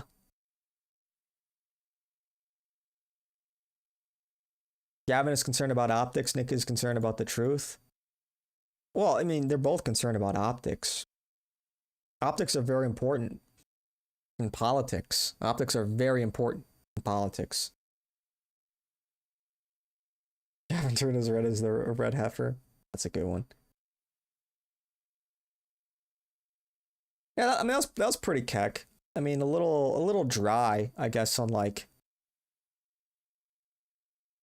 Man, it was pretty boomer. I'm not gonna lie, that was pretty boomer. What's going on here? Yeah, we play my royalty-free music. It's not royalty-free, but I won't get copyright striked. Young Republicans. We are appalled by the vile and inexcusable language revealed in the Politico article published today. Such behavior is disgraceful, unbecoming of any Republican, and stands in direct opposition to our values. The values our movement represents. Those involved must immediately resign from all positions within their state and local Young Republican organizations. We must hold ourselves to the highest standards of integrity, respect, and professionalism.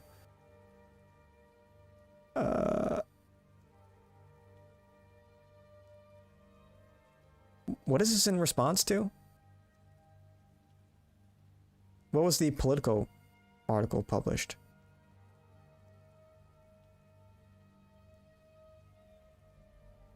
What am I missing here?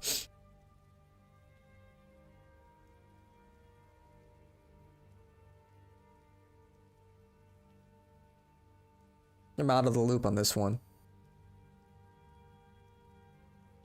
Sneeko got his YouTube channel back? Yeah, I saw that. Congrats to Sneeko. Congrats to Sneeko. Can we get Nick back on there? For long, like Nick and Alex Jones and Vincent James and the gang, all the rest, for longer than a day.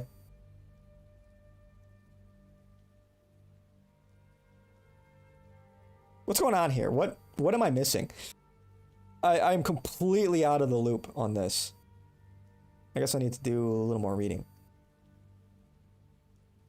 Gavin Wax.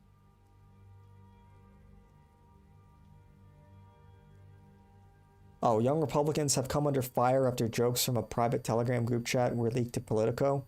The comments taken out of context have been cited as part of what members describe as a highly coordinated year-long character assassination campaign led by Gavin Wax and the New York City Young Republican Club following internal disputes. In response, several prominent New York Republicans, including Rep. Elise Stefanik and State Senate Minority Leader Rob Ort, have denounced the chat messages. Multiple individuals involved have since lost jobs or job offers. The episode adds to a growing list of cases in which Republicans have turned on their own, rushing to police off-color remarks and displays of political incorrectness. Democrats, by contrast, rarely show the same concern within their own ranks, regularly condoning calls to violence. That is true. For example, Jay Jones, a Democrat running for Attorney General in Virginia, was recently exposed for messages glibly advocating violence against his Republican adversaries and their families, referring to their children as little fascists.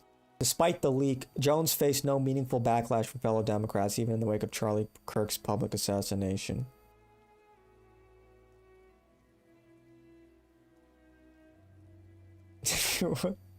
Also, we are officially under consideration for Trump endorsement. If we ever had a leak of this chat, we would be cooked for real, for real. Yeah. Look, this is why optics matter.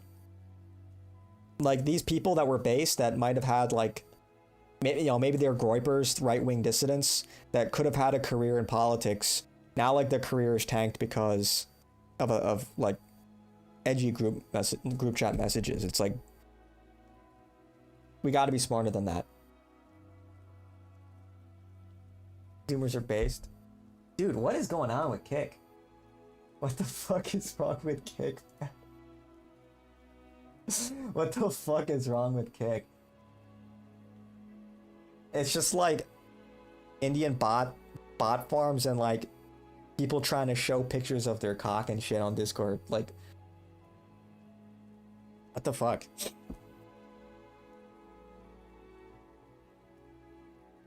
Yeah, Kick is a terrible platform.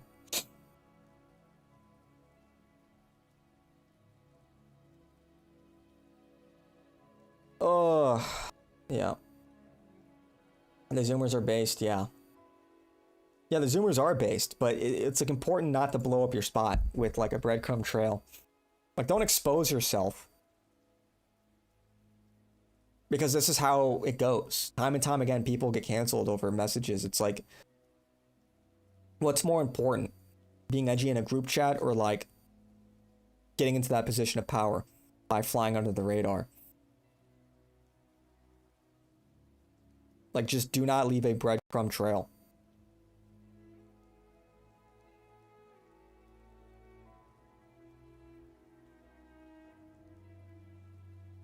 Man, Nick got banned again on Spotify. Yeah, but the fact that, like, it was leaked by, like, a Republican. Yeah, fuck that, dude. Fuck these people. The Zoomers hide your power levels. The kids don't think. Yeah, they don't. They're too excited. And look, it's good energy, but you have to assume everything on the internet is going to be permanent. That's why I say optics are king. They really do matter. It's just like, it's not worth the edge posting when we're trying to win, you know? It's not worth being edgy and getting canceled and now your career's ruined and you'll never get a job in politics, versus just like flying under the radar for 20 years or whatever, and then you run the show. But this kind of shit, like, yeah, Republicans should be canceled by their own faction, by the Republican. Like we should cancel the leadership for shit like that. Especially when you talk, like, these people gripped it on, like, oh, the left is all about cancel culture, when Republicans will cancel their own. So, yeah, frankly, we should have more vitriol to these Republicans than we do towards Democrats in that regard. Fuck them, dude.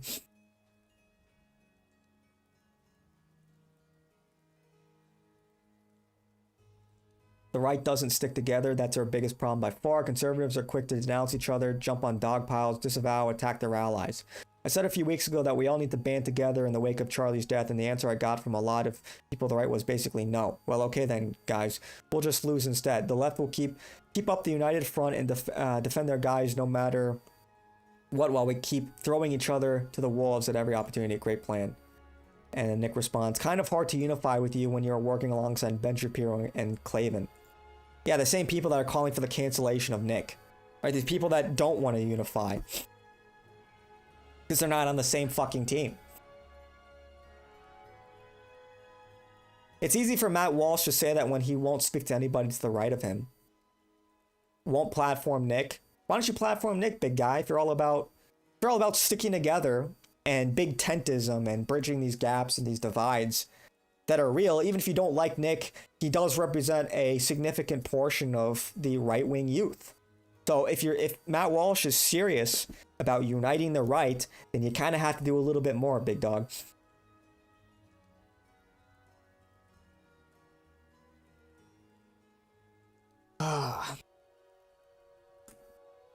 It's so rich. It's like, somebody do something. Bro, why don't you do something, Matt Walsh? Why don't you use your platform and platform somebody like Nick? Okay? Because ostensibly you guys agree on a lot of things. Immigration, the fact that the left is a problem, both Catholic. So on paper you guys have a lot more in common. So it's kind of inexcusable at this point. It's been inexcusable for a long time. Like, this is cheap. This is cheap rhetoric. Do something about it, Matt Walsh. You know, you have one of the biggest platforms in like the right-wing influencer space. Why don't you actually use that? Put your money where your fucking mouth is. Except he doesn't want to do that because he'll stop getting checks from Ben Shapiro. We get this all the time. This is what right-wingers need to do. You are, like, you have a significant amount of influence in the right-wing discourse. Why don't you actually do something about that? I'm so sick of this shit. I should respond to this. Not right now, because I don't want to spend time. I'll do it. I'll probably do it after the stream. But dude, it's just like...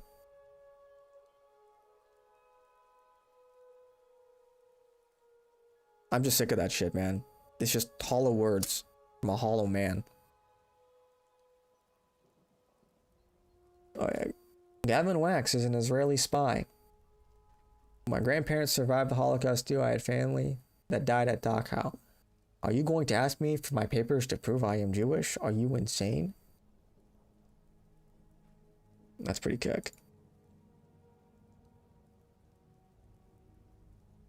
Oh, it's all so tiresome.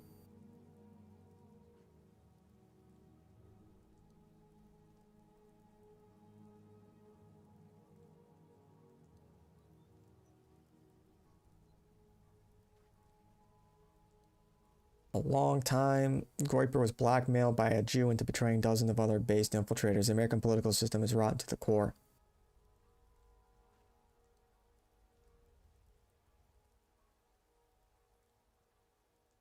Yeah, traitor. He's a fucking traitor. Yeah, like these guys fucked up.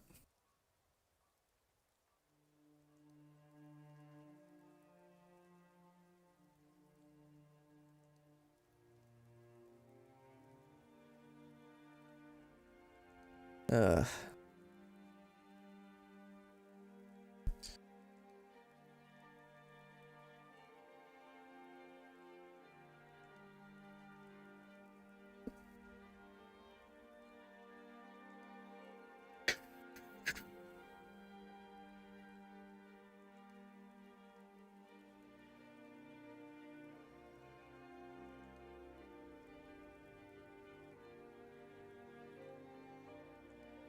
Yeah, fuck you, Gavin.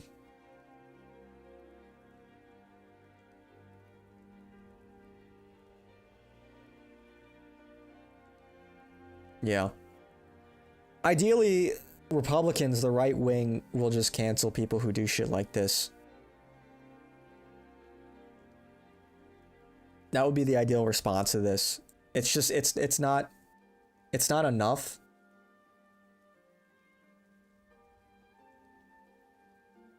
We can never we can never forget what Gavin Wax did.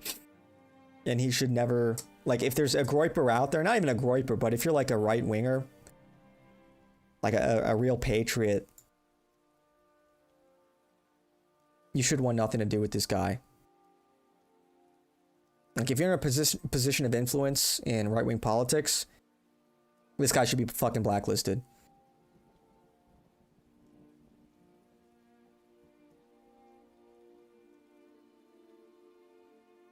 That's pretty good.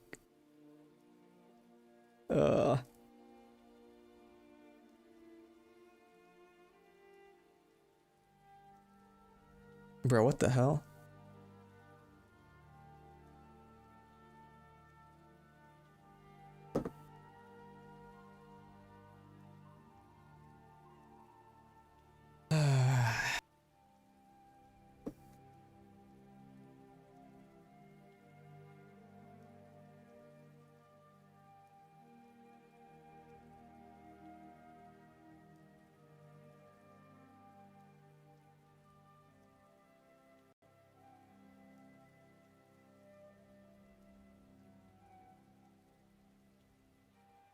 Yeah, good luck, Harrison. Yeah, good luck to the people that got canceled, but we just gotta stop doing that. Just play it safe. Assume people are at, like, literally, if you just assume everyone's out to get you, or, you know, everyone could be an op, that you're being recorded at, like, all times, and that your texts will leak, you'll be in a much better position. Why is it okay for far-left people to openly admit they're communists, but far-right people get canceled over a leaked group chat where they're saying pro-Hitler? Well, I mean, yeah, the answer to that is obvious. I know it's, like, rhetorical, but... yeah. Because that's the current like, Holocaustism and anti-Nazism, anti-nationalism, really, is the new state religion. Because of anti-Semitism.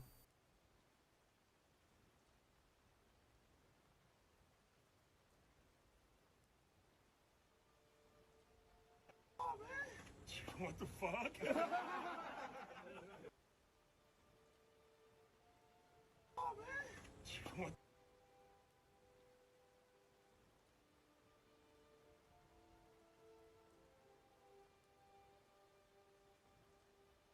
Yeah, women now make up 48% of gamers. That also includes mobile games, by the way.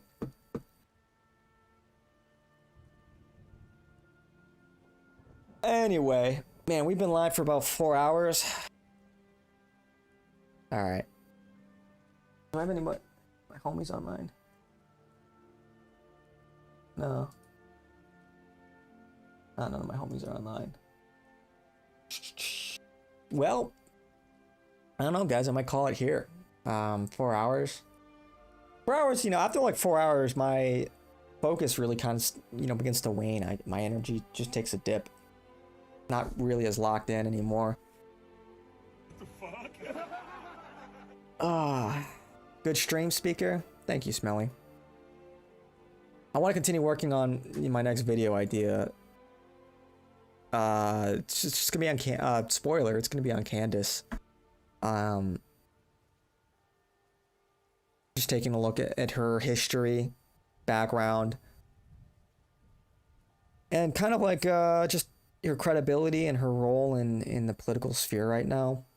And just kind of this growing schizophrenia on the right wing. It's really is a problem, and it is very frustrating to see this schizophrenia develop. Like, people are just like entertaining any fucking crazy theory that comes off from who knows where. But yeah, I'm gonna call it here. I'm gonna take a break. I'm gonna play some Battlefield off stream. And I'm gonna have a good time. But yeah, thank you guys for tuning in. I don't know when Nick is going live tonight. He said he's going live this week, Tuesday, which is today. I should also go eat something. I'm getting hungry again. So anyway, I thank you guys for watching. Let me do my shilling. Don't forget to like, comment, and subscribe if you haven't already. Hit the bell notifications for whenever I go live. Follow my other socials in the description. And in the comments of the YouTube video, what did you guys think about that interview with Gavin? Who won the debate? Did Nick win? Did Gavin win? Let me know your thoughts. Yeah. Thank you guys for tuning in. Let's see. What am I looking like for schedule this week? Like I said, I want to work on this video a little more. So I might be a little lighter on the streaming this week and spend more time editing. But I'll still try to I'll try to keep you guys updated in the YouTube posts I post on YouTube, like, you know, the little like the little whatchamacallit, like the little crate posts. I've been a little more active on here to give like updates. But anyway, appreciate you guys tuning in. Love you guys. I'll see you guys next time, and God bless.